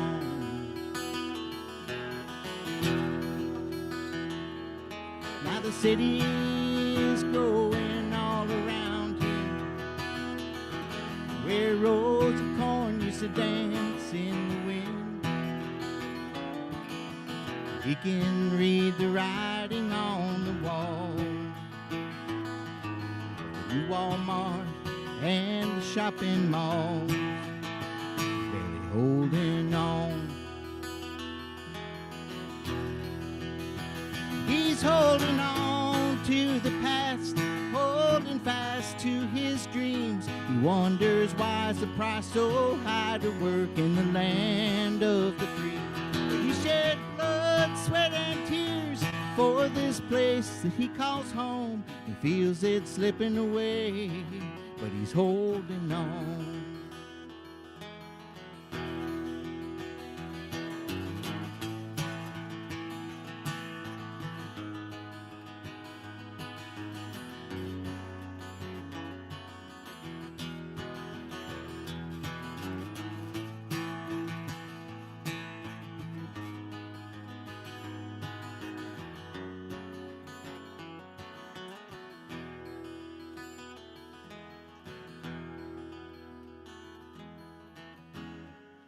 Sometimes he feels forsaken.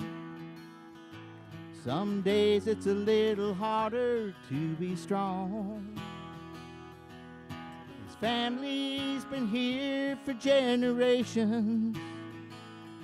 He hopes someday that he can pass it on.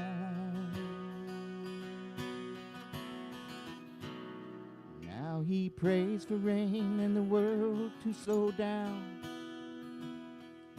because the well is dry and the bank's been coming round, selling out against everything he's known. He's waiting on a miracle to come along, till then he's holding on. He's holding on to the past and holding fast to his dreams. He wonders why's the price so high to work in the land of the free. But he shed blood, sweat, and tears for this place he calls home. He feels it slipping away, but he's holding on.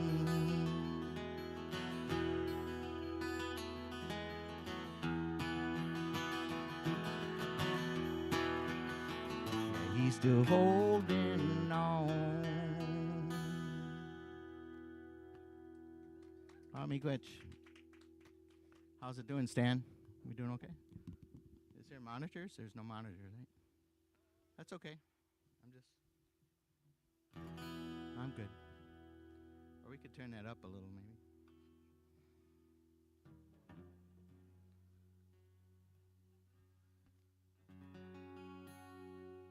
I got to make an adjustment.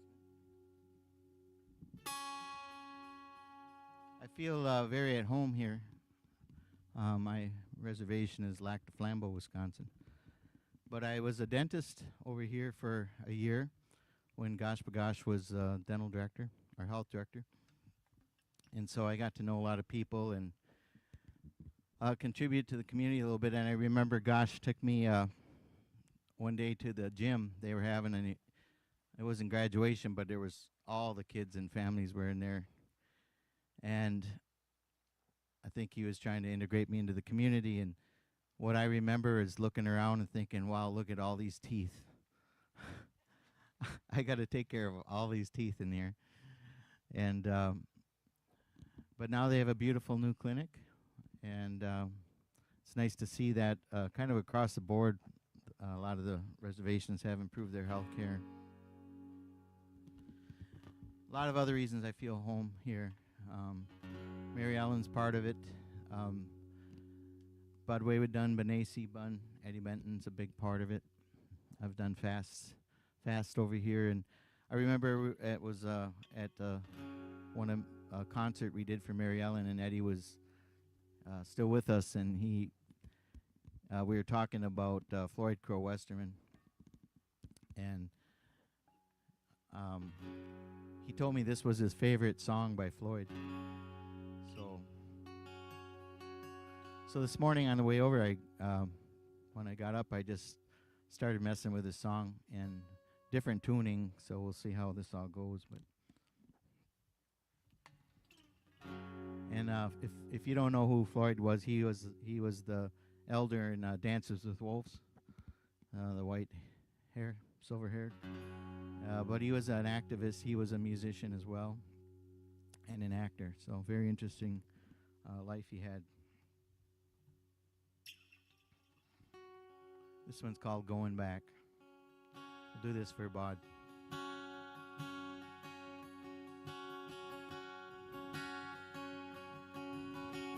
I'm going back to every land that I love.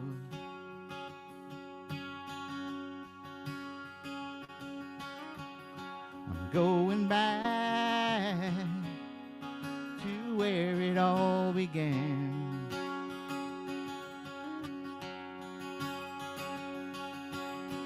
Back to the land I left behind. Back to the pride that I must find. Leave me alone. Can't you see I'm going home?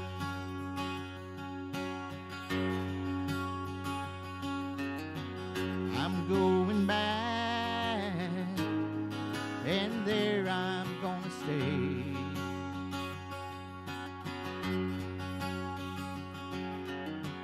I'm going back to try and find a way.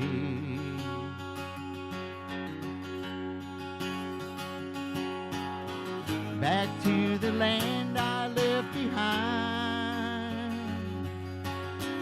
Back to the pride that I must find. Leave me alone.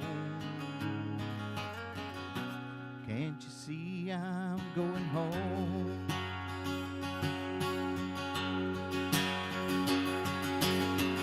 Back to the mountains and the prairie. Back to the desert and the hills. Gonna catch up to the buffalo. And where the rivers flow.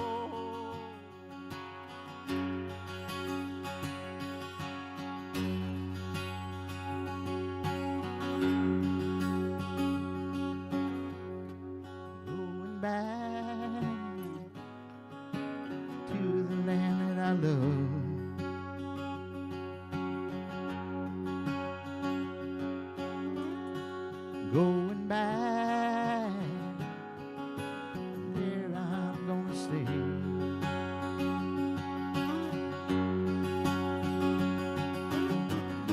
back to the land I left behind, back to the pipe that I must find. Leave me alone. Can't you see I'm going home?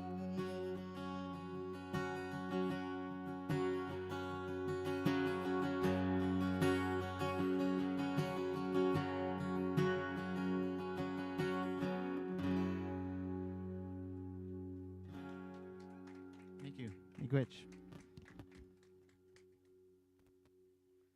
Well, we did a tribute show last week for Bobby's Bullet Saint Germain from Lac de Flambeau, and Suzanne was there, and Donna, and or Donna, as somebody out there would say. But it was a beautiful tribute, and he's written over 400 songs. And so I thought I would play one of his to honor him. And you can find him on YouTube. You can find him.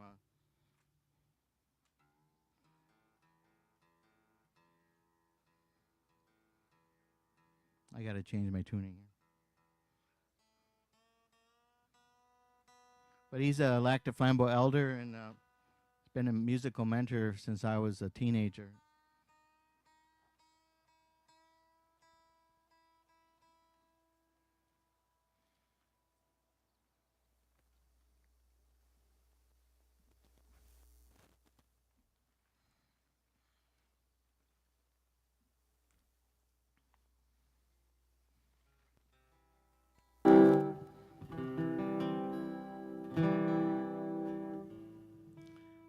This is one of my favorite songs by him. So, Bobby, if you're out here, this is for you.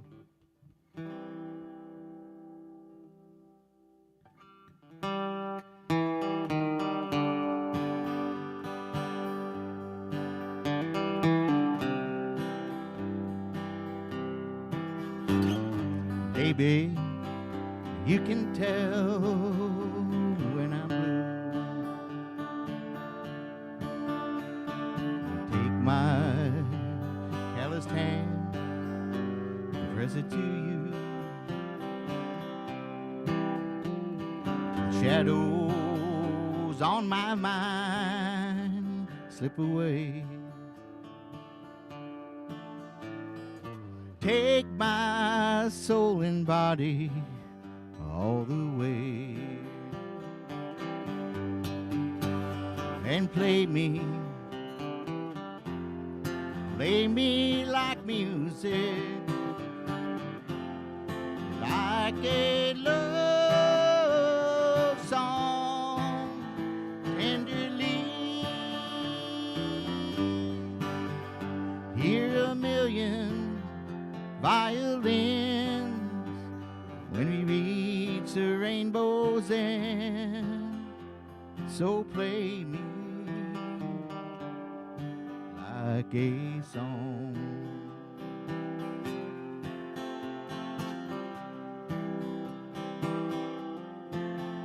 No more rain, no more pain.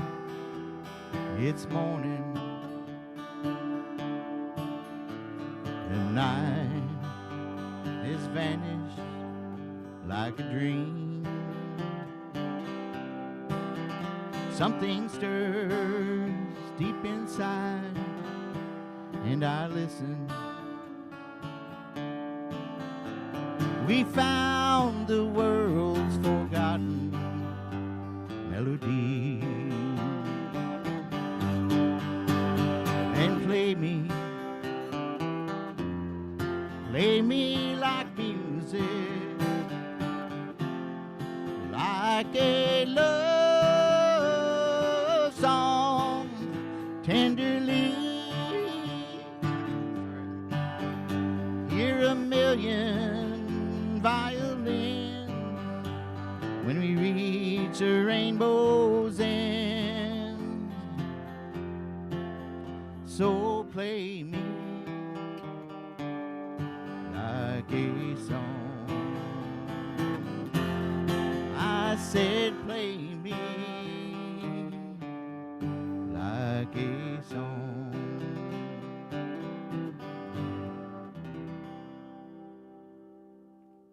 That's a Bobby Bullitt tribute. Can I get more water?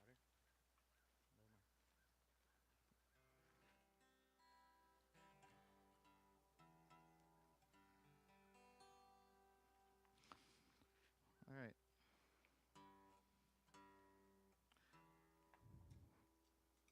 This is a song I wrote with Jan Michael Looking Wolf after Indian Summerfest.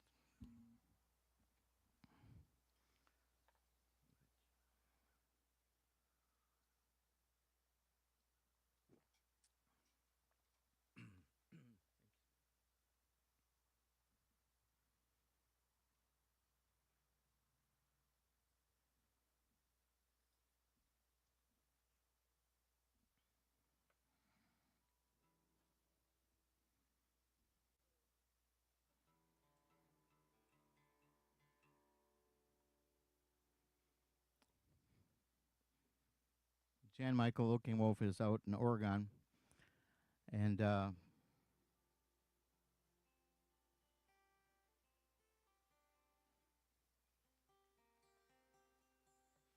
he he was on right before me, and he had a bum shoulder, and he asked if he could borrow my guitar to play a song. I said, just don't drop it. And I hadn't met him before, and to my surprise, he I went and sat back down by my parents, and he said, I want to gift this song to Paco. And I thought, I mean, I've never met him before. But he had sought me out. He had followed me from the NAMIs. And so he gave me the song. He said, you can do what you want with it. You can record it. I'll record with you. He's a amazing flute player. And so that's what happened. I sort of made it my own. And we have a lot of great artists on there. Michael Butcher's on there. Should have got Suzanne on there. Kelly Jackson's on there. Sandra Sutter out of Canada. Keith Sokola. I can't remember who else, but it hasn't been released yet. But I climbed up Spirit Mountain and raised my hands to Father's sky, and tears they fell down from heaven, just like rain, just like rain from my eyes.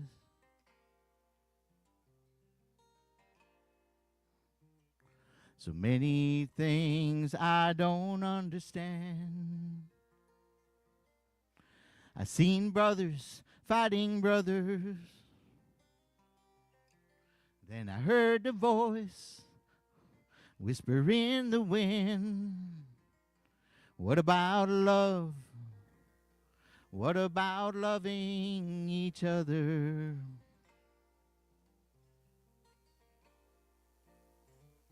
Together we'll light the candle's flame. The moon and stars will guide our way to a beautiful sunrise, where we two can shine,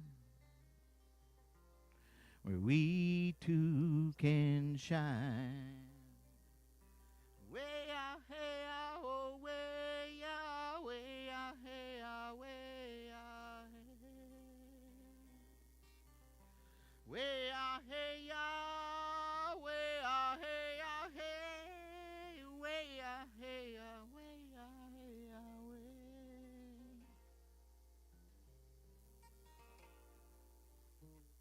The many colors of our skin should not offend anyone. And if we can learn to look within, we'll find that all our hearts beat to one drum. Together we'll light the candle's flame. The moon and stars will guide our way to a beautiful sunrise, where we too will shine, where we too will shine.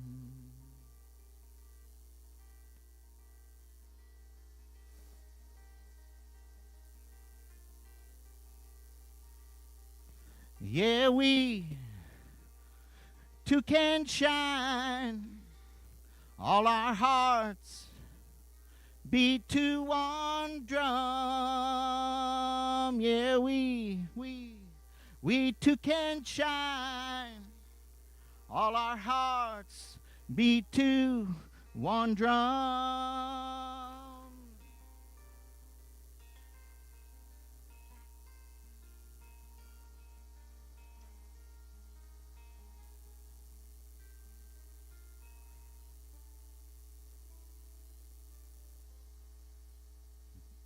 Thank you.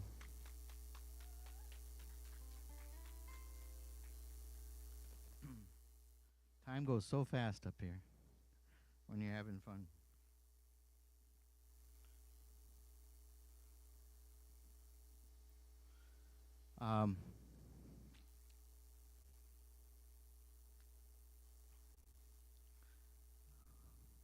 So we're here gathered to support this movement for water, and we know that in my teachings anyway, the men take care of the fire and the women take care of the water. But it's really a balance between those two, and when you see these lodge poles come together in the middle, that's when you're centered. That's the road. That's what they call the red road. And gotta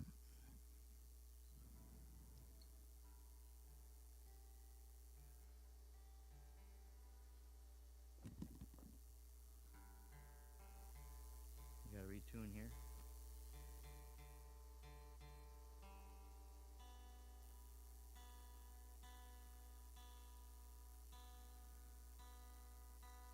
I'd like to play the very first song I ever wrote.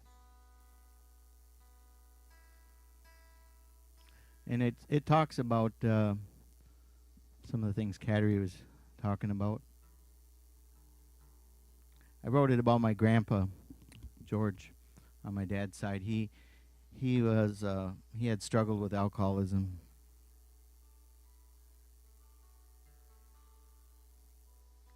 And by the time I came around, he was sober for the most part. But it had taken its toll physically.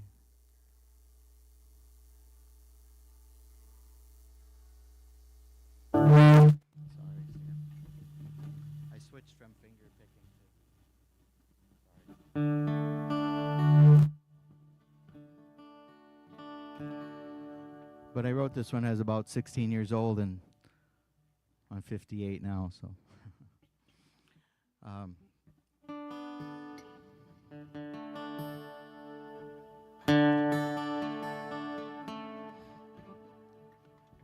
It's called Daddy, When Are You Coming Home?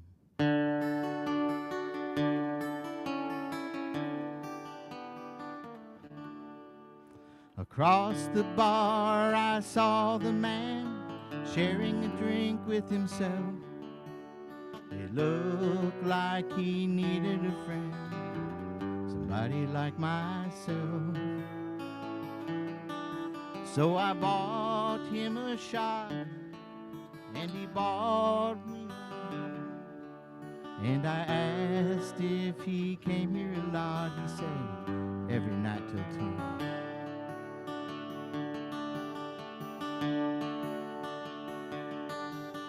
He said he loved his family and he wanted to go back home. But till he got off the whiskey. He had to live alone. And then he pulled a letter from his coat, and I listened while he read the touching words that his daughter had wrote. And this is what it said. Dear Daddy, when you're coming home,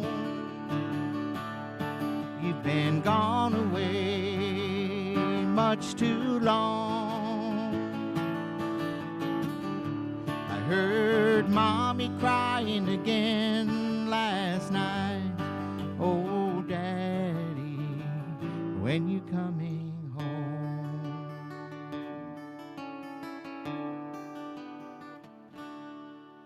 Well, those sobering words brought tears to his eyes as he turned his face in shame. I couldn't help it, I started to cry, though I didn't know his name.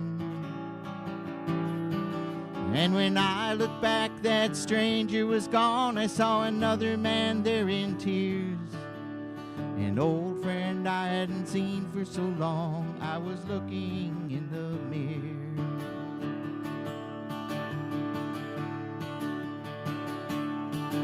Well, I left the bar and I packed my clothes and I thumbed down a ride. And as I rode away, the Lord only knows how good I felt inside. For at last I got the dream that I'd been wishing for so long. I poured out the whiskey and I was finally going home.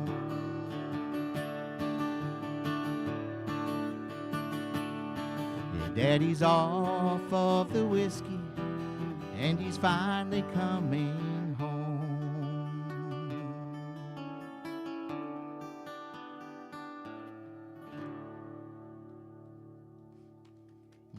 Thank you.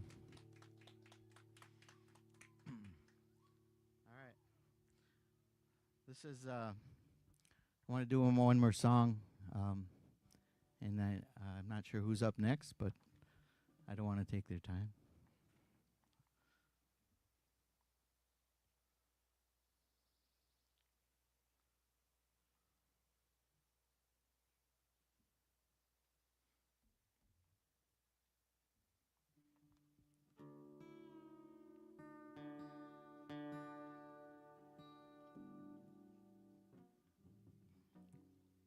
So Mary Ellen has touched a lot of people. And I was thinking on the way up how much she's impacted my life, and in ways that you just can't quite quantify. And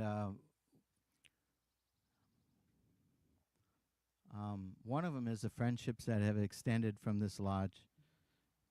And I'll keep the story short, but I was at Summerfest and Michael Butcher was playing, and I was very intrigued by him, and I wanted to meet him someday. Somehow I ended up with one of his CDs. And so the years went by, and I was just, like I said, in the audience in Milwaukee there. And I was playing at the casino here when Mary Ellen held the concert there. And Mike was on after me. And I was so excited to finally meet him. And we both played, and afterwards we talked for like 3 hours after that show. He went home and got his wife and brought her back, and we talked for more. So it was one of those friendships that just was so natural. I found out from Mary Ellen that he had suffered a trauma and lost some fingers in a woodworking accident. And I thought, wow. So I reached out to him and I said, Mike, we should write a song together. And actually, I think it was his idea to write it about the women in water and honor these women that have done so much work. And I didn't hear much from him for maybe another 4 or 5 months, and one day he sent me half of the song. And it was in a modal tuning, which I never played in before, and I thought, oh, great. this guy I really want to impress, and now I got to learn this new tuning. So, but that turned out to be a blessing. And we wrote the song, went to his house, which is only 20 minutes away, and rehearsed it just that one day, worked it out, and we went and recorded it and sent it off to the NAMIs, and it was Song of the Year that year, Women in Water. And our friendship has remained. I talked to him last night, and I'm working on getting him here for the summit in September. So I'm going to turn my guitar on now.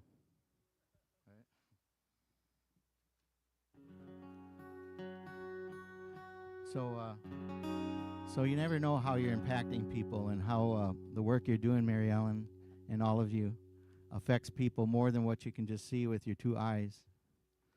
And spiritually, it's rippling out. And it's always about the journey and not the destination. So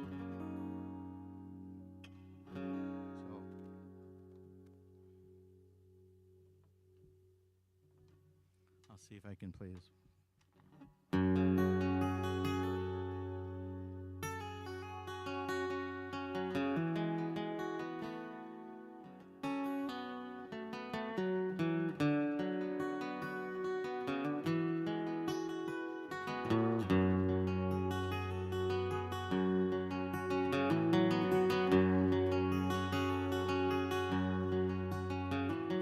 If time heals all wounds, how long would it take to heal all the water from the mess that we've made? If time begs a question, then the answer we're throwing away. The Creator gives to all, but some think they own the blood of our mother. How will we atone? You can't buy your way into heaven by selling your soul. Women in water, givers of life, Grandmother Moon in the eastern sky, watch over us now, lead us back down that red road. Lakes are pure and the rivers are clean, ever flowing and singing for you and for me, carrying the songs and the teachings, women in water. There's a dirty little secret we pretend not to know, and we can't drink the water, there's nowhere else to go. We're praying for a miracle to deliver what we don't on our own. It's the spirit of the water, the spirit of the wind, the four great directions, and all they let in. To betray what they shared to their spirit would be no greater sin.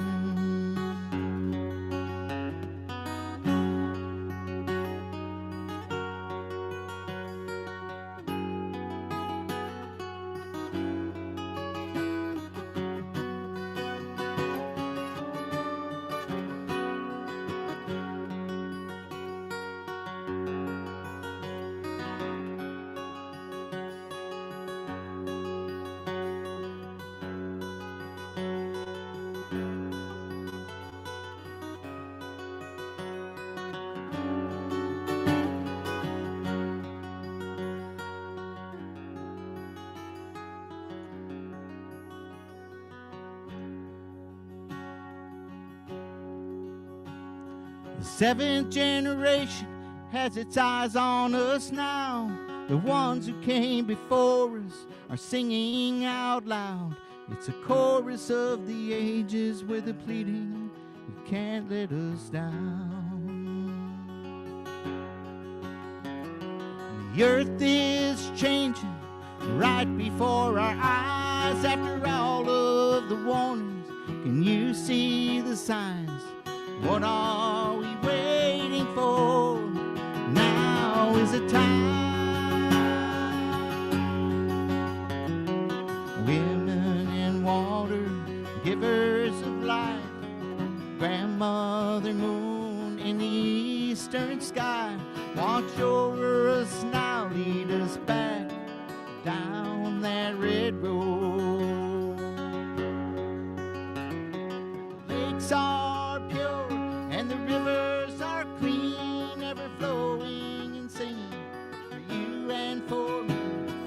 carrying the songs and the teachings, women and water, women and water.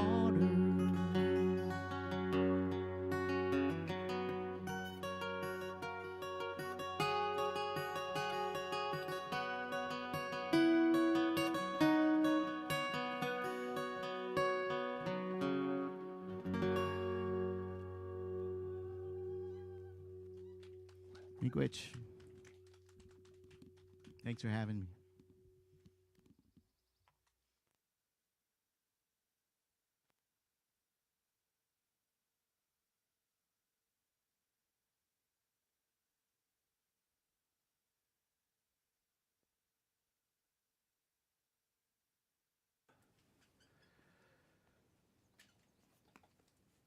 Ishkide b'nei Indigenous, Wabasheshi and Dodem, Ojibwe, Anishinaabe, and Dao. Whew. I get overwhelmed and distracted. I listen to a line here, a phrase there, and just kind of need time to settle in on occasion here. And I think what I need right now is a nap to settle in, but we'll let that slide for another day or two. One of the lines in Paco's song was about the ones who came before us.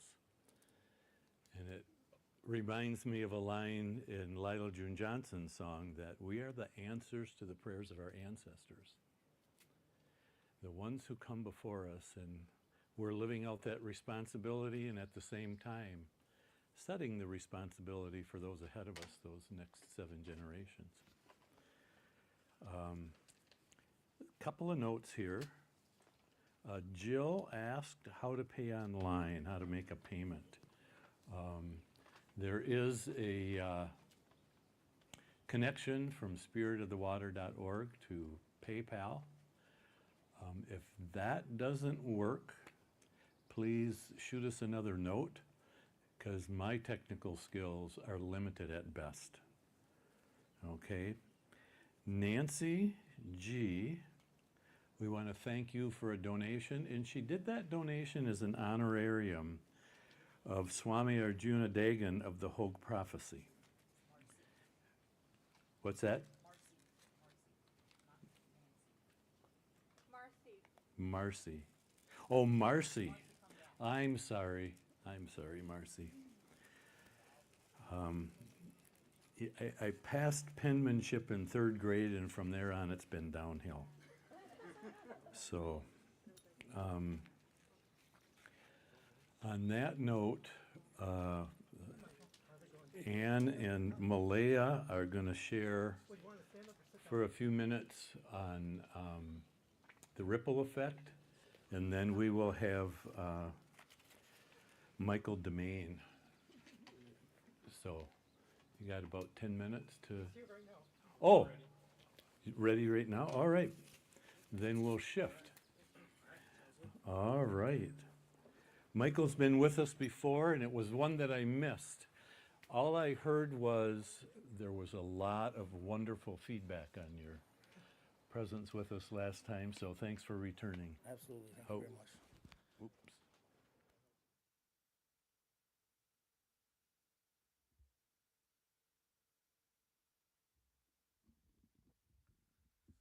Bujun in the way Morgana Dug. Oga the comic Indigenous cause Mokwa do dame Odawa's gunning and Dunjaba. Greetings, ladies and gentlemen, all friends and family, relatives throughout Turtle Island. I'm here on behalf of some tobacco and some of my close relatives. Asked me to come over and do a little talk on, what I think about the water and the quality of, water and etc. So I'm very fortunate to be given tobacco, and I'm totally honored to be here today. I want to say a chi miigwech to everybody who has showed up today to help support this effort. If we could get a big old woo, woo. There we go. Gotta liven it up a little bit. So So as I became a young hunter, my uncle Johnny Boy, and he's a vast fisherman, a hunter. He's a jack of all trades.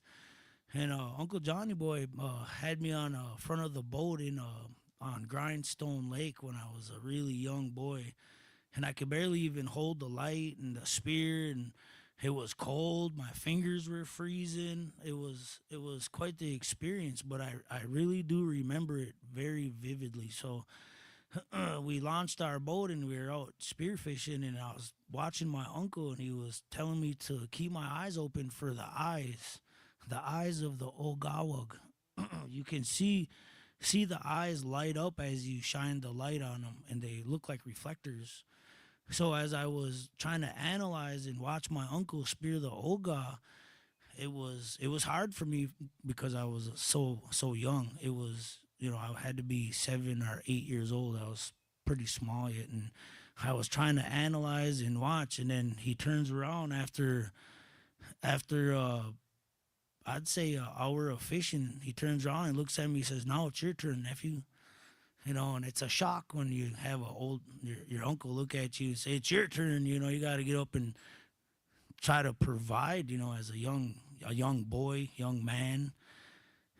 So I got up there on front of the boat, and as he attached the headlamp to my head and handed me the spear, and it was really long, and it was just like it was nerve wracking for a young man like me to you know have something like that so unique happen.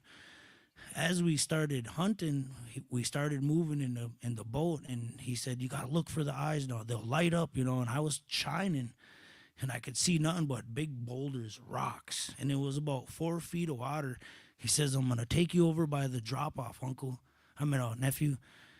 So as we started moving over to the drop off, I can see 15 to 20 feet down into the lake.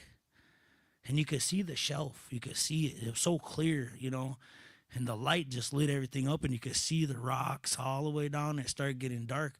But as we started maneuvering along the drop off of the rock bed, there was walleyes. They lit right up, just like he said. Boom! You could see the walleyes. And I was, "Holy crap, uncle, right there!"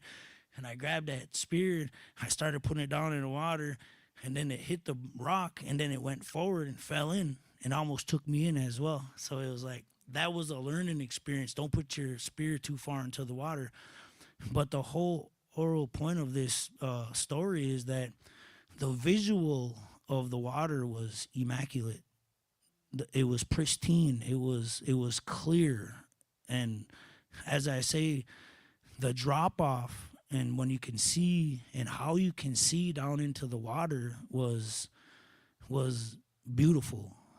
And I've been a hunter ever since, and I spearfish every season for my family, relatives, aunties, uncles. I harvest not for me and not for a self profit. I harvest because we need that medicine. Them fish carry medicine as that they filter that water through their gills and what they eat. We eat that ogawias, that fish meat, and we get medicine from that fish, and it sustains our lives in a healthy way. And then when we hunt now, we have to use extra bright lights, which we have to only shine in about 4 feet of water because the water's starting to turn color. It's starting to get cloudier. It's starting to look more green. There's golf balls in our lakes, in our watershed here. There's beer cans. And I'm assuming it might be some Anishinaabe that maybe throw or launch a golf ball out into the lake. But in reality, I don't really think it's Anishinaabe. It might be one or two, maybe. Beer cans. There's a lot of pontoons and a lot of boats that are just circling around our lakes now, stirring everything up. And what they're doing is they're out there celebrating 4th of July or whatever it is their occasion is, but they're all under the influence of alcohol. And what they're doing is they don't care about our water quality in the area. They come from the cities and they come up here and they celebrate on our lakes with their big pontoons, and then they throw their beer cans into our freshwater bodies. So I'm asking everybody and all of our specialists as Glyphwick and the DNR, the Wisconsin DNR needs to step it up a little bit more. We need to start, keeping our water quality at a top tier of, life. Water quality and water is life. So I'm asking everybody out there to start stepping up, and let's get a nice good movement going of, protecting our water. We're gonna sing a couple of side steps. I got one of my oldest son here, Michael Andrew DeMaine. We're gonna, if you want to come over and just sit down, son, we're gonna sing a song real quick. These are Kwe no Gomon. They're healing songs. It's a sidestep song, which we'll just kind of sing through real quick and just make some music for the audience out there. We wanna try to amplify it in with some good music. So I got this. So I'm related to the Morrisons in White Earth. There's a whole lineage all the way up into White Earth of my father's side, Paul DeMaine. Paul DeMaine is a protector of a lot of different aspects and a lot of different qualities of the Mother Earth and the water, and he's an advocate for trying to protect a lot of things for Anishinaabe and for people in general. So my dad does a lot of hard work for trying to keep, the mining companies out. He wants to protect our water as well. So I'm gonna sing a song that came from the Red Lake area. It's I think it was, I don't know if Johnny Smith, the late Johnny Smith, one of the premier Red Lake Ojibwe old time singers.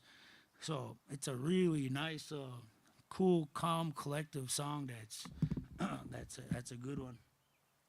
If you just want to hum a little bit, I'll sing it. You doing 2 push-ups? Yeah.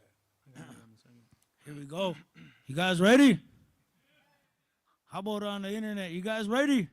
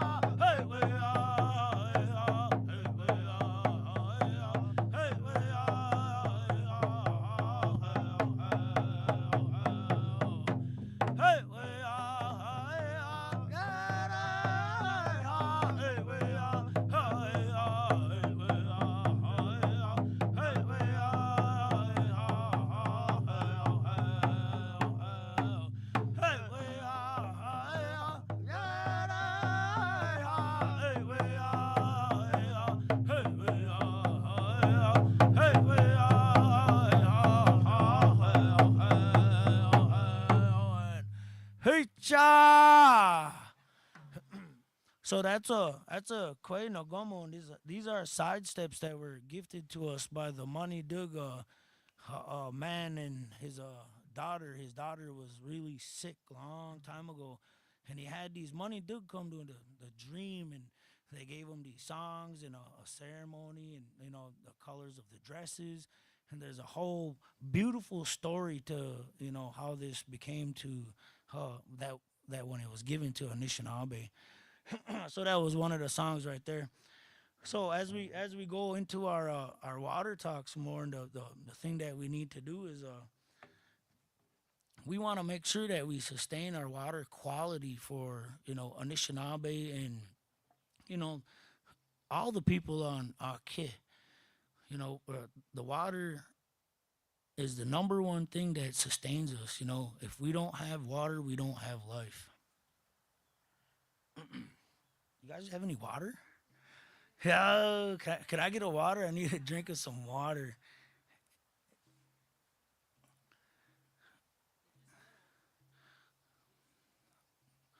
That's fine. I just need just a little bit of some water, kind of drying up.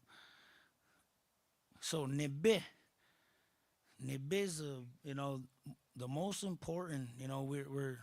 We as a human being, we grow, and that's what's in our mothers is we're born with nebe, the water, and it's a sacred gift, and it's life. So is it good?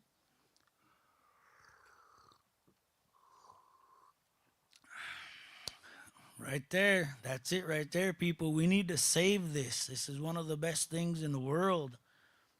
We're good. Thank you very much. Miigwech. So I don't know what my time frame is. I think we have we must be into about 10 minutes by now, 15 minutes maybe. We're getting pretty close. Yeah. So I have another song that I want to sing. It's a Tommy Benjamin song, and it's a really unique sidestep. So if the women want to get up and dance, you're more than welcome again. Me and my son here, we just came back from the university, and we're singing over there, which was a good turnout for all of the graduating students. Which we're over there, and then we had to take a little break, and now we're over here, talking about some of the most precious, valuable resource in the world. So, you know this one? This one's a good one.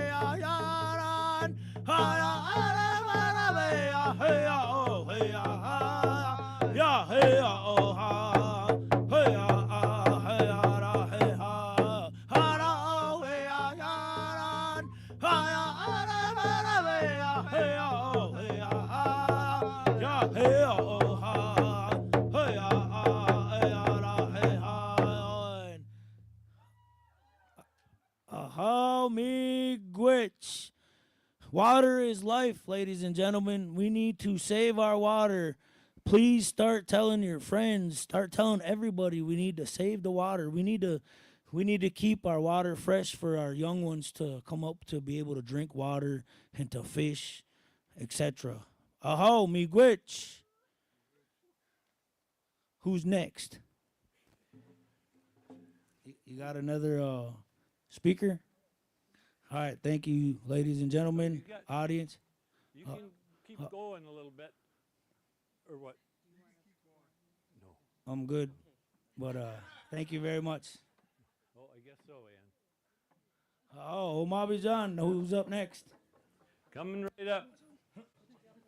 Coming right up.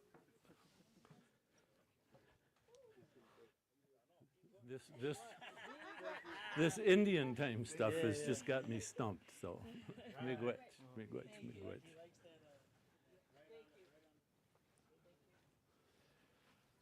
Bonjour, miigwech, miigwech.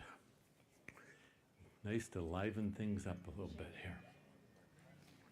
So Ann and Malaya are going to come and share a bit more of a ripple effect.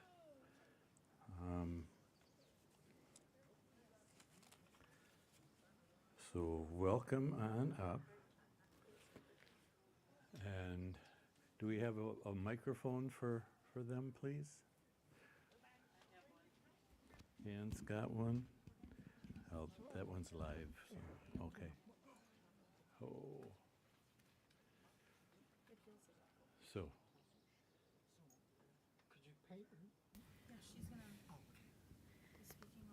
All right, we got that. So I'm going to take my cue. I just turned mine on. To get out of the way. Just take that for her.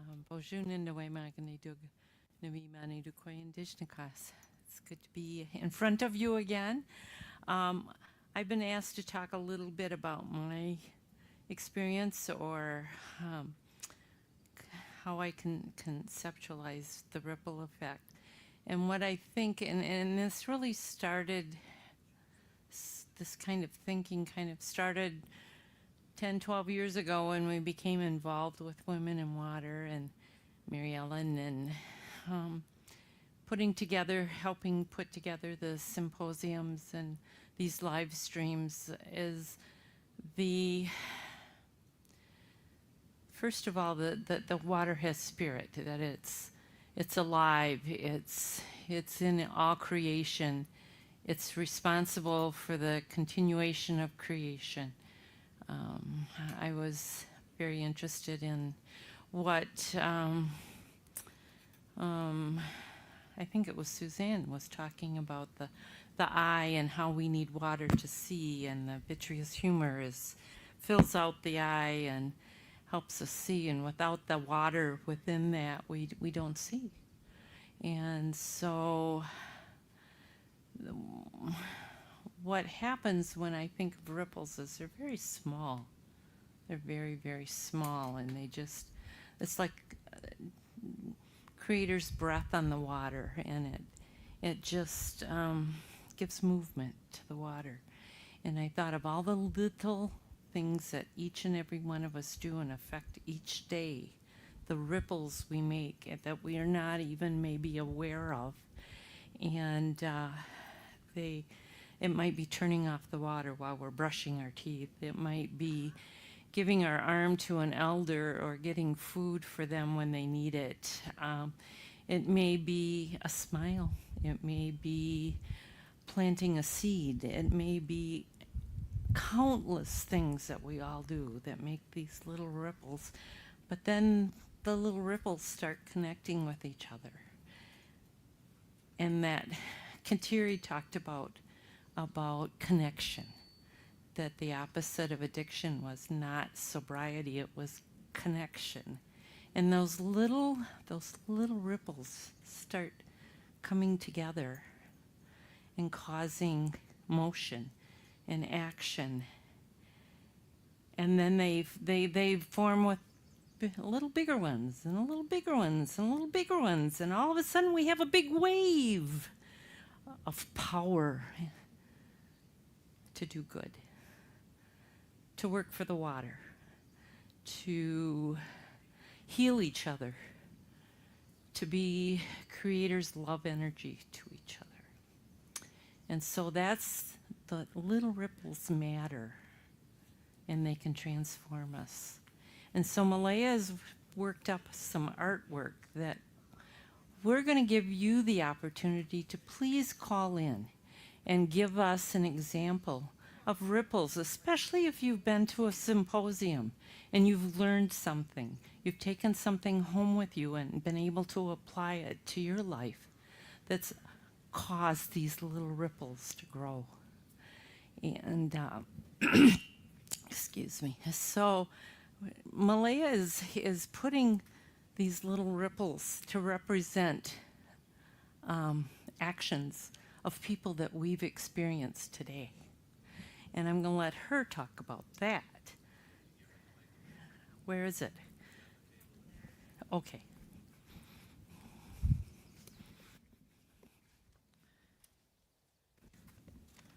I can't paint and talk, I'm sorry. That's okay. I can try to paint and talk, but I don't know if I can do two things at once.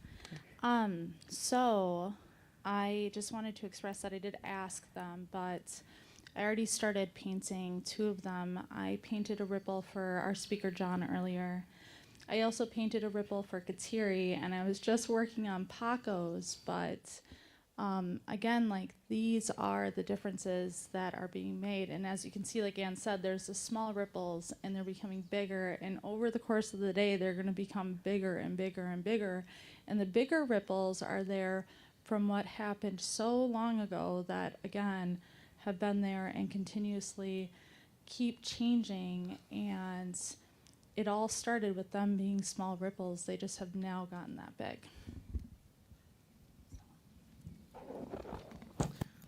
Here, I don't need it. Okay. So we encourage you to think about those small, maybe spoken words, those small acts of kindness, those advocacies that you've taken the opportunity to stand for the water, and share those with us so that we can put those ripples up on our art, and we'll talk about what you shared with us on as the day goes on. So thank you so much, Miigwech. Oh.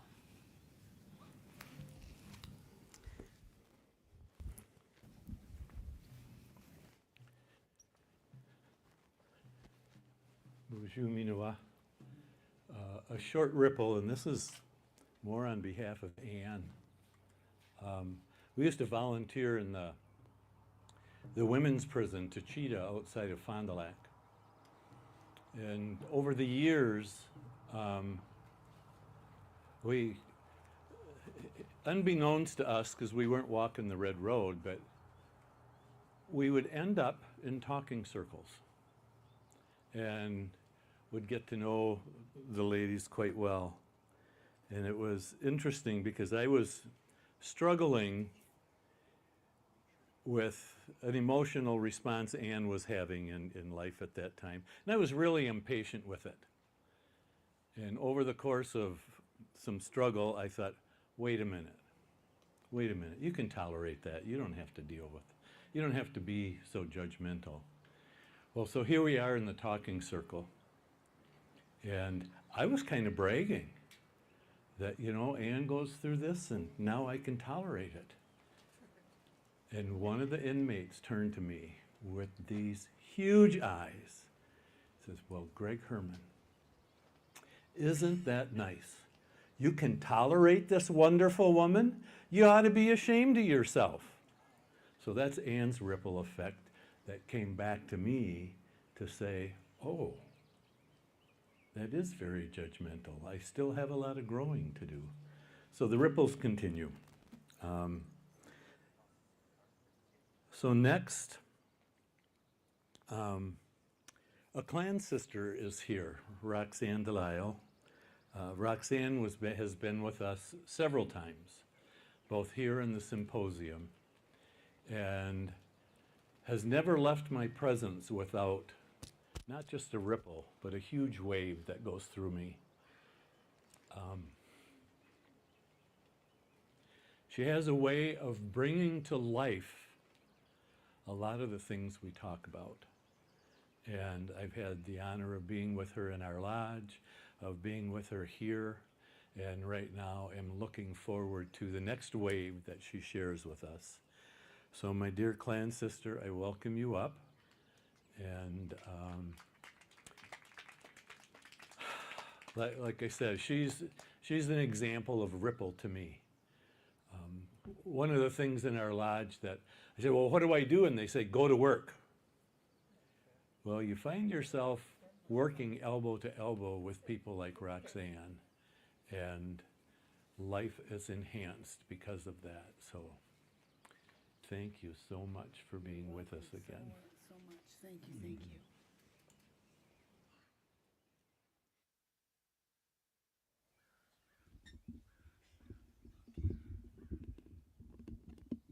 Well, since last year, I can only say that things have changed significantly.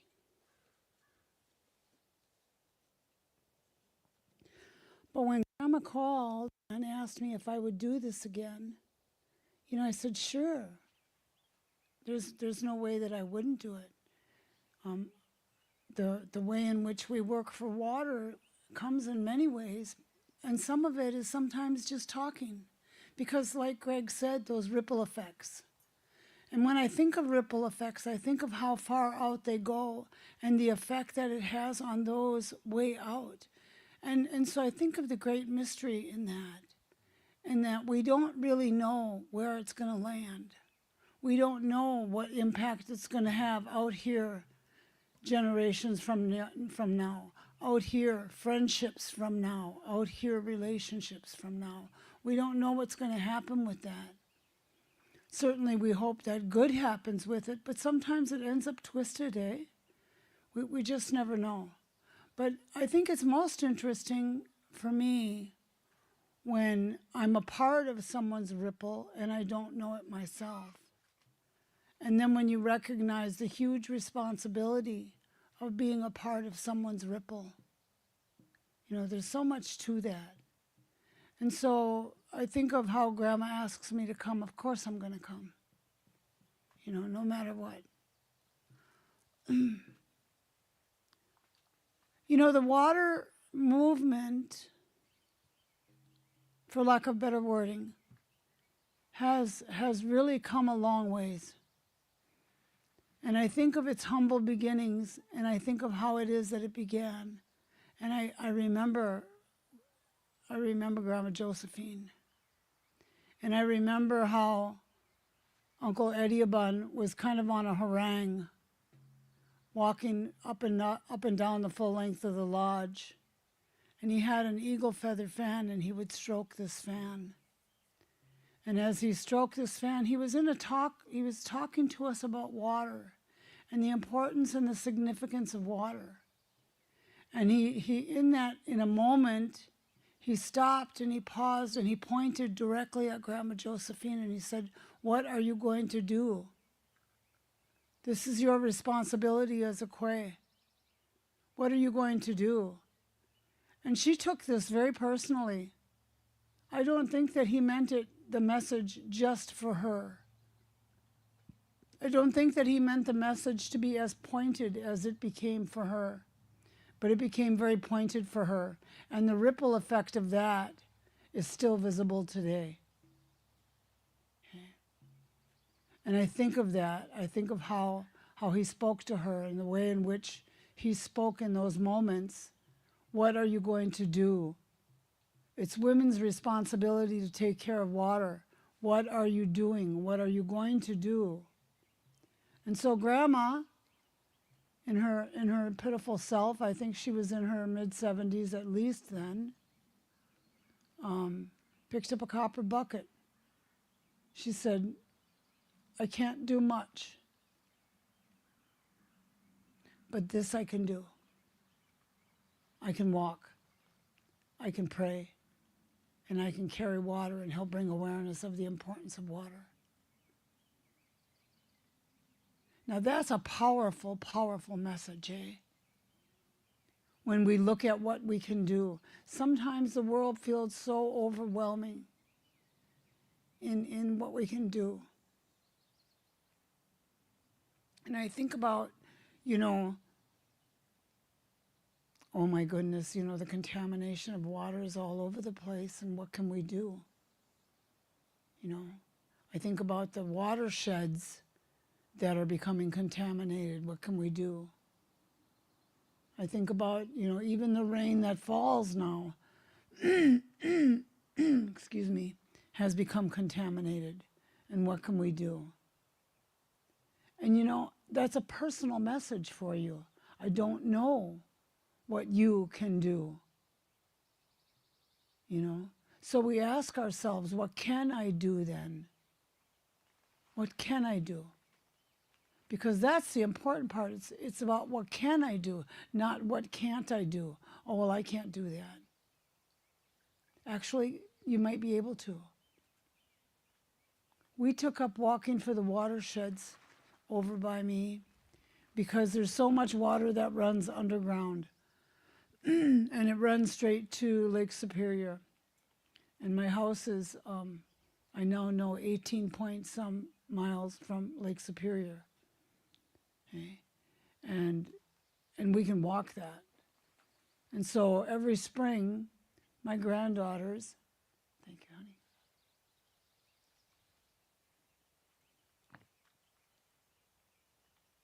Every spring, my granddaughters and I, we pick up copper vessels and we walk that,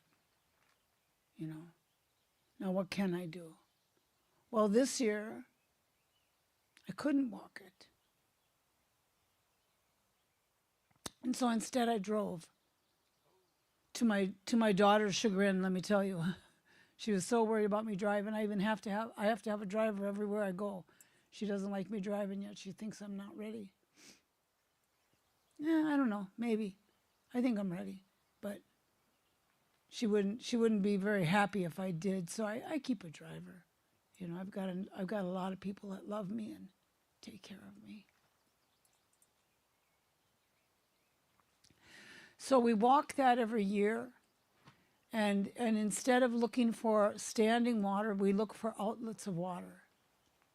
And we stop and we pray at each outlet of water, and there are many, many, many of them. Okay? And so that what can you do becomes a silent prayer. Okay? It becomes a song that's sung. It becomes a walk. Or maybe if you can't walk, you drive and you transport others. Okay? It becomes a celebration afterwards. What can you do? So I would ask you to think about that. What can I do? This movement has come a long ways, all because of one little woman who looked at what she could do. Maybe it's in your neighborhood, you have a sign, clean water. That's something. There are many, many things that we can do. But the movement itself has come a long ways, hey, from Grandma Josephine. Oh my goodness, and she walked all the Great Lakes. She walked the river as well, the Mississippi River. Okay. And then we walked from all 4 points of the United States and met in Bad River, Wisconsin. That was a biggie. That was a big one. That was a big celebration afterwards too. But I think about things like my granddaughter, for instance, who hasn't yet matured and is still looking for what can she do and how can she be and who is she going to be and what is she going to do. Okay? And so I'm always telling her little things that she can do. And she says, well, Grammy, I just want to do some things. And I think that's true for all of us. I think we all want to do something. Okay? I think we all want to be a part of something bigger than ourselves. Be a part of a movement. To feel that energy, that passion that runs in that. And I'll tell you that it's quiet sometimes. Okay? It's a very quiet thing. Sometimes it's just sitting and listening to the birds and listening to the water move. Okay?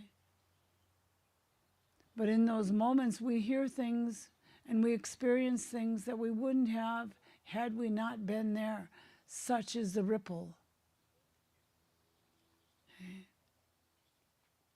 That ripple just keeps coming back because it started back here and it's been moving forward.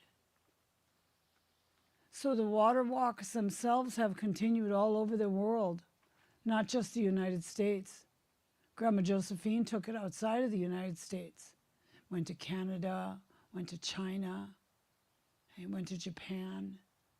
It's been all over the place.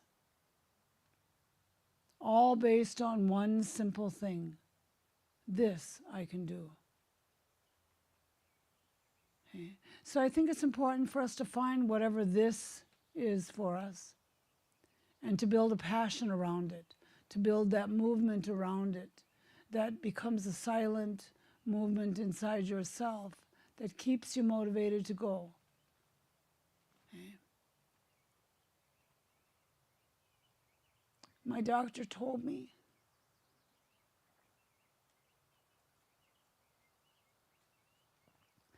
that I had 2 weeks to 3 months. And that was in January. And now I'm hearing him say other words.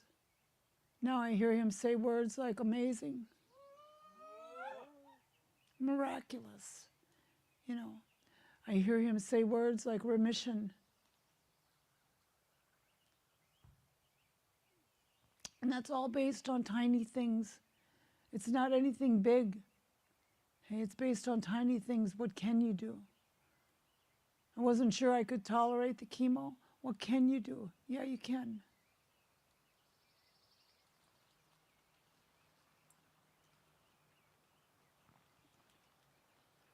And so when I think about water and I think about working for water, this has been a lifelong thing. Okay? The ripples of that very first movement with Grandma Josephine. And how it is that she stood up.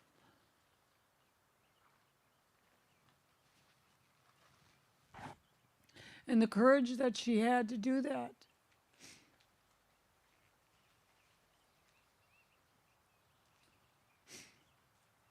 I don't know, I just get kind of sobby these days. Thanks, honey.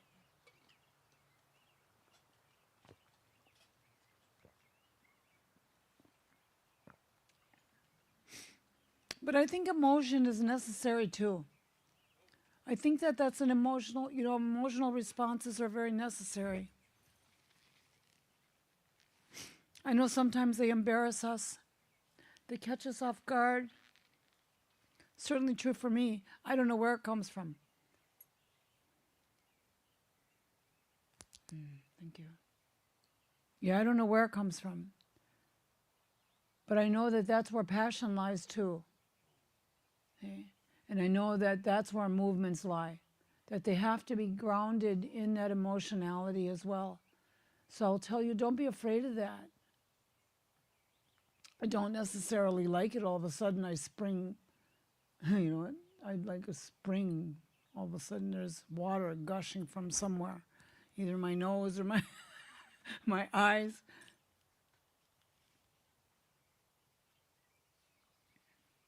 But when I think about the movement of water and how water moves, I think that that's the way our lives move as well. Okay. So many teachings that water gives to us, teaches us perseverance. Just keep moving. The water will just keep moving if you allow it to. Okay. Just keep moving. And even if you don't allow it to, you try to stop it, then you see something else, determination. As it now becomes determined to move beyond and around. In those teachings, I see strength, a strength that we don't even know that we have sometimes. And it comes behind some type of emotionality as well. But I see that strength that water shows to us, that really nothing can stop us. Really nothing can make that stop.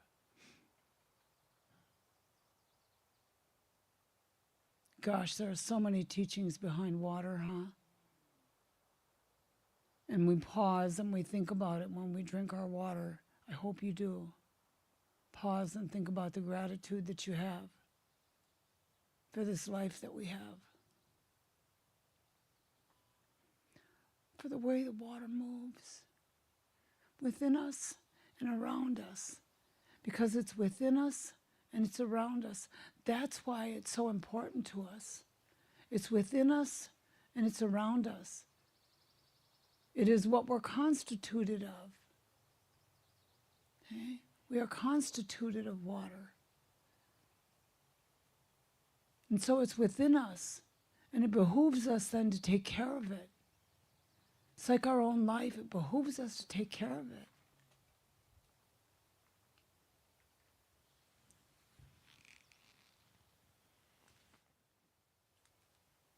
And it's around us everywhere. It surrounds us no matter where we go. Even when we're in the desert, there's water there. It surrounds us. It takes care of us. It nurtures us. It thinks about us. I believe that. I really believe that the water thinks about us and contemplates what do we need. I don't think that the water works alone. I think that it works in conjunction with other Manidug. But I think that they think about us. You know. My life has been too twisted for for it to not come from somewhere. You know what I mean? I think about that too. Gosh, what a twisted life. How I came this way. The ripples of how I came this way. Hey. I'd have never thought that I'd be here doing this thing in this time and place, and yet here I am. You know, I had never thought that I'd be someone who could talk about the importance of water, but here I am. I certainly never thought that I would be someone that people would listen to, you know, and yet here I am. So the message is for you very personal, okay? And it's the asking yourself about those ripples. What kind of ripples are you putting out there? Because what you do to one, they pass on to someone else. How you speak to one gets passed on to someone else, and then it gets passed on from there, and passed on from there, and passed on from there. So I think the message is very personal. We have to be thinking about what kind of ripples do we set out. And they're everywhere. If there is a purpose for life, and so often we ask that, what's my purpose? If there is a purpose for life, I will tell you it's about those ripples. It's about the touching of each other. It's about the creating of that emotionality between each other. So the message is deeply personal. How do you send out those ripples? What are you sending out? What do you want to send out? What are the things that are important to you that you need to send out?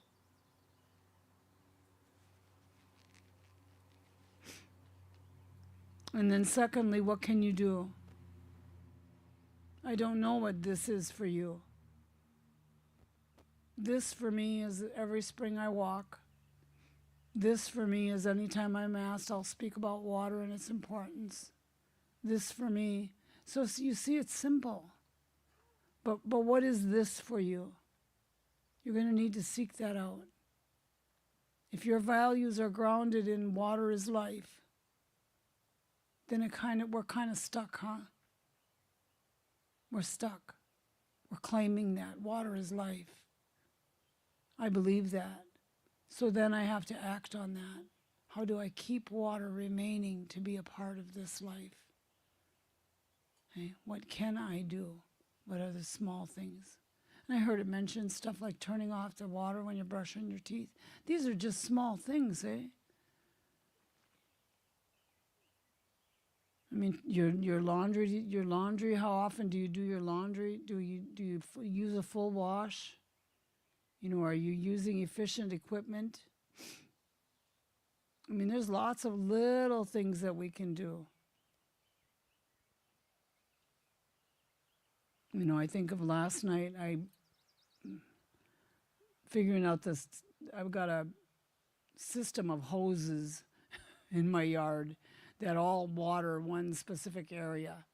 And I don't know much about them at all. My ex-husband knew them immensely. I don't know much. So I'm out there trying to figure out hoses because I don't want to waste water. I don't want water just running overnight. And wouldn't you know, sure enough, I missed one. I missed a hose.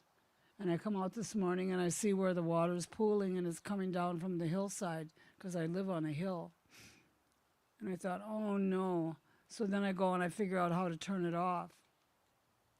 Simple things. I want my plants to be sustainable, but I don't want to overuse water either. I don't want to take from my neighbor, and that's how I think about it. My neighbors drink my water too. We get the water from the same aquifer. So I think about those little things as much as possible that I can do, you know. And remember that water is also snow. It's just a different form. And where water that's moving has a spirit, so does snow. So we think about conserving that too. I bet you Money Do gets a big kick out of human beings, you know. There we are, snow falls, it's absolutely beautiful. My yard is just glistening like diamonds. And what do? I go and I move it because it didn't fall quite where I wanted it to fall, you know. The inconvenience of it, just like water can sometimes be an inconvenience to us. Oh, I didn't bring a rain jacket. Oh, we just got to embrace that, you know, instead of seeing it as some type of an inconvenience. Feel the joy of that. That water actually falls from the sky for you. That Money Do thought of you. And that water was placed there for you. Sometimes when I think about that, holy smokes, I get all kinds of overwhelmed, you know. Because what kind of a little human being am I that Money Do would look my way? So I try to keep being a good human being. You know, I want him to keep looking at me in a good way. I don't want him storming on me. I've had that though. You know, yeah. So I'm just going to wrap it up with ripples and the importance of them. And then this, whatever this is for you. Okay? I hope that you have at least a couple of minutes to think about it. You know, because it isn't something that you just give it a second and walk away from. No, you have to contemplate those things. Contemplate the ripples. Contemplate the water. Okay. And it can't be an inconvenience to you. Instead, you have to recognize the joy and recognize the gratitude that you have for it inside it. So, I hope I gave you just a little bit of something to think about, huh? And I hope I didn't run over time too much. Never. Never, never, never. Oh my goodness. I used to always close with a song, but my voice won't carry.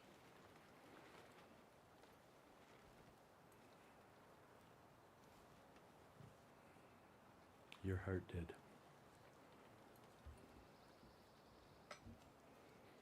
Thank you. I don't know. That's okay. I'll join you in that cry. Oh, I did. Thank you.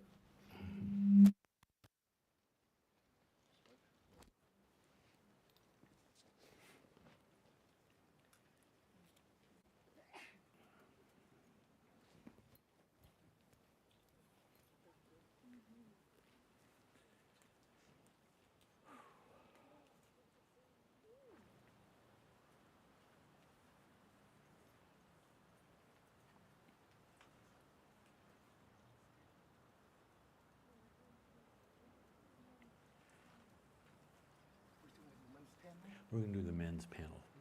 Yes, so yes. We'll take a few minutes to rest, though.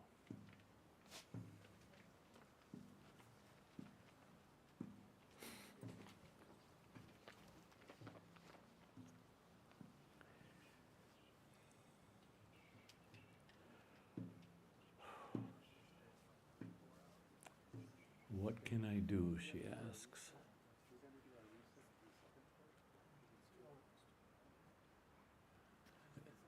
Is it a good time, Stanley, to reset? Well, I guess we can if we want. Because we're not scheduled till 2:15. So it will do. So for those of you who are online, I'm going to encourage, at the request of my dear sister, some contemplation on what can I do. Where do my ripples go? What ripples do I send out? And for the next 2 to 3 minutes, we have to shift, we have to shut down our system and reboot it. So how much time to come back on, Stan? Maybe, give me a red. Maybe for 5 minutes, we will come back, and Okay. and it'll be just like a whole new session. So how you logged on this morning, you need to log on again. So it'll be labeled, I think, part 2. For this morning was labeled part 1. This will be labeled part 2. So click on that. Let me go ahead. Thank you. Oh. So are we off?